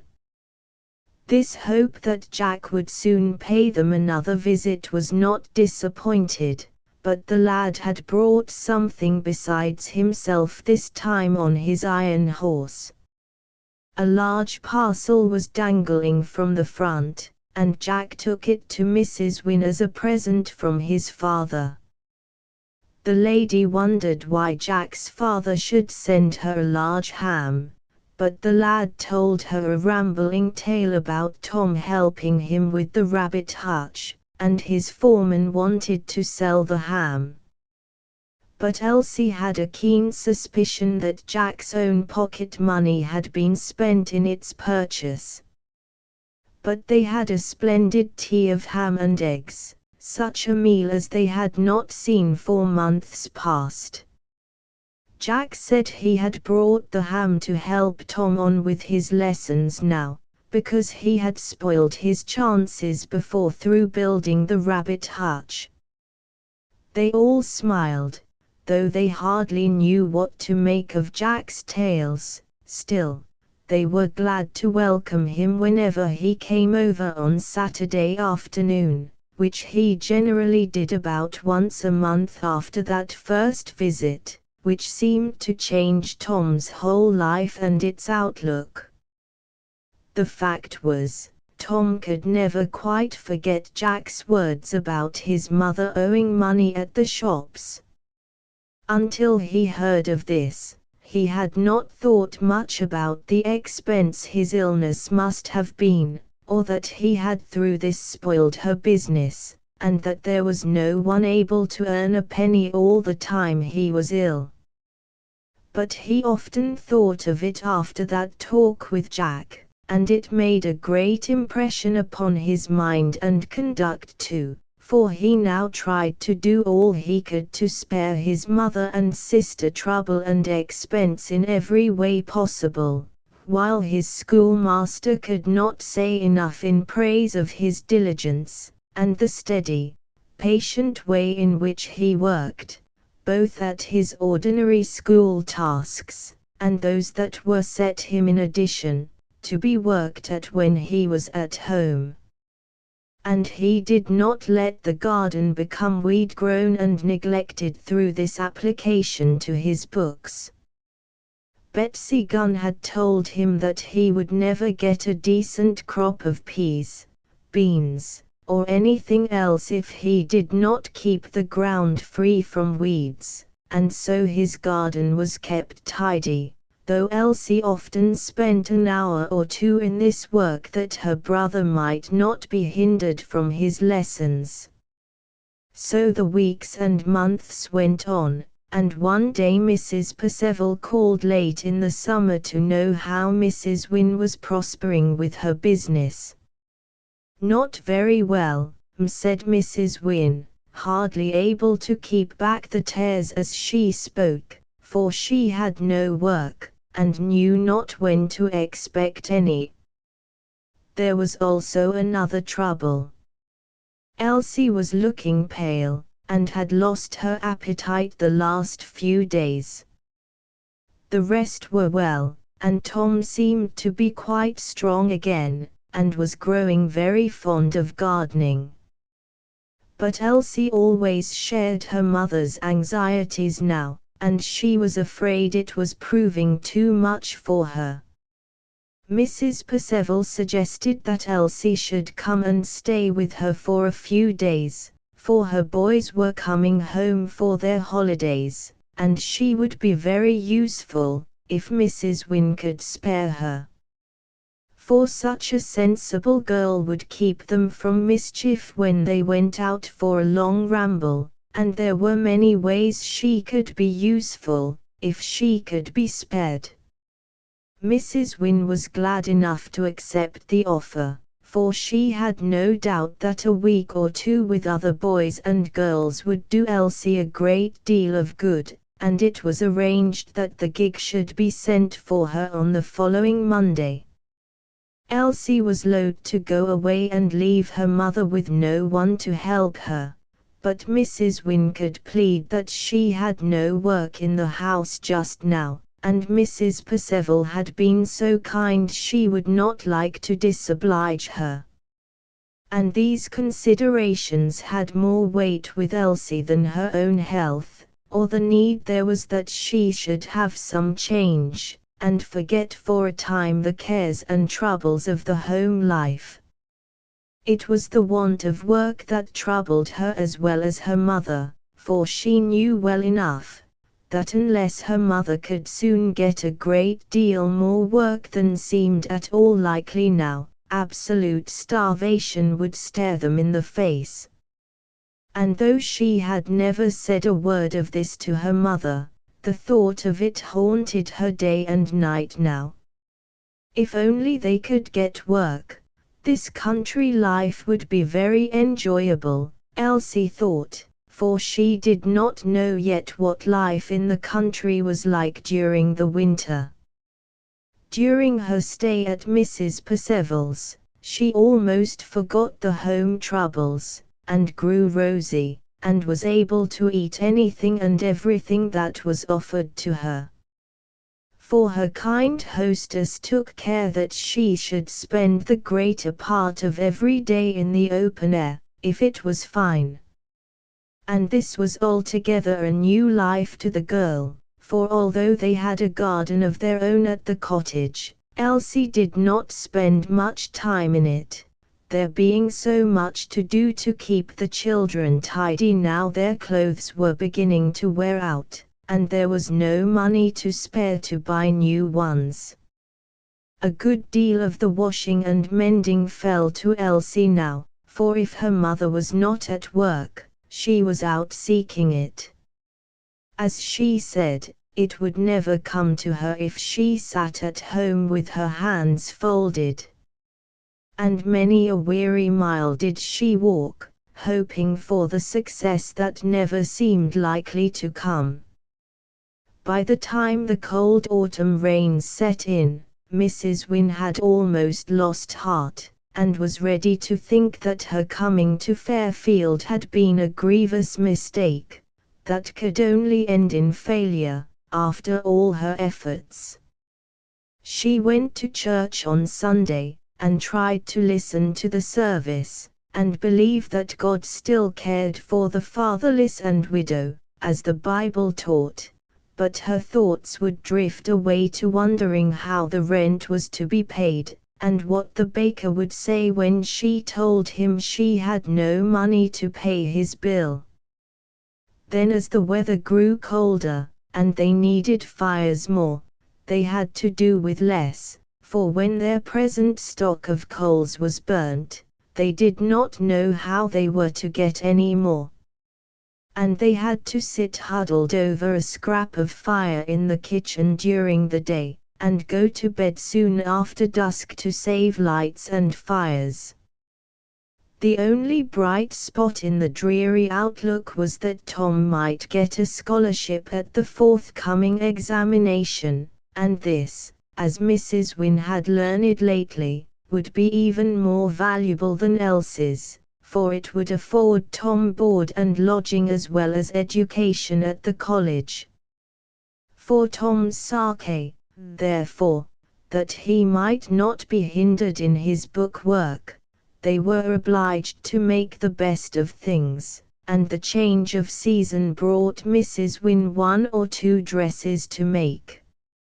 Mrs. Percival bought her girls winter dresses, and sent them to the widow to make up at once, and the servants she had worked for in the spring sent her their work again, one lady's maid saying that her dress was better made than her mistress's, though she had paid 3 times as much to have it made in London.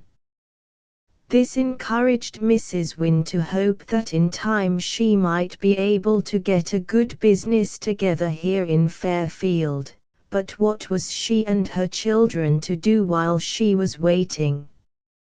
That was the problem that confronted her continually, and to which she could find no solution, but the practice of such rigid economy, as to make their life one of continual privation.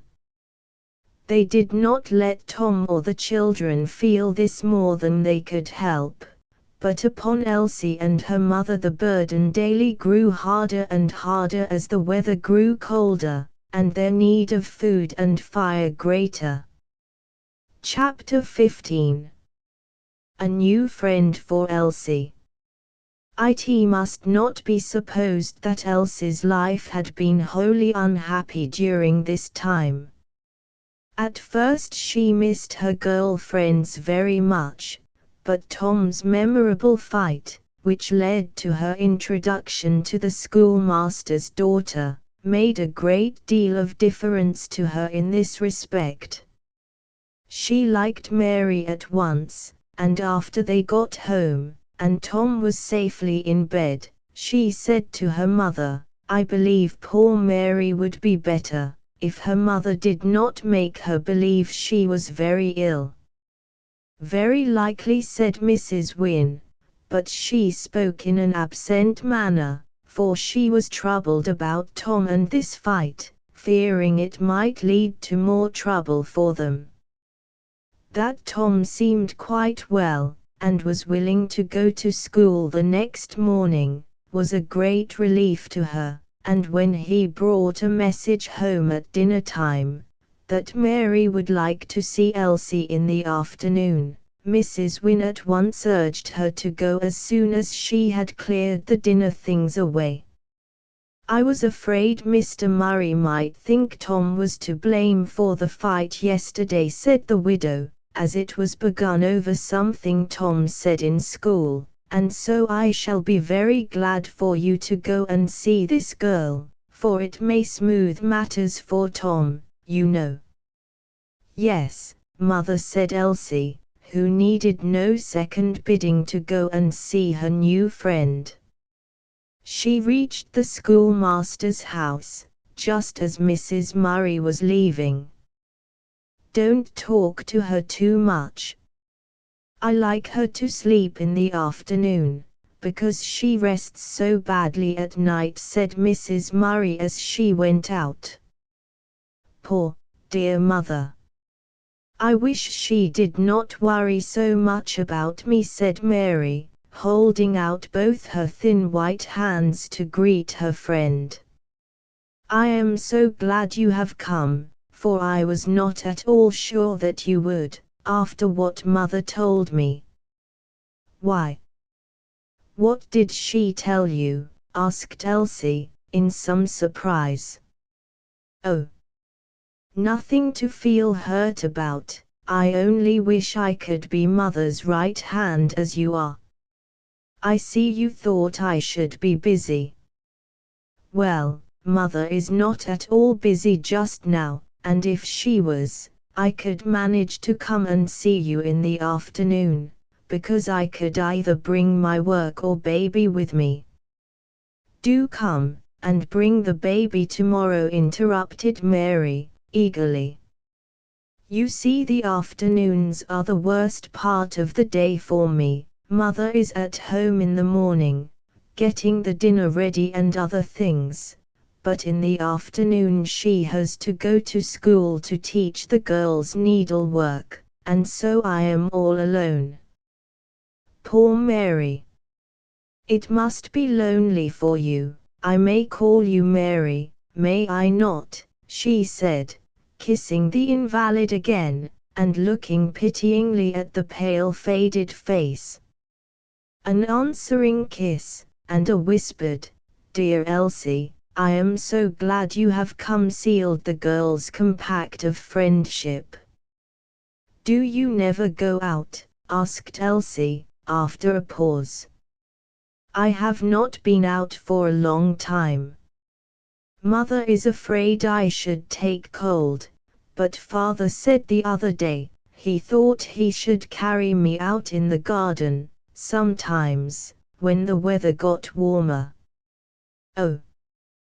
But if you could have a ride in a bath chair, that would do you more good than just sitting in the garden."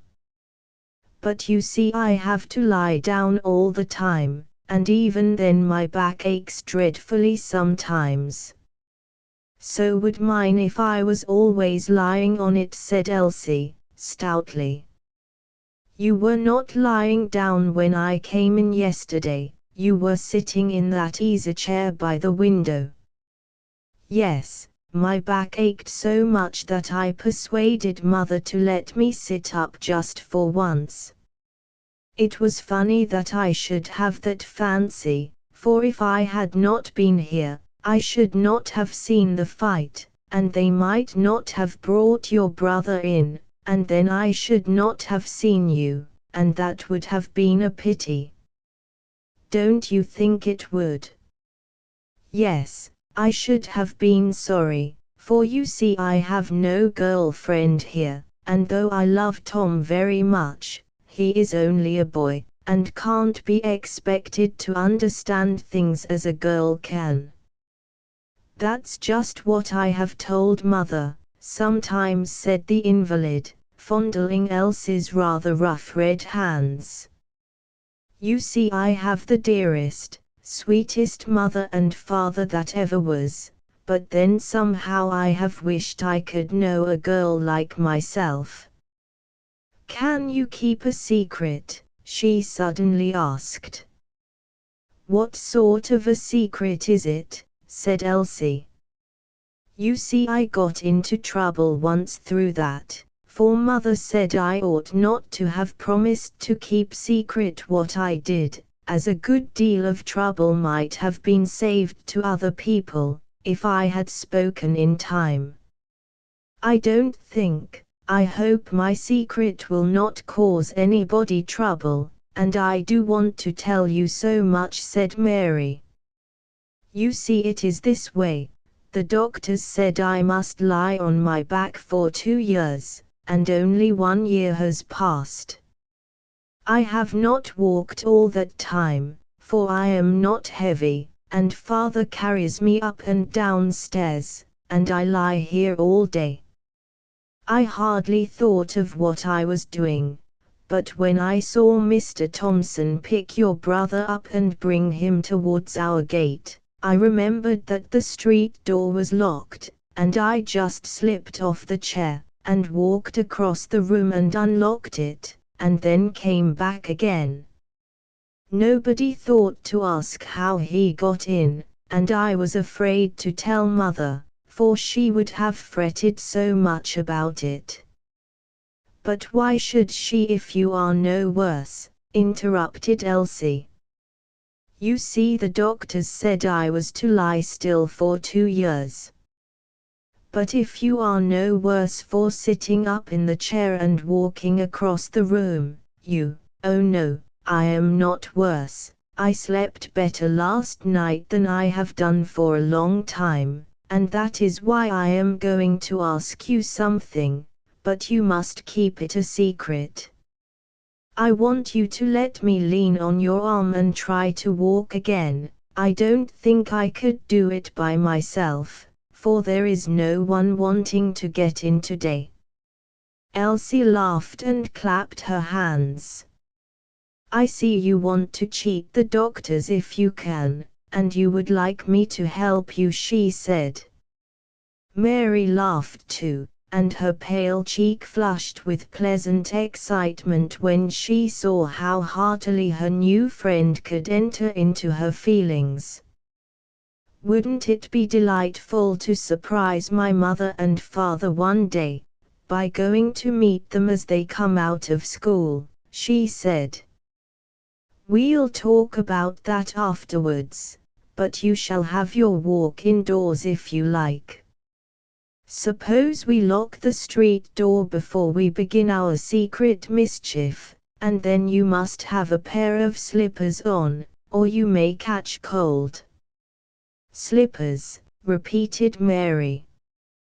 Don't you think these wool ones would be enough? They are nice and warm. And Mary put one foot from under the rug to assure Elsie on this point. Elsie was about to suggest that they should postpone this trial trip until the next afternoon, but she saw that Mary would be greatly disappointed, for she was all eagerness to put her feet on the ground again. And so she said, they would do for a little trial, just once across the room and back again, and then if you can do it, I will run home and fetch a pair of mine or mother's, that would go over those soft woolen boots and prevent you taking cold.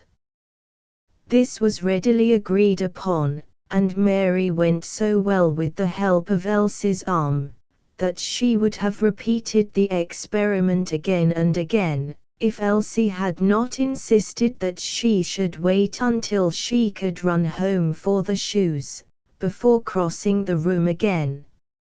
If I am to keep your secret, I must take care that no harm happens through it, said Elsie, and it would do you a great deal of harm if you were to catch cold. So Mary agreed to wait, and Elsie was not long before she was back again, bringing with her a warm soft shawl to wrap round the invalid, for she did not doubt but that she would want to go into the kitchen, when the parlor had been crossed several times. She knew where to find a comfortable pair of old slippers, and was soon back with Mary, and had put them over the woolen boots she wore. Now then, you are dressed for the journey, she said, as she wrapped the shawl about her and walked gently round the room, Mary seeming to grow stronger and more confident at every step. Do let me walk once round the kitchen now, said the invalid. You don't know how nice and funny it feels to be on your feet again. So she walked once round the kitchen, and then Elsie said she must not attempt any more walking for that day, but she promised to bring the slippers and shawl the next afternoon, that she might try again, if she was no worse for this experiment. Image 007. Mary seemed to grow stronger every step. A look of infinite content settled upon the invalid's face as she lay back on her pillows after this experiment. My back don't ache a bit now, she said, and when I have rested a little while, you will help me to sit up in the chair, won't you? Not today, dear, I would not attempt too much at once. Tomorrow, if you feel strong enough, and have slept well, you shall try to sit in the chair, but you see, if you do too much, Your mother may think I am leading you into mischief." "Yes, that she would," laughed Mary, "and that is why I must keep it all a secret. I have heard her tell father I should not put my foot to the ground until the 2 years was up, and really I think I should die if I had to lie here 2 years longer doing nothing." "But why don't you do something? You read, of course." There was a gentle shake of the head on the pillow. "Mother does not like me to read much," she said. "You see, the doctors said I must be kept very quiet, and I suppose it was needful at first. But I am sure I am getting better, faster than the doctors thought I should, and I get so dreadfully tired lying here that I believe I am beginning to be really ill, and shall get really worse, if I can't move about and do something soon. There, dear, now I have told you all my secret, and I hope you will help me." "Yes, that I will," said Elsie. "But don't you think you could tell your father all about it? He might be able to help you better than I can." But Mary shook her head. "You see, I am the only child, and they love me too well," she said. "You ought to be very thankful that you have brothers." "I wish I had," she added, with a sigh. "But if they love you so much," began Elsie. "They love me more than you or I can understand," answered the invalid, solemnly. "I know just what would happen if I spoke to father. A troubled look would come into his face and he would say, 'We must speak to mother about it, she knows best.' And then when he told her, she would say, 'The child is fretting because she is left alone so much. We will get another teacher for the needlework, and then I can stay at home with her in the afternoon.' Now I don't want that. She is the dearest mother that ever was, but when she sits with me, she always makes me think I am ill, though she does not say a word about it. And then I have a bad night, and I do feel ill the next day. It is funny, but this has happened so often, that I dare not let mother know just how I feel, for fear she should want to stay at home with me, and make me worse. But she would let you read some books if I brought them, and, oh, could you dress a doll for a bazaar?" said Elsie, quickly. "I think I could, if you would show me how to do it, and cut out the clothes," said Mary. "I should not be so dull if I had things like that to do," she added. "That is what I want, something to do for other people, and not take all the love and care for myself, without doing anything for anybody else. Well, it would be a real help to me and to my friend, if you could dress this doll for us. The bazaar is in aid of the penny dinners for poor children in London, so you may feel sure that you are helping to feed some hungry child while you are doing it. Mother will cut out the frock and other clothes, and I will bring you everything ready fixed." "Oh, I can fix it. Mother has let me help her sometimes to place the work for the girls at school, but she won't bring it home to do now, because I always want to help her. She is afraid I shall get tired, when it would do me good to feel tired sometimes." So the girls talked on, until it was nearly time for Mrs. Murray to come back from school, and then Elsie went home, taking the shawl and slippers with her, and not even telling her mother what she had wanted them for. She went again the next afternoon, feeling somewhat anxious lest she should find Mary worse from the previous day's exertions, in which case she had made up her mind that she would not help her to walk again, although she might offend Mary, and sever the friendship that promised to bring so much sweetness and change into her life. But to her great satisfaction, Mary declared that she was feeling better, and certainly she was looking better, Elsie thought. Mother says she thinks now it may do me good to have a young friend to see me sometimes, said Mary, laughing with glee. Have you brought the slippers? She asked, eagerly. Elsie produced the slippers, and Mary had provided a shawl for this afternoon's expedition, so the two girls, laughing and chatting, went round the house again, Mary sitting in every kitchen chair for a minute, just to feel what it was like, as she said. Elsie let her have her way in this, but when she thought she had been walking long enough, she insisted upon her lying down to rest before she sat up again in the easy-chair by the window. She was sitting there comfortably wrapped in the shawl, when her mother came back from school. In a moment, Mrs. Murray had taken alarm. "Oh, my dear, you must not do that," she said, looking reproachfully at Elsie, who was just going home. "Mother, I made her do it," said Mary, quickly, "and I feel better for her coming. Goodbye, Elsie, and come tomorrow if you possibly can."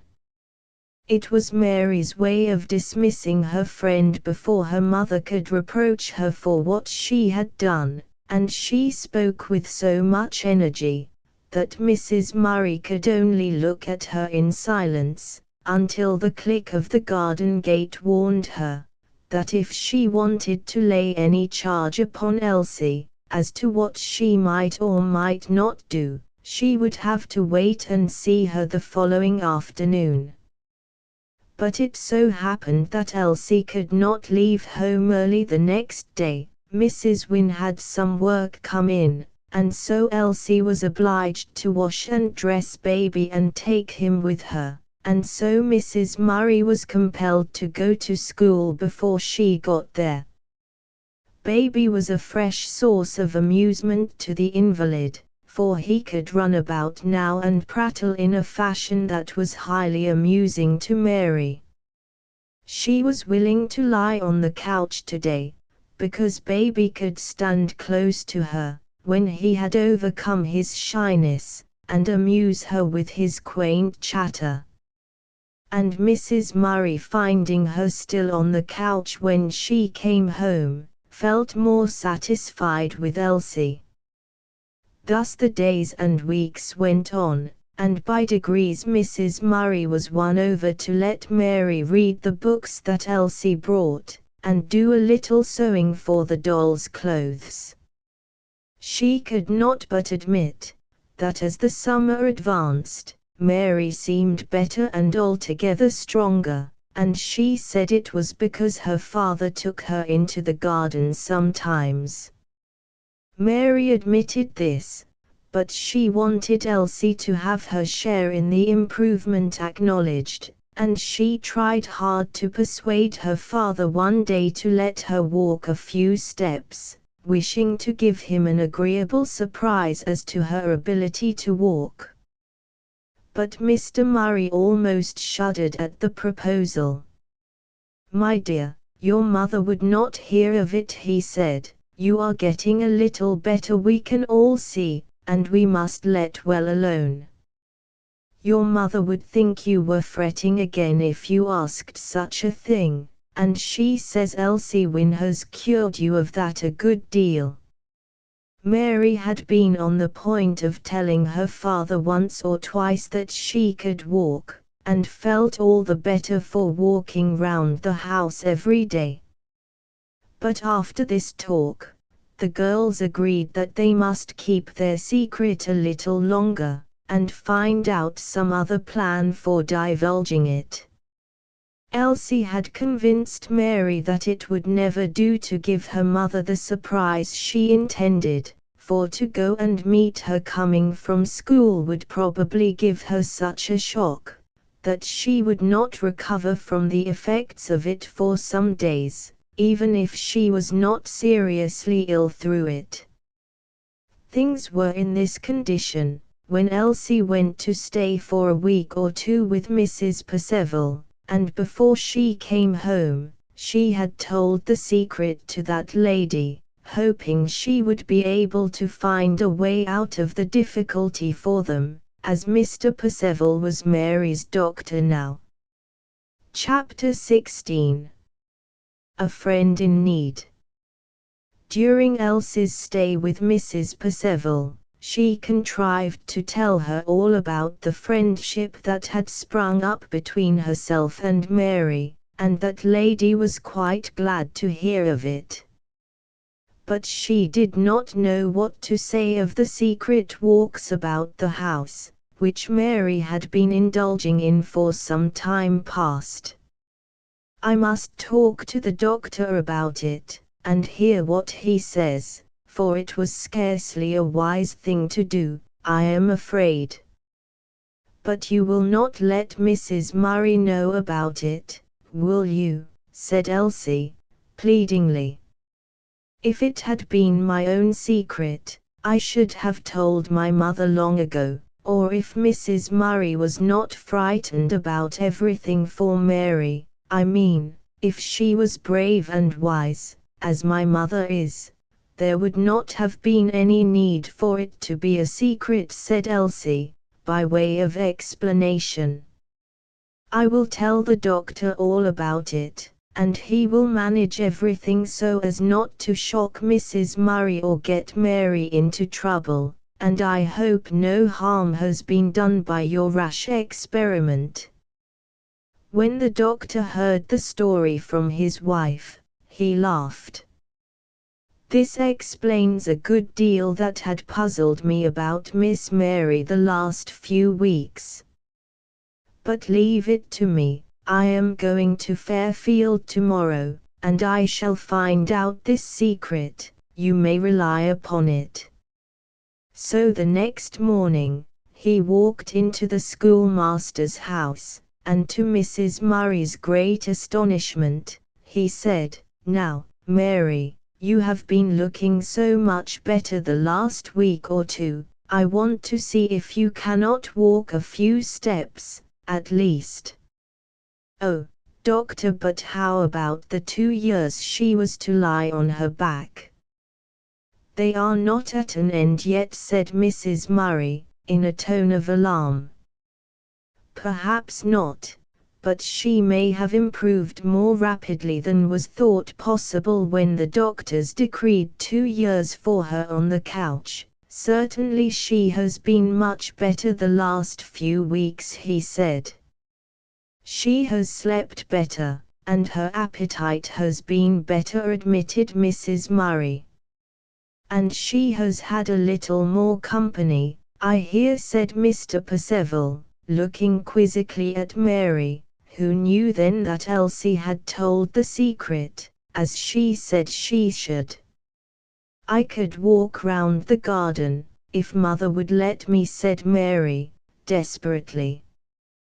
"We shall see about that afterwards. Let me see, now, how you can walk across the room with my help," and the doctor put his hand under her arm.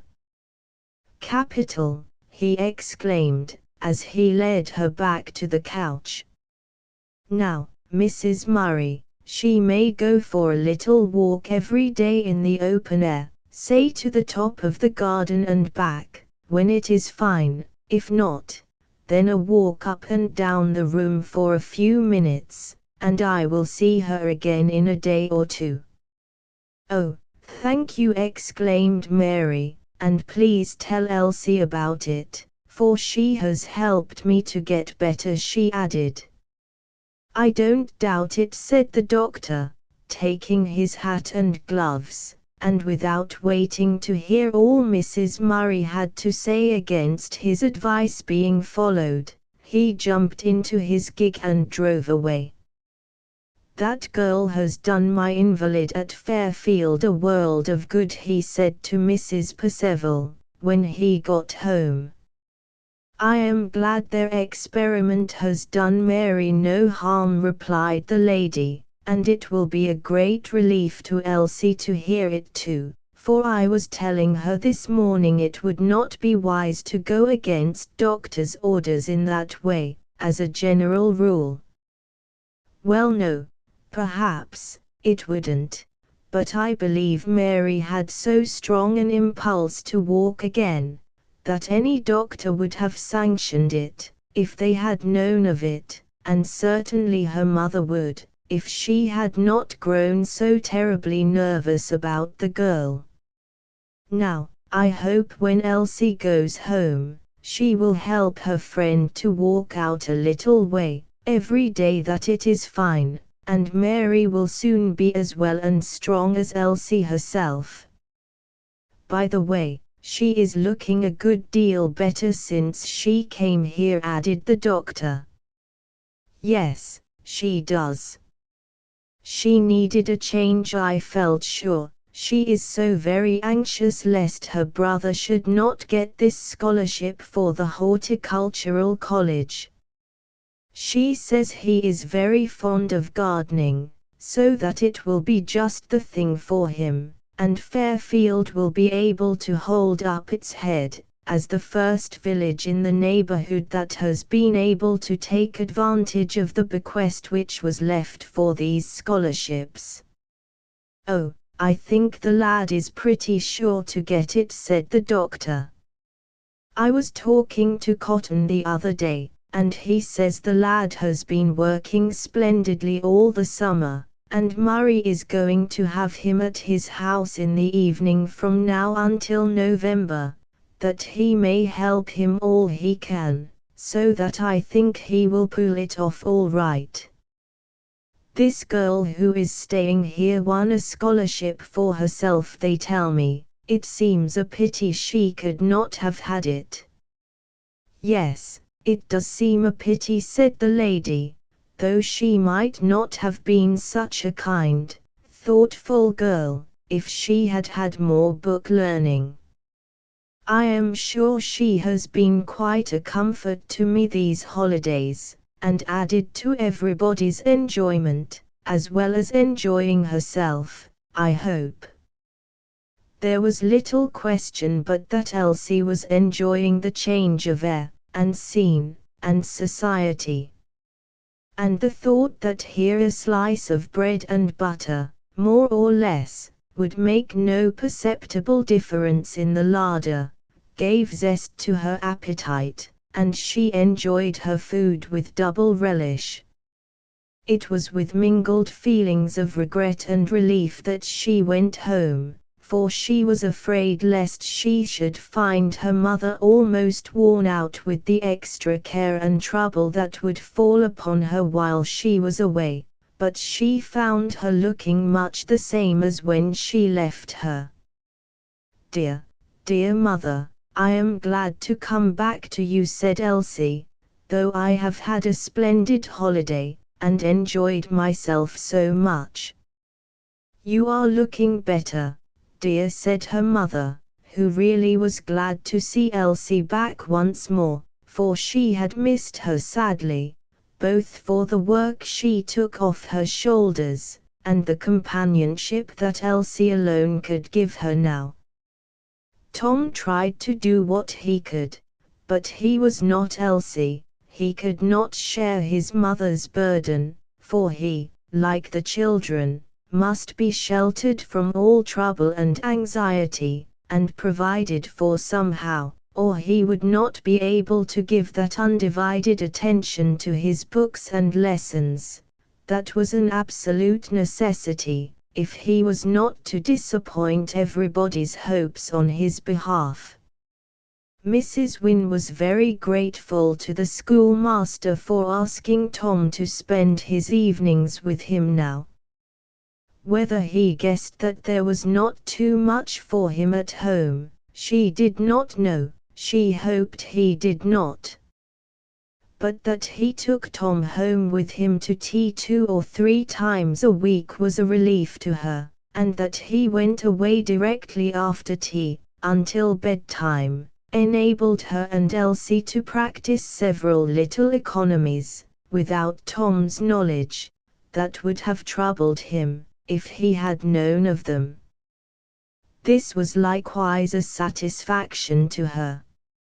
So the summer passed away, and the wet dreary month of November came in, the month that was to decide Tom's fate, and about which Elsie grew nervously anxious as the time went on.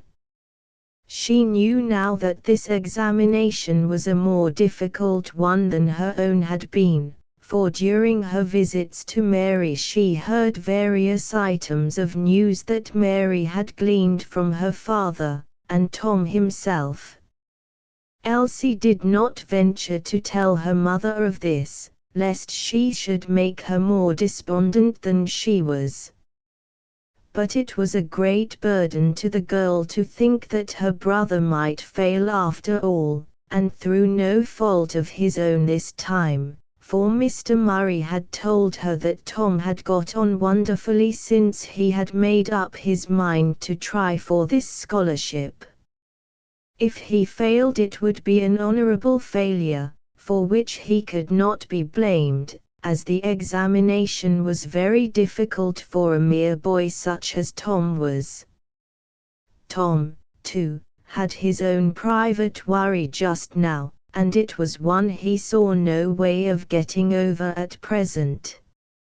He did not know until the end of October that the examination would be held at the Horticultural College, and would occupy the greater part of a week, and during this time he would be expected to provide his own board and lodging in the town. How this additional expense was to be met, he did not know.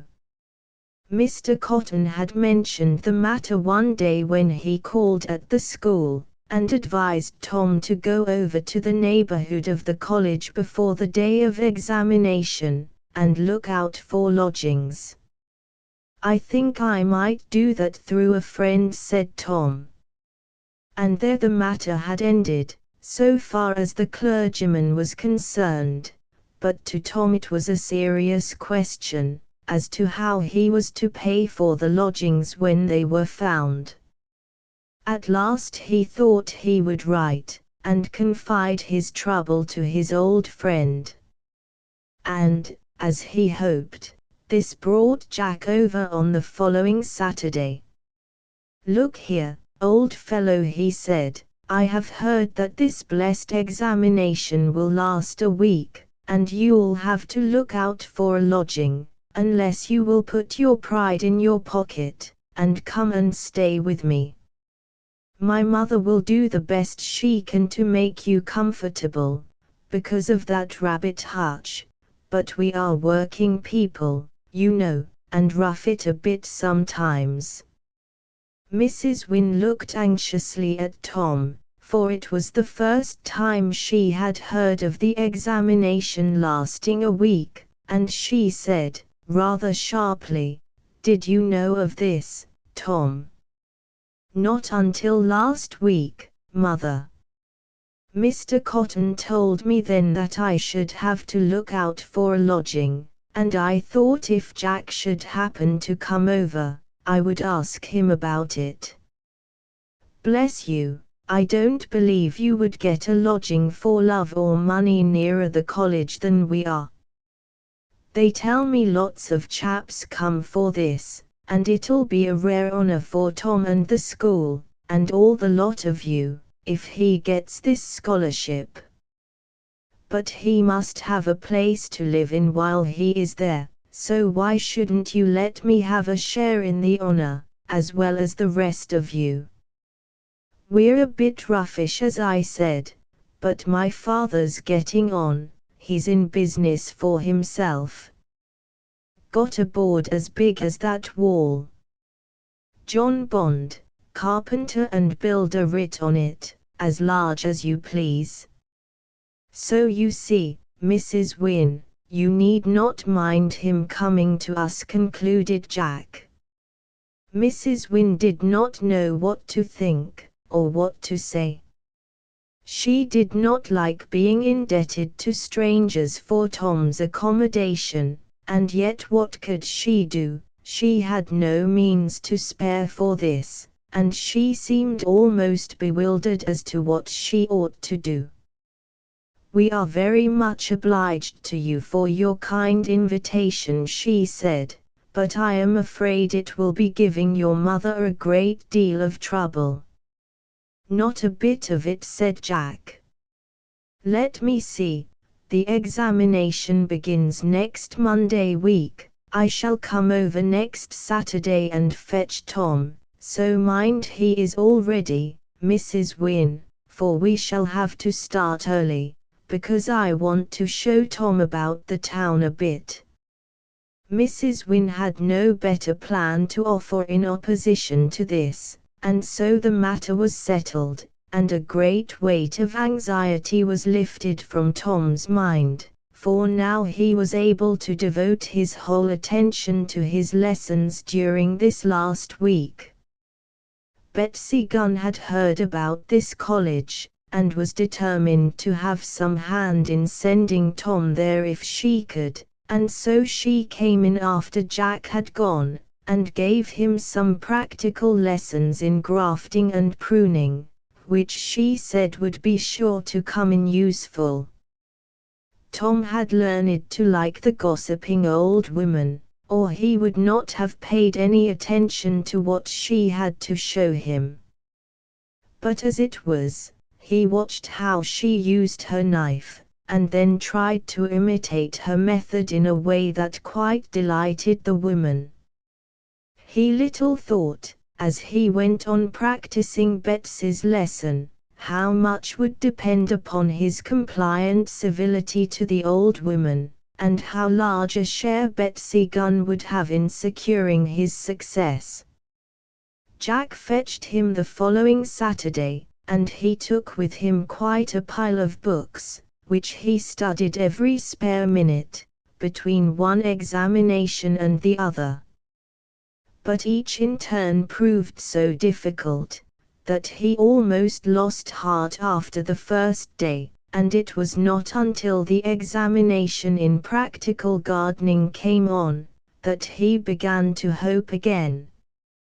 Part of what he had to do was in practical pruning and grafting, and he remembered Betsy's lesson so well, that for this he was awarded full marks, and attracted the notice of the examiner, who reported in most favorable terms on his skill and dexterity in using the pruning knife. He knew he had done well in this examination, and went home on the Friday somewhat cheered, but still feeling very far from confident that he had passed. Elsie saw him coming, and went out to the gate to meet him, and to hear the news. But he shook his head sadly, and walked so slowly, as though he had left all hope behind him, that a chill feeling of despair crept over the girl, and she shivered as though the cold had struck her inwardly. "Oh, Tom, what is it?" she asked, when her brother reached the gate. "I cannot tell yet, of course, but I am afraid to hope, Elsie. You see, the examination was much stiffer than I expected it would be, and I had so little time to work up for it. I did all I could of the papers set, but I know I have not done well in some. The best I did was the one Betsy Gunn coached me in." "Oh," Tom gasped Elsie, holding on to the gate for support. Tom put his arm round her and led her indoors. But either it was the cold, or the shock of his depressing news, or both together, added to the privation she was enduring, that quite overcame her, for she had no sooner sat down on the chair than she fainted, and would have fallen upon the floor, if her mother had not caught her in her arms. "She is overtired, I am afraid, Tom. Help me to carry her up to her own room, and she shall go to bed at once." Mrs. Wynne chafed her hands, while Tom filled a bottle with hot water to put to her feet, but alas, there was not much in the way of restoratives they could give her, except a cup of tea, and Tom made this while his mother helped Elsie to undress. When she had had her tea, and was somewhat revived, Tom went to tell Mr. Murray that he feared he had failed, and should not bring the honor to Fairfield Village School that he had hoped to do. "Never mind, my lad, you have done your best, and no man can do more. If you have failed, it is an honorable failure, and you must try again next year. You will still be eligible as to age." But Tom shook his head. "If I have failed, sir, I must go to work, and do something to help mother. I cannot stay at school another year. I am afraid Elsie is going to be ill now," he added. "Is Elsie ill? Is that why she has not been to see me the last 2 days?" asked Mary, eagerly and anxiously. "Very likely. I have only just come in, and my news seemed to upset her so much, that she sat down and fainted when we got into the kitchen." "Oh, poor Elsie, she will be disappointed if you have failed," Tom said. "Mary. Mother, do let me go and see her," she added. But Mrs. Murray would not hear of it. She would call and ask Mrs. Wynne how she was in the evening, and if it was fine, she should perhaps go round and see her the next day, but that was all she would concede. "Stay and have some tea with us," said Mr. Murray. "You look as though you would be ill yourself, if you did not have something soon. Did you have comfortable lodgings, my lad?" "Oh yes, I went to stay with a schoolfellow, and he took good care of me. Everybody has been very kind." And then they caught sight of Betsy Gunn standing at the gate, waiting to hear how he had fared. "Come in a minute, Miss Gunn," said the schoolmaster, politely. "I'm afraid it's no go, Betsy," said Tom. "But if I should be lucky enough to scrape through at the tail end of the rest, I shall have to thank you for that place." Betsy's brow darkened. "Do you mean to say Betsy would push you down to the last place?" she said. "No, no, but if he gets a place at all, it will be you he will have to thank for it," said the schoolmaster, laughing. Betsy looked from one to the other to see if they were making fun of her, as most of the village lads did. But Tom said quickly, "It's true enough, Betsy. They set me to do some pruning and grafting, and I did it the way you showed me, while some of the fellows made a dreadful muddle of it. I did that part of the exam. Well, I know, for the examiner told me so, that, you see, I may scramble through, thanks to your lesson." Betsy nodded and went away. She had heard enough to satisfy her. The great gardeners at the college couldn't beat her dad's way of grafting, and she was content. "I only hope this part of the examination will prove a help to you," said Mr. Murray.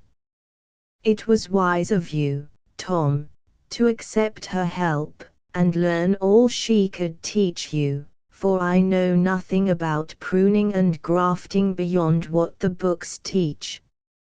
But now sit down and have some tea. We cannot let you go until we have heard all about the papers that were set you." So, between eating and talking, Tom did not get home until nearly 8 o'clock.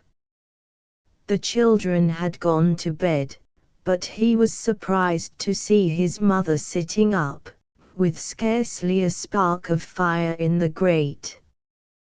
This part of the family economy he had not been aware of until now, but he remembered to have seen it before, and he could only say, "Oh, Mother, has it come to this, that you must sit without a fire?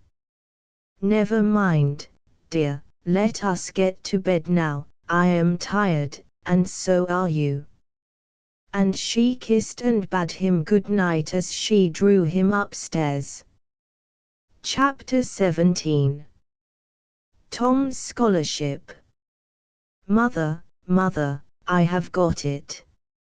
I have won the scholarship after all." Tom burst in with the news about a week after the examination, and announced it to the empty room first, for his mother was upstairs with Elsie. She was still very poorly, but managed to come down and do what she could to help about the house, but by the afternoon was so tired that she had to go and lie down again.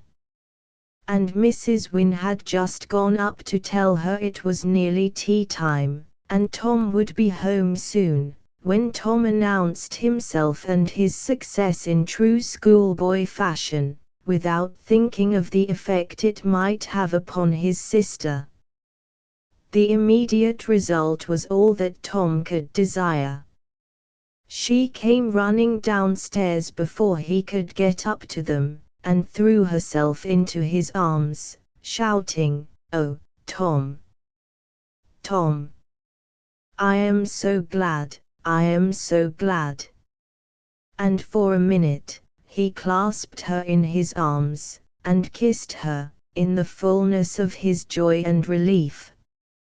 But instead of being content with this, Elsie clung to him more tightly, laughing and crying by turns, until Mrs. Wynne came down and led her to a chair, when she became even worse, until Tom grew quite alarmed, for she was soon in hysterics of laughter and tears.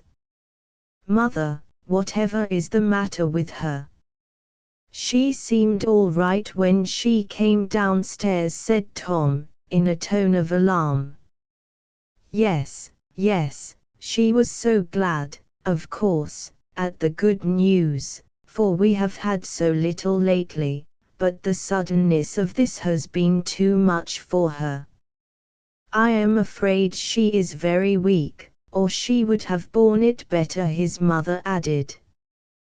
"But why should she be so weak?" asked Tom. "Of course, I know she has not been very well lately, and the disappointment, when I said I was afraid I had failed, upset her, but I thought the good news that has just come would make her well again."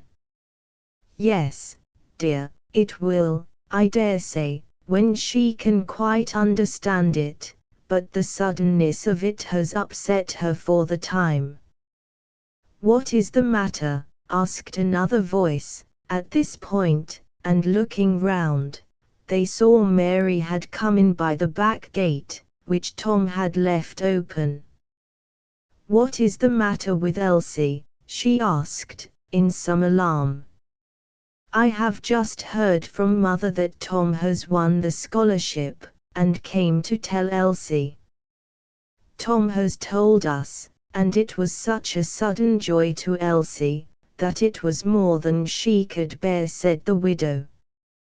Elsie was more quiet now, but lay back in the chair looking very white and exhausted, though she managed to smile when Mary went and took her hand. "I am so glad," she feebly whispered.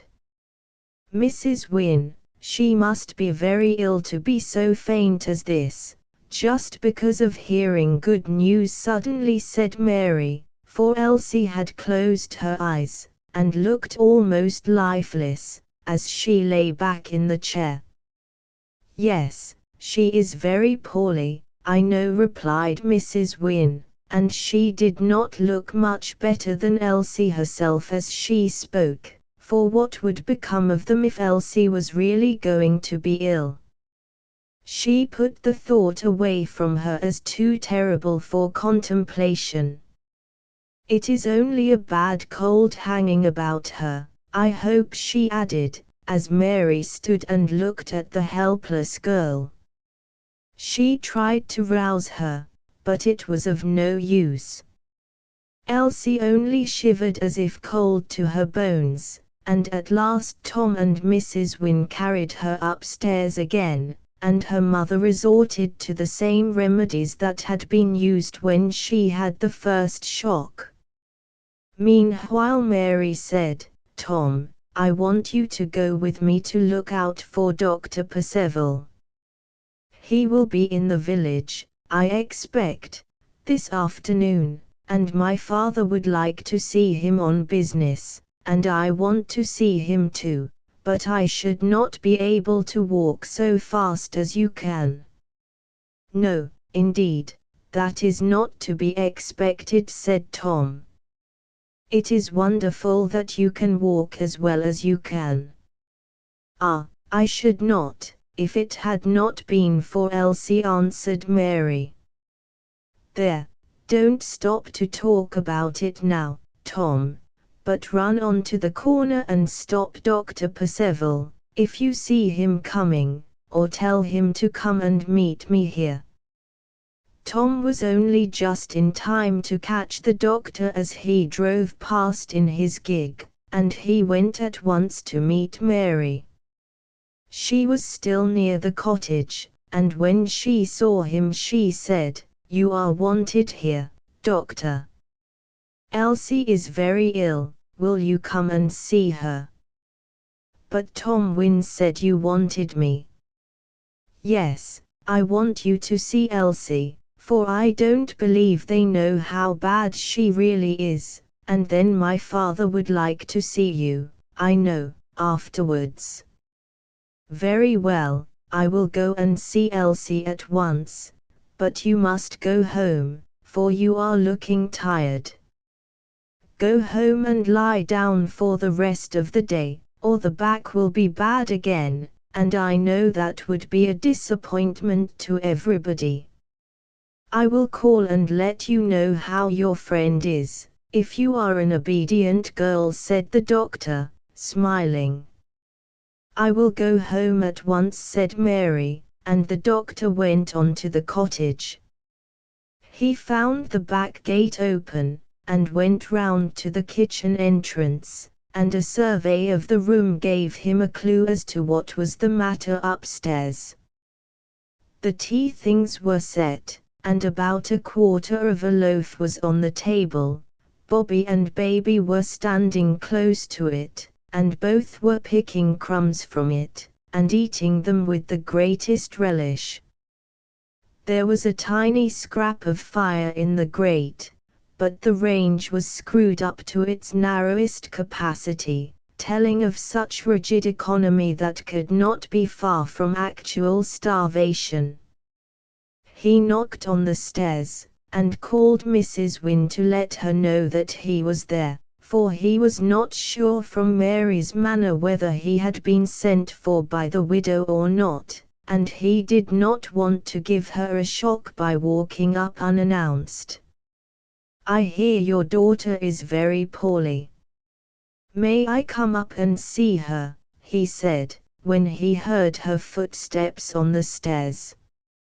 "Oh yes, certainly," said Mrs. Wynne, and the next minute the doctor was at Elsie's bedside.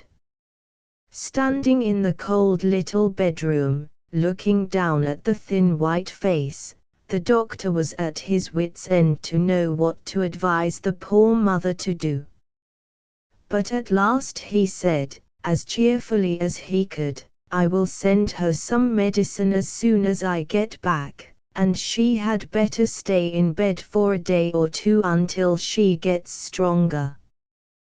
Then he beckoned Mrs. Wynne to follow him downstairs, and he led the way to the parlor, for Tom and the children were in the kitchen, the little ones quarreling as to who should stand in front of the handful of fire. "Now, Mrs. Wynne, what is to be done?" said the doctor, facing round and closing the door when the widow came in. She looked at him as if she did not understand what he meant. "You know it is not medicine that your little daughter needs, but food, and plenty of it. Now, you have made a brave struggle to get work here, I know, but Fairfield is not the best place in the world for a stranger, and I am afraid you have had a hard time of it, but now the question is, what are you going to do? Have you no friends who would be willing to help you a little, if it was only for a year or two, until Tom was able to earn some money?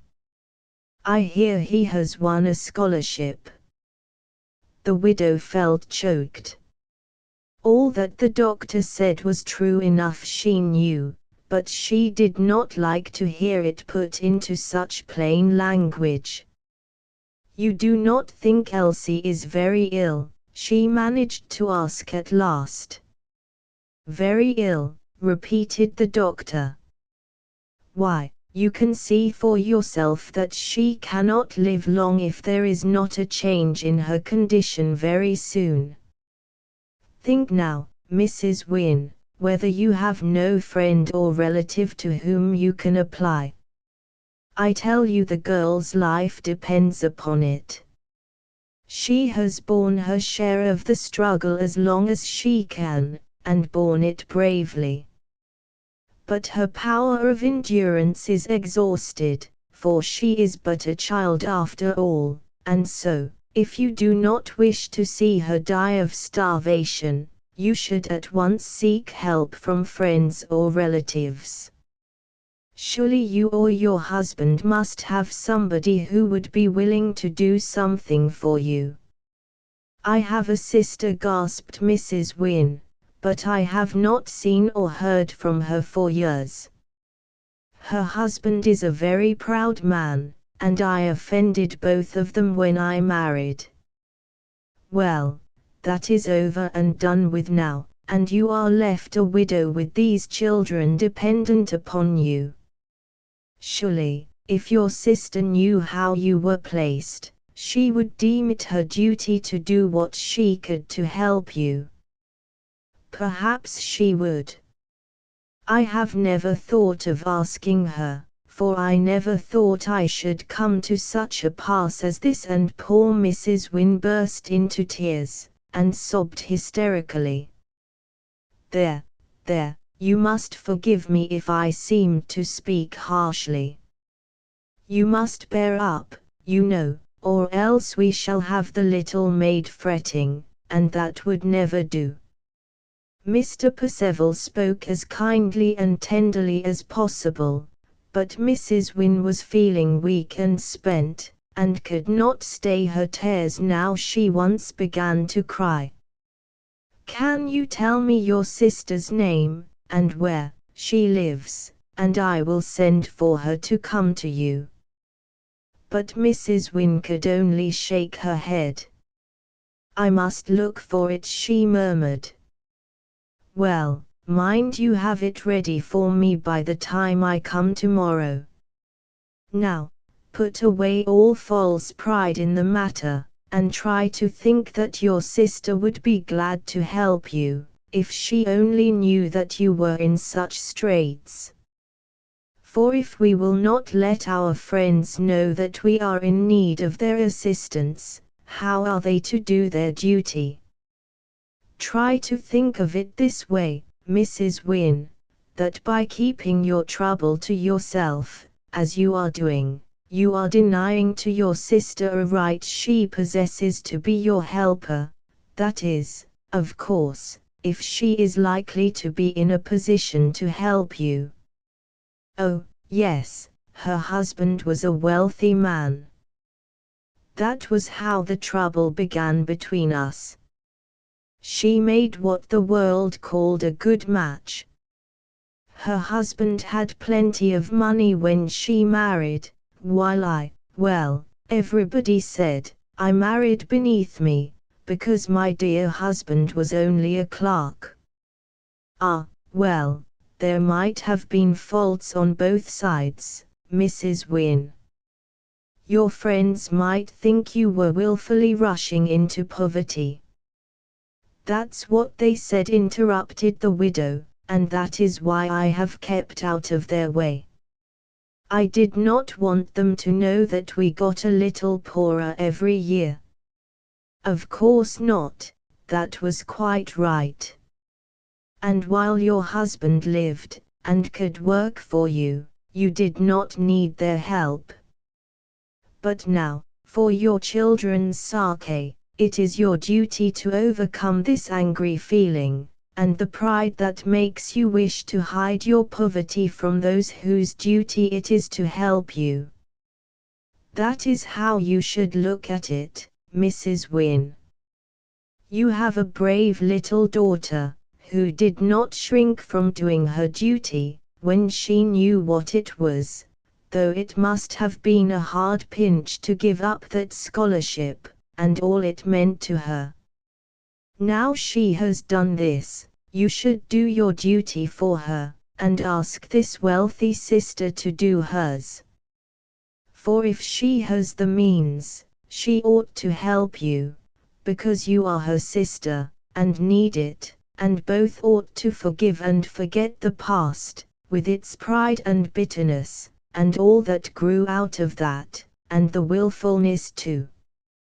Mrs. Wynne did not know herself how strong this pride and resentment was in her, until after the doctor had gone, and she went upstairs and unlocked her desk, to find a letter that had her sister's address. Then, as it seemed to her, the love and reverence she felt for her husband's memory rose up to forbid her writing to one who never understood his worth, or spoke a kind word of him. And she almost resolved to tear up the letter, and put it out of her power, or Dr. Percival's either, to let her sister know the straits to which she was reduced. But just then Elsie called her from the next room, and she ran in to see what she wanted. Oh, Mother, I should like a cup of coffee and a piece of nice brown buttered toast, said the girl.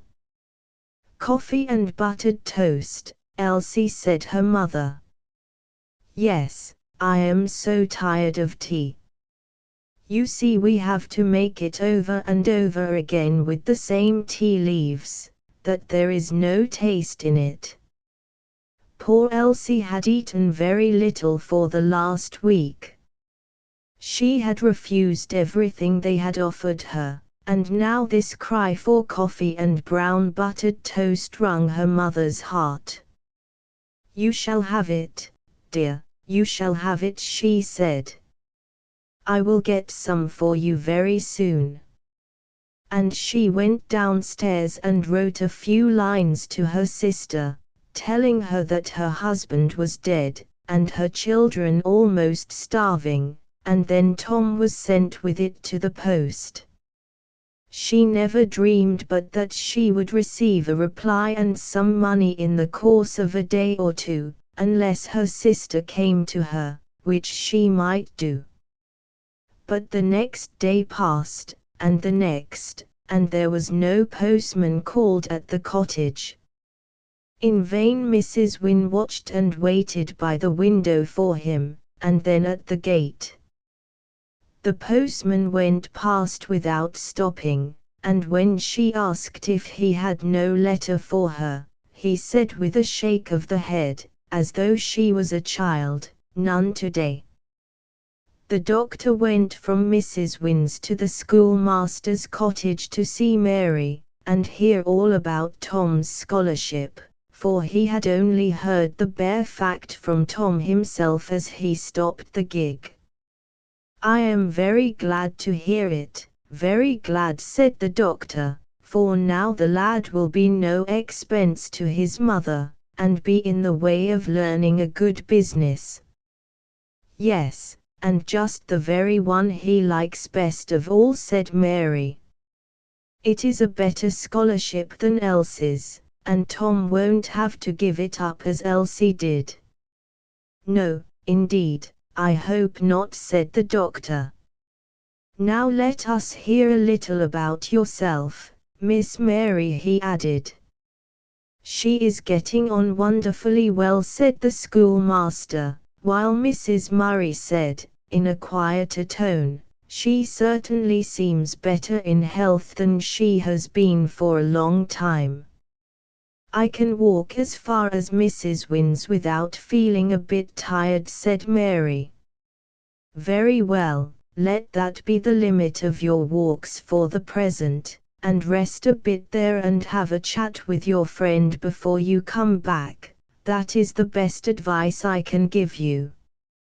I have told Elsie she must stay in bed a few days, but you can help her as she helped you, and by we shall see what we shall see," added the doctor, for he had no doubt that help would speedily be sent to the widow from her wealthy sister. And he did not hear for some days that no answer came to the widow's letter. Chapter 18. Conclusion. Milner, Dr. Staples wishes to see you in his study. This was the message brought to Herbert one morning in the late autumn, just before they went into school.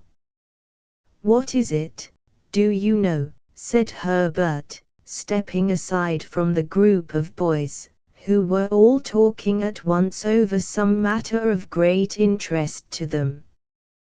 "What is the row, do you know?" The messenger happened to be his particular chum. "Well, I fancy it's about the lessons.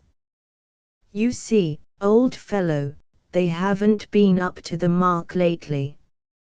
You haven't been exactly the pattern boy with the lessons this half, and it won't do, you know, for Staples to lose his pattern boy," he added, with a laugh. But it was a good-natured laugh, and as he spoke, he drew his friend further away from the boys and their debate. "I should go at once," he added. "Get it over as soon as you can, like a dose of medicine." "Yes, I think I will. I have let things drift again, I am afraid," added Herbert, "so I shall get a wigging, and no mistake, this time." But either the doctor was not in a humor to give him a wigging just now, or Herbert's admission that he knew he had not given his full attention to his exercises lately, disarmed the master's anger. For instead of threatening all sorts of punishments if the lessons were not prepared better for the future, he talked, in a very fatherly fashion, of doing the duty that lay nearest to hand, and that in neglecting to prepare the lessons and exercises set by his teacher, he was not only defrauding himself of useful knowledge he had been sent there to gain, but would disappoint his mother, and set a bad example to some of his schoolfellows. So, for all these reasons, Dr. Staples said he hoped he should not have to complain, and Herbert promised that he would, in future, give more care and thought to the tasks set him to do. He really felt thankful that Dr. Staples did not ask him what he was thinking of that his papers were so badly done. If he had asked this question, the lad would doubtless have looked very self-conscious, and the doctor would have thought that there was some mischief afoot among the boys, which Herbert had been warned not to tell. Certainly, the matter that occupied his mind could not be disclosed to the doctor.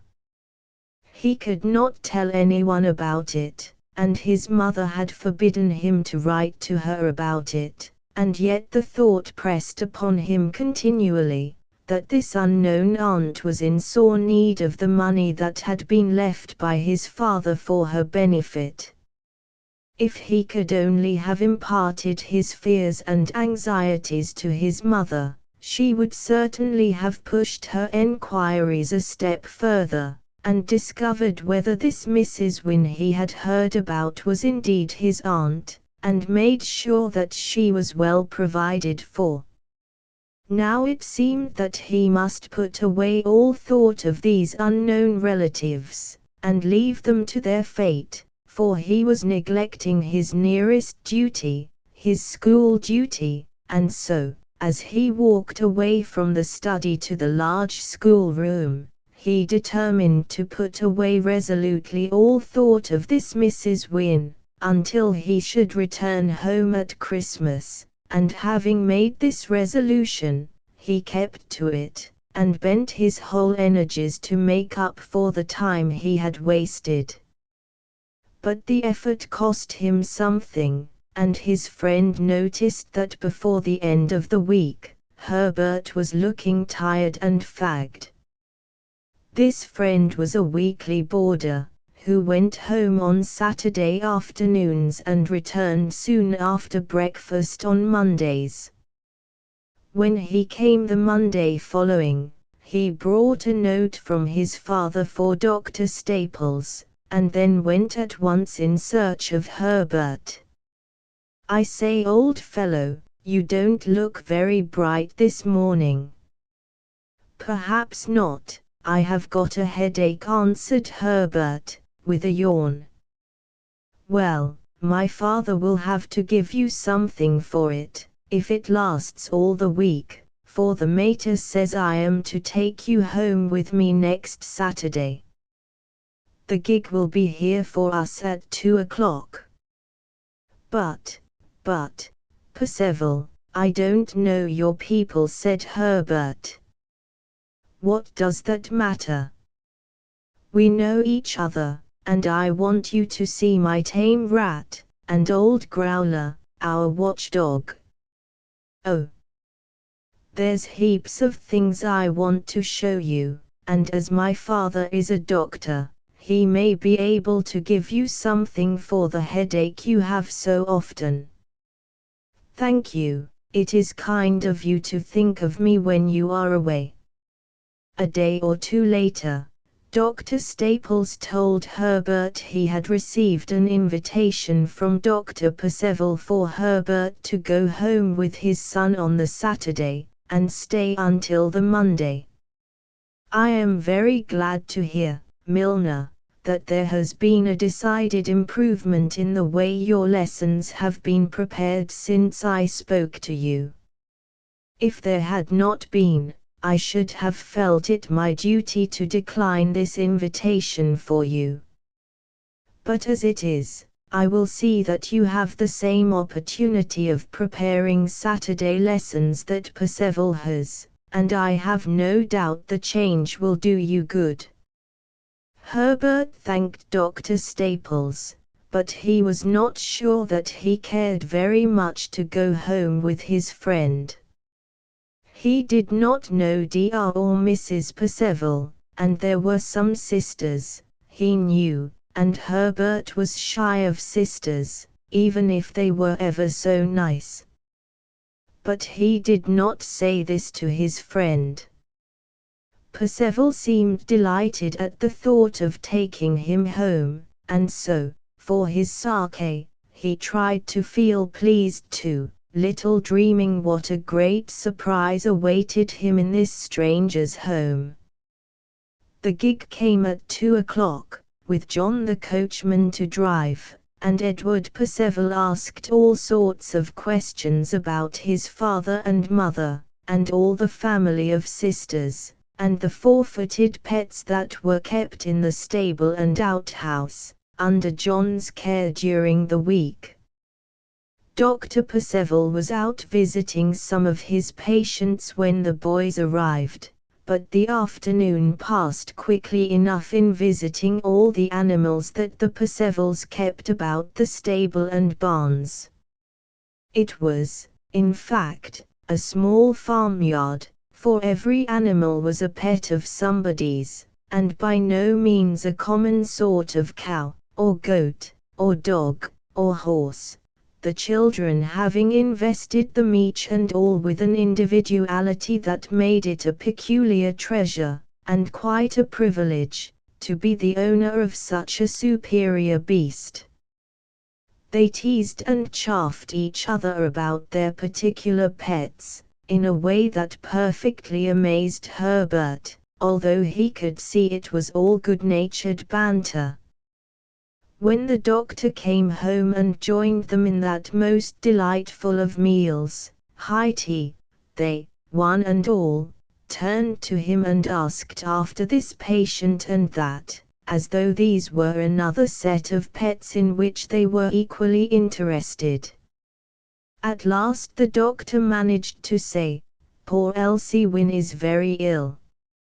"Oh, Papa, hasn't Mrs. Wynne heard from her sister yet?" And then, before anyone could speak, everybody's attention was drawn to their guest, and Edward came round to his side, and unfastened his necktie, as though he thought he was going to faint. "Elsie Wynne, did you say?" he managed to gasp. "Yes, do you know an Elsie Wynne? By the way, I believe Mrs. Wynne said her sister's name was Milner," said Mrs. Percival. The party round the table stared with open eyes and mouths at Herbert, until their mother, out of pity for their guest, sent all of them from the room but Edward. He still stood by Herbert's chair, until he recovered himself sufficiently to be able to speak. "I am not sure at all whether this Elsie Wynne is my cousin," he said, "but my mother had a sister of that name, whom she has not seen for many years. I do not know her at all, but through a letter that came into our hands by accident, just before I came to school this term, we thought this sister might be alive, and my mother wrote to the lawyer, Mr. Capon, to make enquiries about her. If it is the same, she has written to your mother quite recently, but has received no answer, and today I found her almost in despair, for 2 of her children are ill now, chiefly from want of food. Oh, dear. And there is money in the bank that my father left, in case she should ever need it," exclaimed Herbert, almost wringing his hands at the thought of this unknown aunt being in such need. "The Elsie Wynne I want to find won a scholarship, a year or so ago, and then gave it up because her father died." "Why, that is our Elsie," exclaimed Edward and his mother, in the same breath. "And you know her?" "She lives close by here," exclaimed Herbert, excitedly. "Well, not exactly close by, she lives in the village of Fairfield, and that is nearly 1.5 miles from here.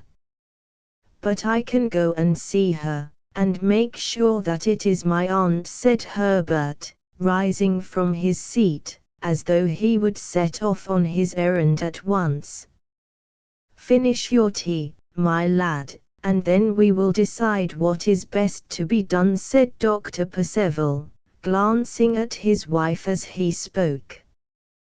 They could both see that their guest was very anxious to ascertain whether the doctor's patient was his relative.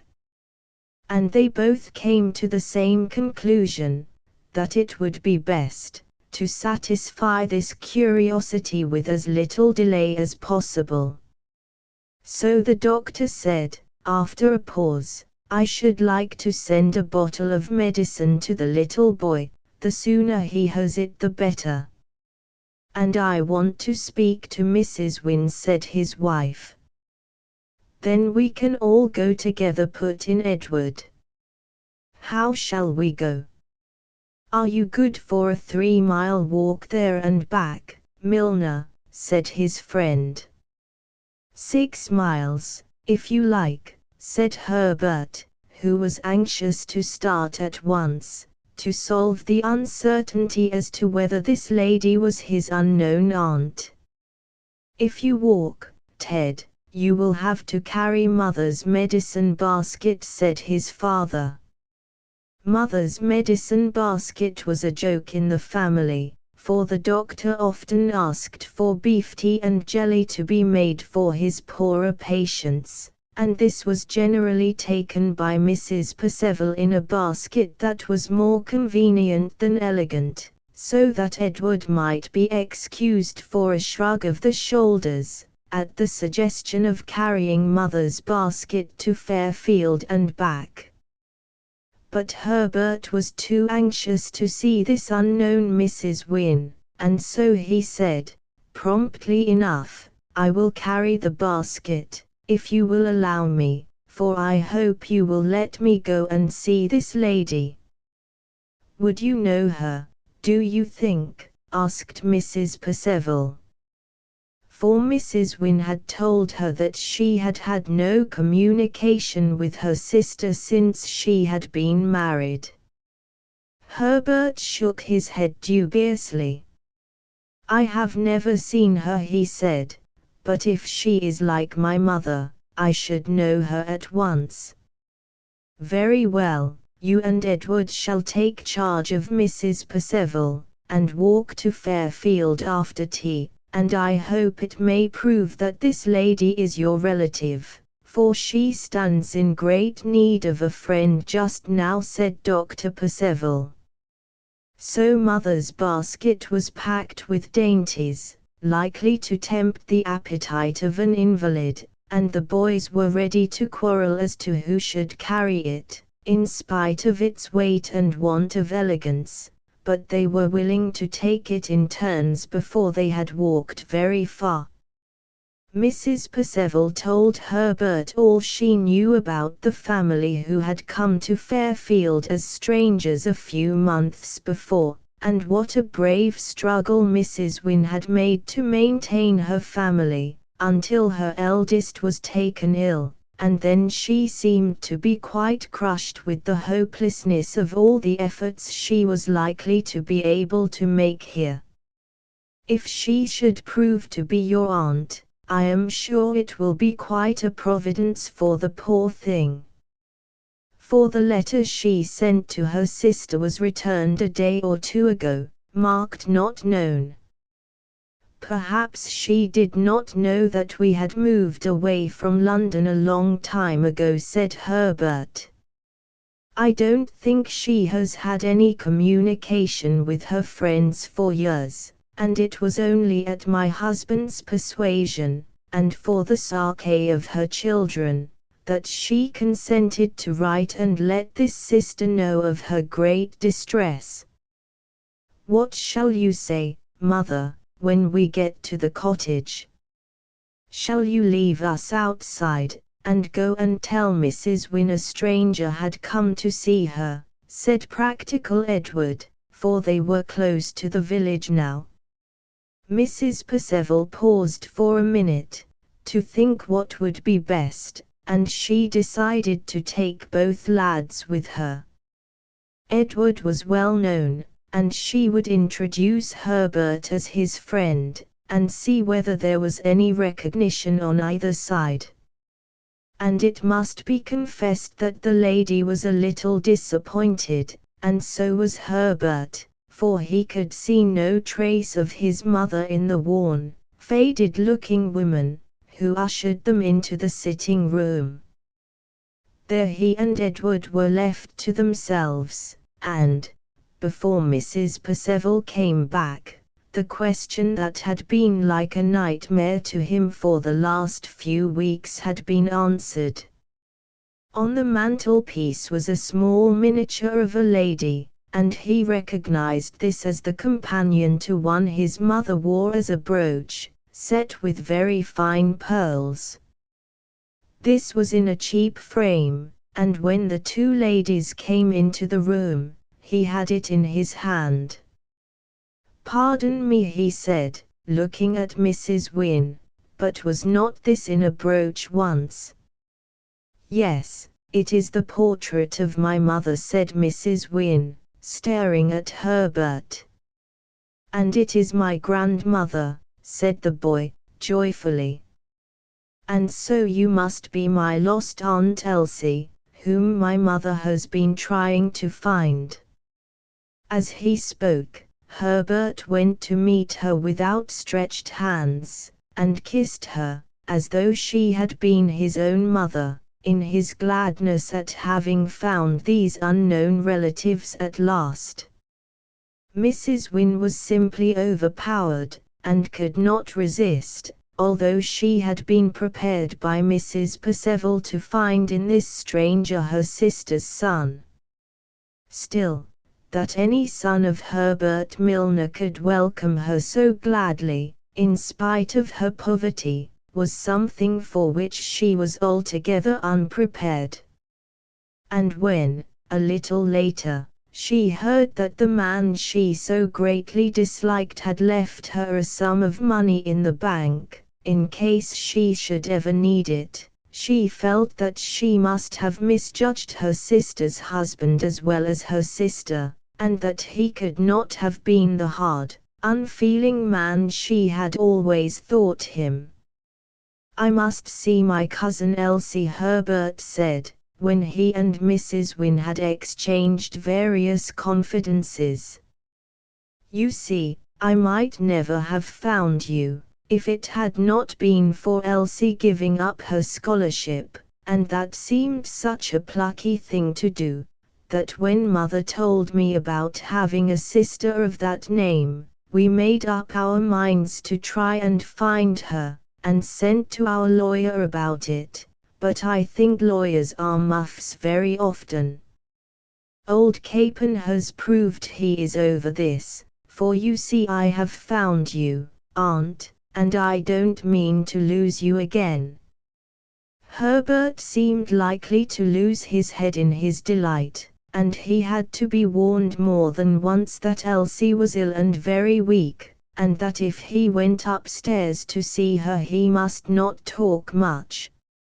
Mrs. Perceval undertook to introduce him to the invalid, who had been told something of the wonderful news. "This is the new cousin whom Edward brought home from school today," said the lady, leading the boy into the little bedroom, where Elsie sat propped up in bed to receive this stranger. The two relatives, so strangely brought together, looked at each other for a moment in silence, and then Herbert bowed his head, and lifted Elsie's hand and kissed it, saying, "I am very glad to see you, Cousin Elsie, and I hope you will soon be quite well." "Thank you," said Elsie, with the air of a little queen receiving the homage of a sworn knight, and Mrs. Perceval was amused to see the quiet way in which the two met, when they had been so afraid of excitement. Herbert held her hand tenderly in his, looking into her white face with such pity, that Mrs. Perceval, standing near, saw the tears rise to his eyes, and thought it best to hurry him away. Downstairs he was introduced to his cousin Tom, and was a great deal more free with him.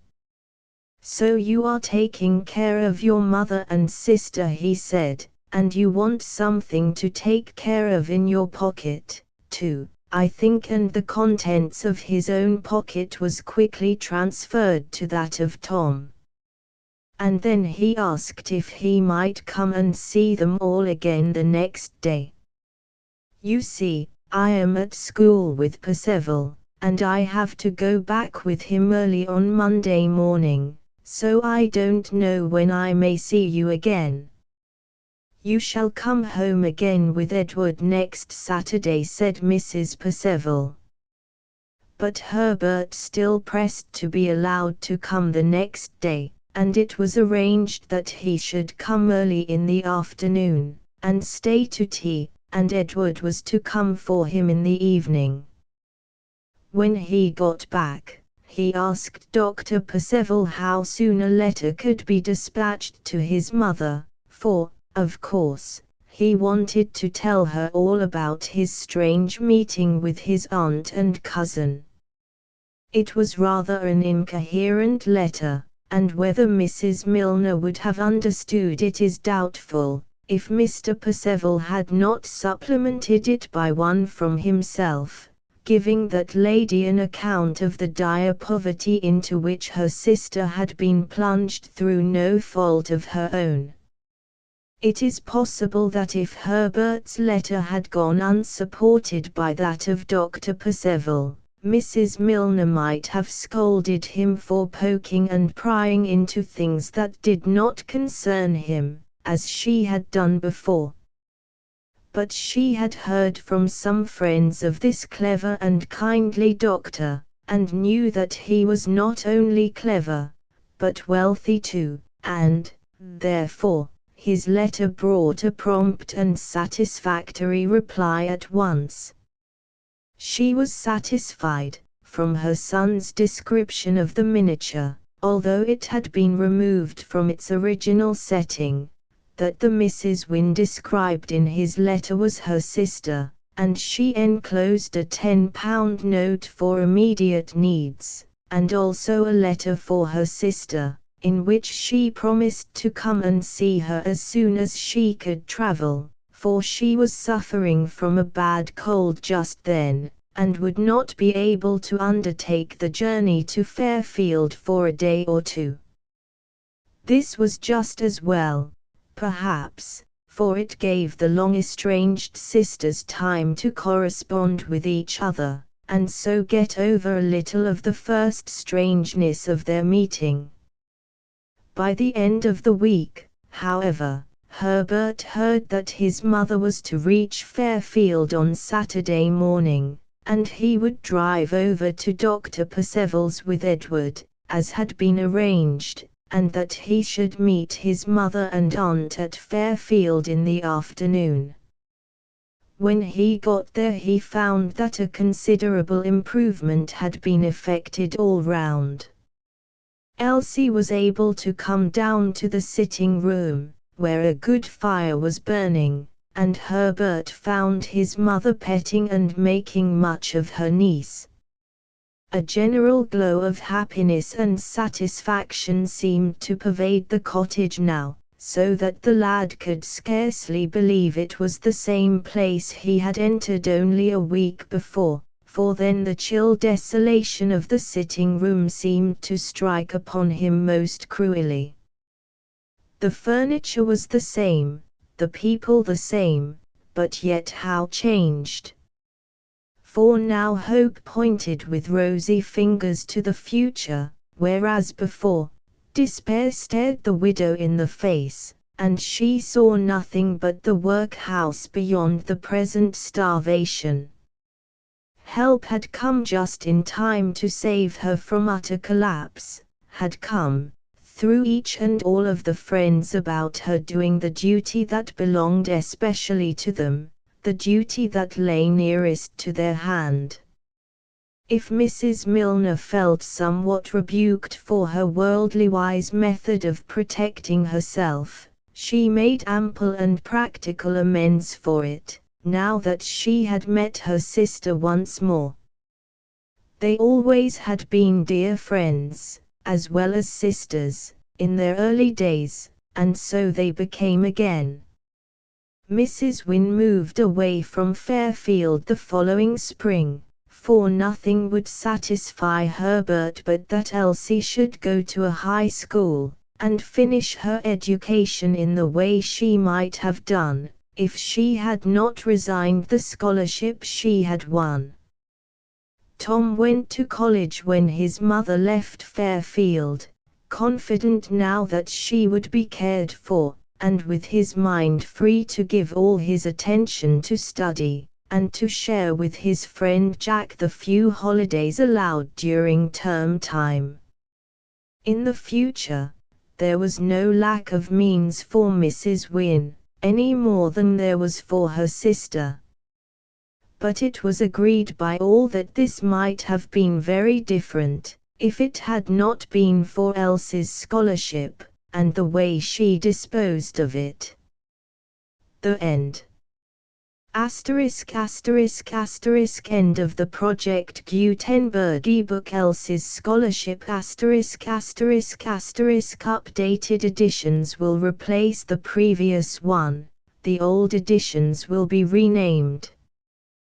Creating the works from print editions not protected by U.S. copyright law means that no one owns a United States copyright in these works, so the Foundation, and you, can copy and distribute it in the United States without permission and without paying copyright royalties. Special rules, set forth in the general terms of use part of this license, apply to copying and distributing Project Gutenberg trademark symbol electronic works to protect the Project Gutenberg trademark symbol concept and trademark. Project Gutenberg is a registered trademark, and may not be used if you charge for an ebook, except by following the terms of the trademark license, including paying royalties for use of the Project Gutenberg trademark. If you do not charge anything for copies of this ebook, complying with the trademark license is very easy. You may use this ebook for nearly any purpose, such as creation of derivative works, reports, performances and research. Project Gutenberg ebooks may be modified and printed and given away. You may do practically anything in the United States with ebooks not protected by U.S. copyright law. Redistribution is subject to the trademark license, especially commercial redistribution. Start. Full license. The full Project Gutenberg license. Please read this before you distribute or use this work to protect the Project Gutenberg trademark symbol mission of promoting the free distribution of electronic works, by using or distributing this work, or any other work associated in any way with the phrase Project Gutenberg. You agree to comply with all the terms of the full Project Gutenberg trademark symbol license available with this file or online at www.gutenberg.org/license. Section 1. General Terms of Use and Redistributing Project Gutenberg Trademark Symbol Electronic Works 1.0. By reading or using any part of this Project Gutenberg trademark symbol electronic work, you indicate that you have read, understand, agree to and accept all the terms of this license and intellectual property, trademark/copyright, agreement. If you do not agree to abide by all the terms of this agreement, you must cease using and return or destroy all copies of Project Gutenberg trademark symbol electronic works in your possession. If you paid a fee for obtaining a copy of or access to a Project Gutenberg trademark symbol electronic work and you do not agree to be bound by the terms of this agreement, you may obtain a refund from the person or entity to whom you paid the fee as set forth in paragraph 1.e.8. 1.b. Project Gutenberg is a registered trademark. It may only be used on or associated in any way with an electronic work by people who agree to be bound by the terms of this agreement. There are a few things that you can do with most Project Gutenberg trademark symbol electronic works even without complying with the full terms of this agreement. See paragraph 1.c below. There are a lot of things you can do with Project Gutenberg trademark symbol electronic works if you follow the terms of this agreement and help preserve free future access to Project Gutenberg trademark symbol electronic works. See paragraph 1.e below. 1.c. The Project Gutenberg Literary Archive Foundation, the Foundation or PGLAF, owns a compilation copyright in the collection of Project Gutenberg trademark symbol electronic works. Nearly all the individual works in the collection are in the public domain in the United States. If an individual work is unprotected by copyright law in the United States and you are located in the United States, we do not claim a right to prevent you from copying, distributing, performing, displaying or creating derivative works based on the work as long as all references to Project Gutenberg are removed. Of course, we hope that you will support the Project Gutenberg trademark symbol mission of promoting free access to electronic works by freely sharing Project Gutenberg trademark symbol works in compliance with the terms of this agreement for keeping the Project Gutenberg trademark symbol name associated with the work. You can easily comply with the terms of this agreement by keeping this work in the same format with its attached full Project Gutenberg trademark symbol license when you share it without charge with others. 1.d. The copyright laws of the place where you are located also govern what you can do with this work. Copyright laws in most countries are in a constant state of change. If you are outside the United States, check the laws of your country in addition to the terms of this agreement before downloading, copying, displaying, performing, distributing or creating derivative works based on this work or any other Project Gutenberg trademark symbol work. The Foundation makes no representations concerning the copyright status of any work in any country other than the United States. 1.e Unless you have removed all references to Project Gutenberg. 1.e.1. The following sentence, with active links to, or other immediate access to, the full Project Gutenberg trademark symbol license must appear prominently whenever any copy of a Project Gutenberg trademark symbol work, any work on which the phrase Project Gutenberg appears, or with which the phrase Project Gutenberg is associated, is accessed, displayed, performed, viewed, copied or distributed. This ebook is for the use of anyone anywhere in the United States and most other parts of the world at no cost and with almost no restrictions whatsoever. You may copy it, give it away or reuse it under the terms of the Project Gutenberg license included with this ebook or online at www.gutenberg.org. If you are not located in the United States, you will have to check the laws of the country where you are located before using this ebook. 1.e.2.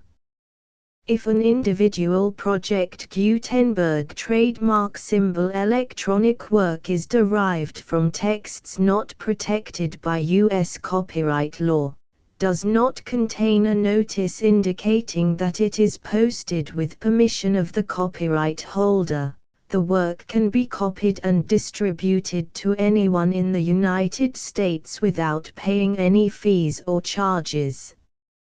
If you are redistributing or providing access to a work with the phrase Project Gutenberg associated with or appearing on the work, you must comply either with the requirements of paragraphs 1.e.1 through 1.e.7 or obtain permission for the use of the work and the Project Gutenberg trademark symbol trademark as set forth in paragraphs 1.e.8 or 1.e.9.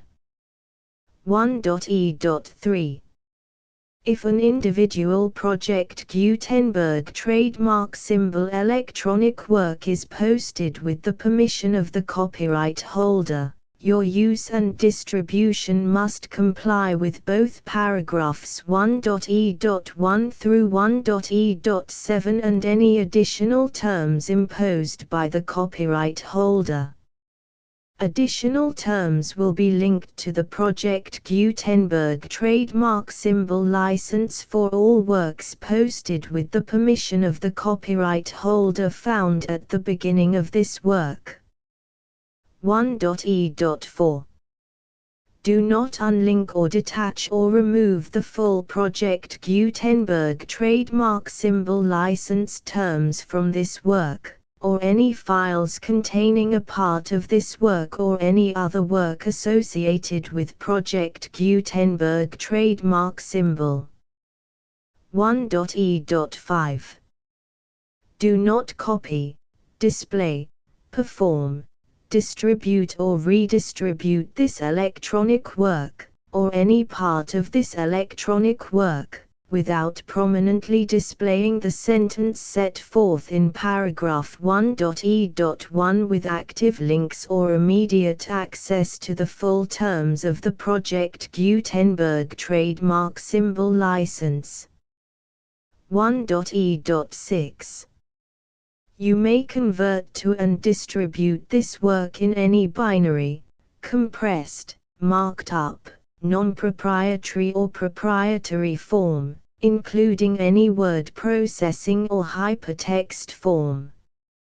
However, if you provide access to or distribute copies of a Project Gutenberg trademark symbol work in a format other than plain vanilla ASCII or other format used in the official version posted on the official Project Gutenberg trademark symbol website, www.gutenberg.org, you must, at no additional cost, fee or expense to the user, provide a copy, a means of exporting a copy, or a means of obtaining a copy upon request, of the work in its original plain vanilla ASCII or other form. Any alternate format must include the full Project Gutenberg trademark symbol license as specified in paragraph 1.e.1. 1.e.7. Do not charge a fee for access to, viewing, displaying, performing, copying or distributing any Project Gutenberg trademark symbol works unless you comply with paragraph 1.e.8 or 1.e.9. 1.e.8. You may charge a reasonable fee for copies of or providing access to or distributing Project Gutenberg trademark symbol electronic works provided that you pay a royalty fee of 20% of the gross profits you derive from the use of Project Gutenberg trademark symbol works calculated using the method you already use to calculate your applicable taxes. The fee is owed to the owner of the Project Gutenberg trademark symbol trademark, but he has agreed to donate royalties under this paragraph to the Project Gutenberg Literary Archive Foundation. Royalty payments must be paid within 60 days following each date on which you prepare, or are legally required to prepare, your periodic tax returns. Royalty payments should be clearly marked as such and sent to the Project Gutenberg Literary Archive Foundation at the address specified in Section 4. Information about donations to the Project Gutenberg Literary Archive Foundation. You provide a full refund of any money paid by a user who notifies you in writing, or by email, within 30 days of receipt that he does not agree to the terms of the full Project Gutenberg trademark symbol license. You must require such a user to return or destroy all copies of the works possessed in a physical medium and discontinue all use of and all access to other copies of Project Gutenberg trademark symbol works. You provide, in accordance with paragraph 1.f.3, a full refund of any money paid for a work or a replacement copy, if a defect in the electronic work is discovered and reported to you within 90 days of receipt of the work. You comply with all other terms of this agreement for free distribution of Project Gutenberg trademark symbol works. 1.e.9. If you wish to charge a fee or distribute a Project Gutenberg trademark symbol electronic work or group of works on different terms than are set forth in this agreement, you must obtain permission in writing from the Project Gutenberg Literary Archive Foundation, the manager of the Project Gutenberg trademark symbol trademark. Contact the Foundation as set forth in Section 3 below. 1.f1.f.1. Project Gutenberg volunteers and employees expend considerable effort to identify, do copyright research on, transcribe and proofread works not protected by U.S. copyright law in creating the Project Gutenberg trademark symbol collection. Despite these efforts, Project Gutenberg trademark symbol electronic works, and the medium on which they may be stored, may contain defects such as, but not limited to, incomplete, inaccurate or corrupt data, transcription errors, a copyright or other intellectual property infringement, a defective or damaged disk or other medium, a computer virus, or computer codes that damage or cannot be read by your equipment. 1.f.2. Limited warranty, disclaimer of damages, except for the right of replacement or refund described in paragraph 1.f.3, the Project Gutenberg Literary Archive Foundation, the owner of the Project Gutenberg trademark symbol trademark, and any other party distributing a Project Gutenberg trademark symbol electronic work under this agreement, disclaim all liability to you for damages, costs and expenses, including legal fees. You agree that you have no remedies for negligence, strict liability, breach of warranty or breach of contract except those provided in paragraph 1.f.3. You agree that the Foundation, the trademark owner, and any distributor under this agreement will not be liable to you for actual, direct, indirect, consequential, punitive or incidental damages even if you give notice of the possibility of such damage. 1.f.3.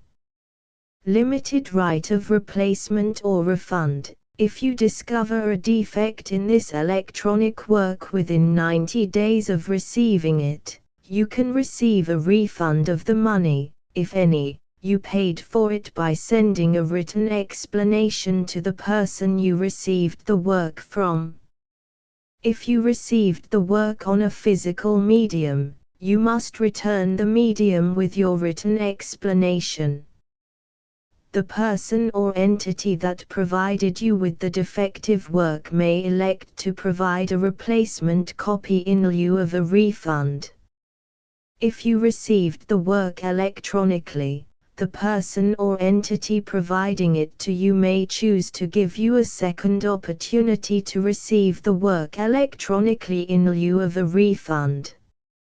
If the second copy is also defective, you may demand a refund in writing without further opportunities to fix the problem. 1.f.4 Except for the limited right of replacement or refund set forth in paragraph 1.f.3, this work is provided to you as is, with no other warranties of any kind, express or implied, including but not limited to warranties of merchantability or fitness for any purpose. 1.f.5 Some states do not allow disclaimers of certain implied warranties or the exclusion or limitation of certain types of damages. If any disclaimer or limitation set forth in this agreement violates the law of the state applicable to this agreement, the agreement shall be interpreted to make the maximum disclaimer or limitation permitted by the applicable state law. The invalidity or unenforceability of any provision of this agreement shall not void the remaining provisions.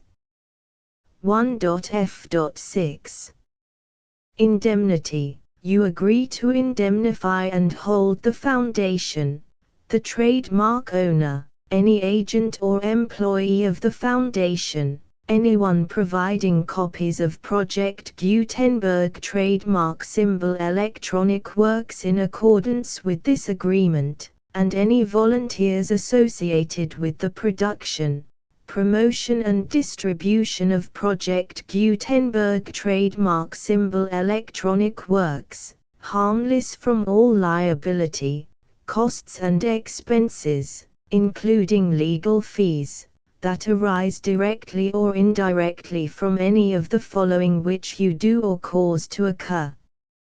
A. Distribution of this or any Project Gutenberg trademark symbol work. B. Alteration, modification, or additions or deletions to any Project Gutenberg trademark symbol work, and c. Any defect you cause. Section 2. Information about the mission of Project Gutenberg trademark symbol. Project Gutenberg trademark symbol is synonymous with the free distribution of electronic works in formats readable by the widest variety of computers, including obsolete, old, middle-aged and new computers. It exists because of the efforts of hundreds of volunteers and donations from people in all walks of life. Volunteers and financial support to provide volunteers with the assistance they need are critical to reaching Project Gutenberg trademark symbol's goals and ensuring that the Project Gutenberg trademark symbol collection will remain freely available for generations to come. In 2001, the Project Gutenberg Literary Archive Foundation was created to provide a secure and permanent future for Project Gutenberg trademark symbol and future generations. To learn more about the Project Gutenberg Literary Archive Foundation and how your efforts and donations can help, see sections 3 and 4 and the Foundation information page at www.gutenberg.org. Section 3.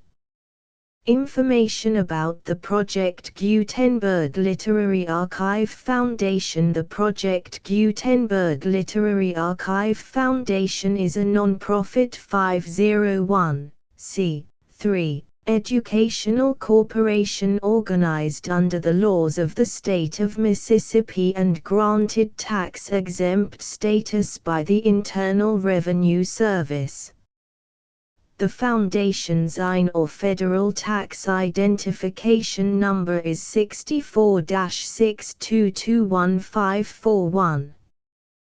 Contributions to the Project Gutenberg Literary Archive Foundation are tax-deductible to the full extent permitted by U.S. federal laws and your state's laws. The Foundation's business office is located at 809 North 1500 West, Salt Lake City, UT 84116, 801-596-1887. Email contact links and up-to-date contact information can be found at the Foundation's website and official page at www.gutenberg.org/contact section 4. Information about donations to the Project Gutenberg Literary Archive Foundation. Project Gutenberg trademark symbol depends upon and cannot survive without widespread public support and donations to carry out its mission of increasing the number of public domain and licensed works that can be freely distributed in machine-readable form accessible by the widest array of equipment including outdated equipment. Many small donations, $1 to $5,000, are particularly important to maintaining tax-exempt status with the IRS. The Foundation is committed to complying with the laws regulating charities and charitable donations in all 50 states of the United States. Compliance requirements are not uniform and it takes a considerable effort, much paperwork and many fees to meet and keep up with these requirements. We do not solicit donations in locations where we have not received written confirmation of compliance. To send donations or determine the status of compliance for any particular state, visit www.gutenberg.org/donate. While we cannot and do not solicit contributions from states where we have not met the solicitation requirements, we know of no prohibition against accepting unsolicited donations from donors in such states who approach us with offers to donate. International donations are gratefully accepted, but we cannot make any statements concerning tax treatment of donations received from outside the United States. U.S. laws alone swamp our small staff. Please check the Project Gutenberg web pages for current donation methods and addresses. Donations are accepted in a number of other ways including checks, online payments and credit card donations. To donate, please visit www.gutenberg.org/donate. Section 5. General information about Project Gutenberg trademark symbol electronic works. Professor Michael S. Hart was the originator of the Project Gutenberg trademark symbol concept of a library of electronic works that could be freely shared with anyone. For 40 years, he produced and distributed Project Gutenberg trademark symbol ebooks with only a loose network of volunteer support. Project Gutenberg trademark symbol ebooks are often created from several printed editions, all of which are confirmed as not protected by copyright in the U.S. unless a copyright notice is included. Thus, we do not necessarily keep ebooks in compliance with any particular paper edition. Most people start at our website, which has the main PG search facility, www.gutenberg.org. This website includes information about Project Gutenberg trademark symbol, including how to make donations to the Project Gutenberg Literary Archive Foundation, how to help produce our new ebooks, and how to subscribe to our email newsletter to hear about new ebooks.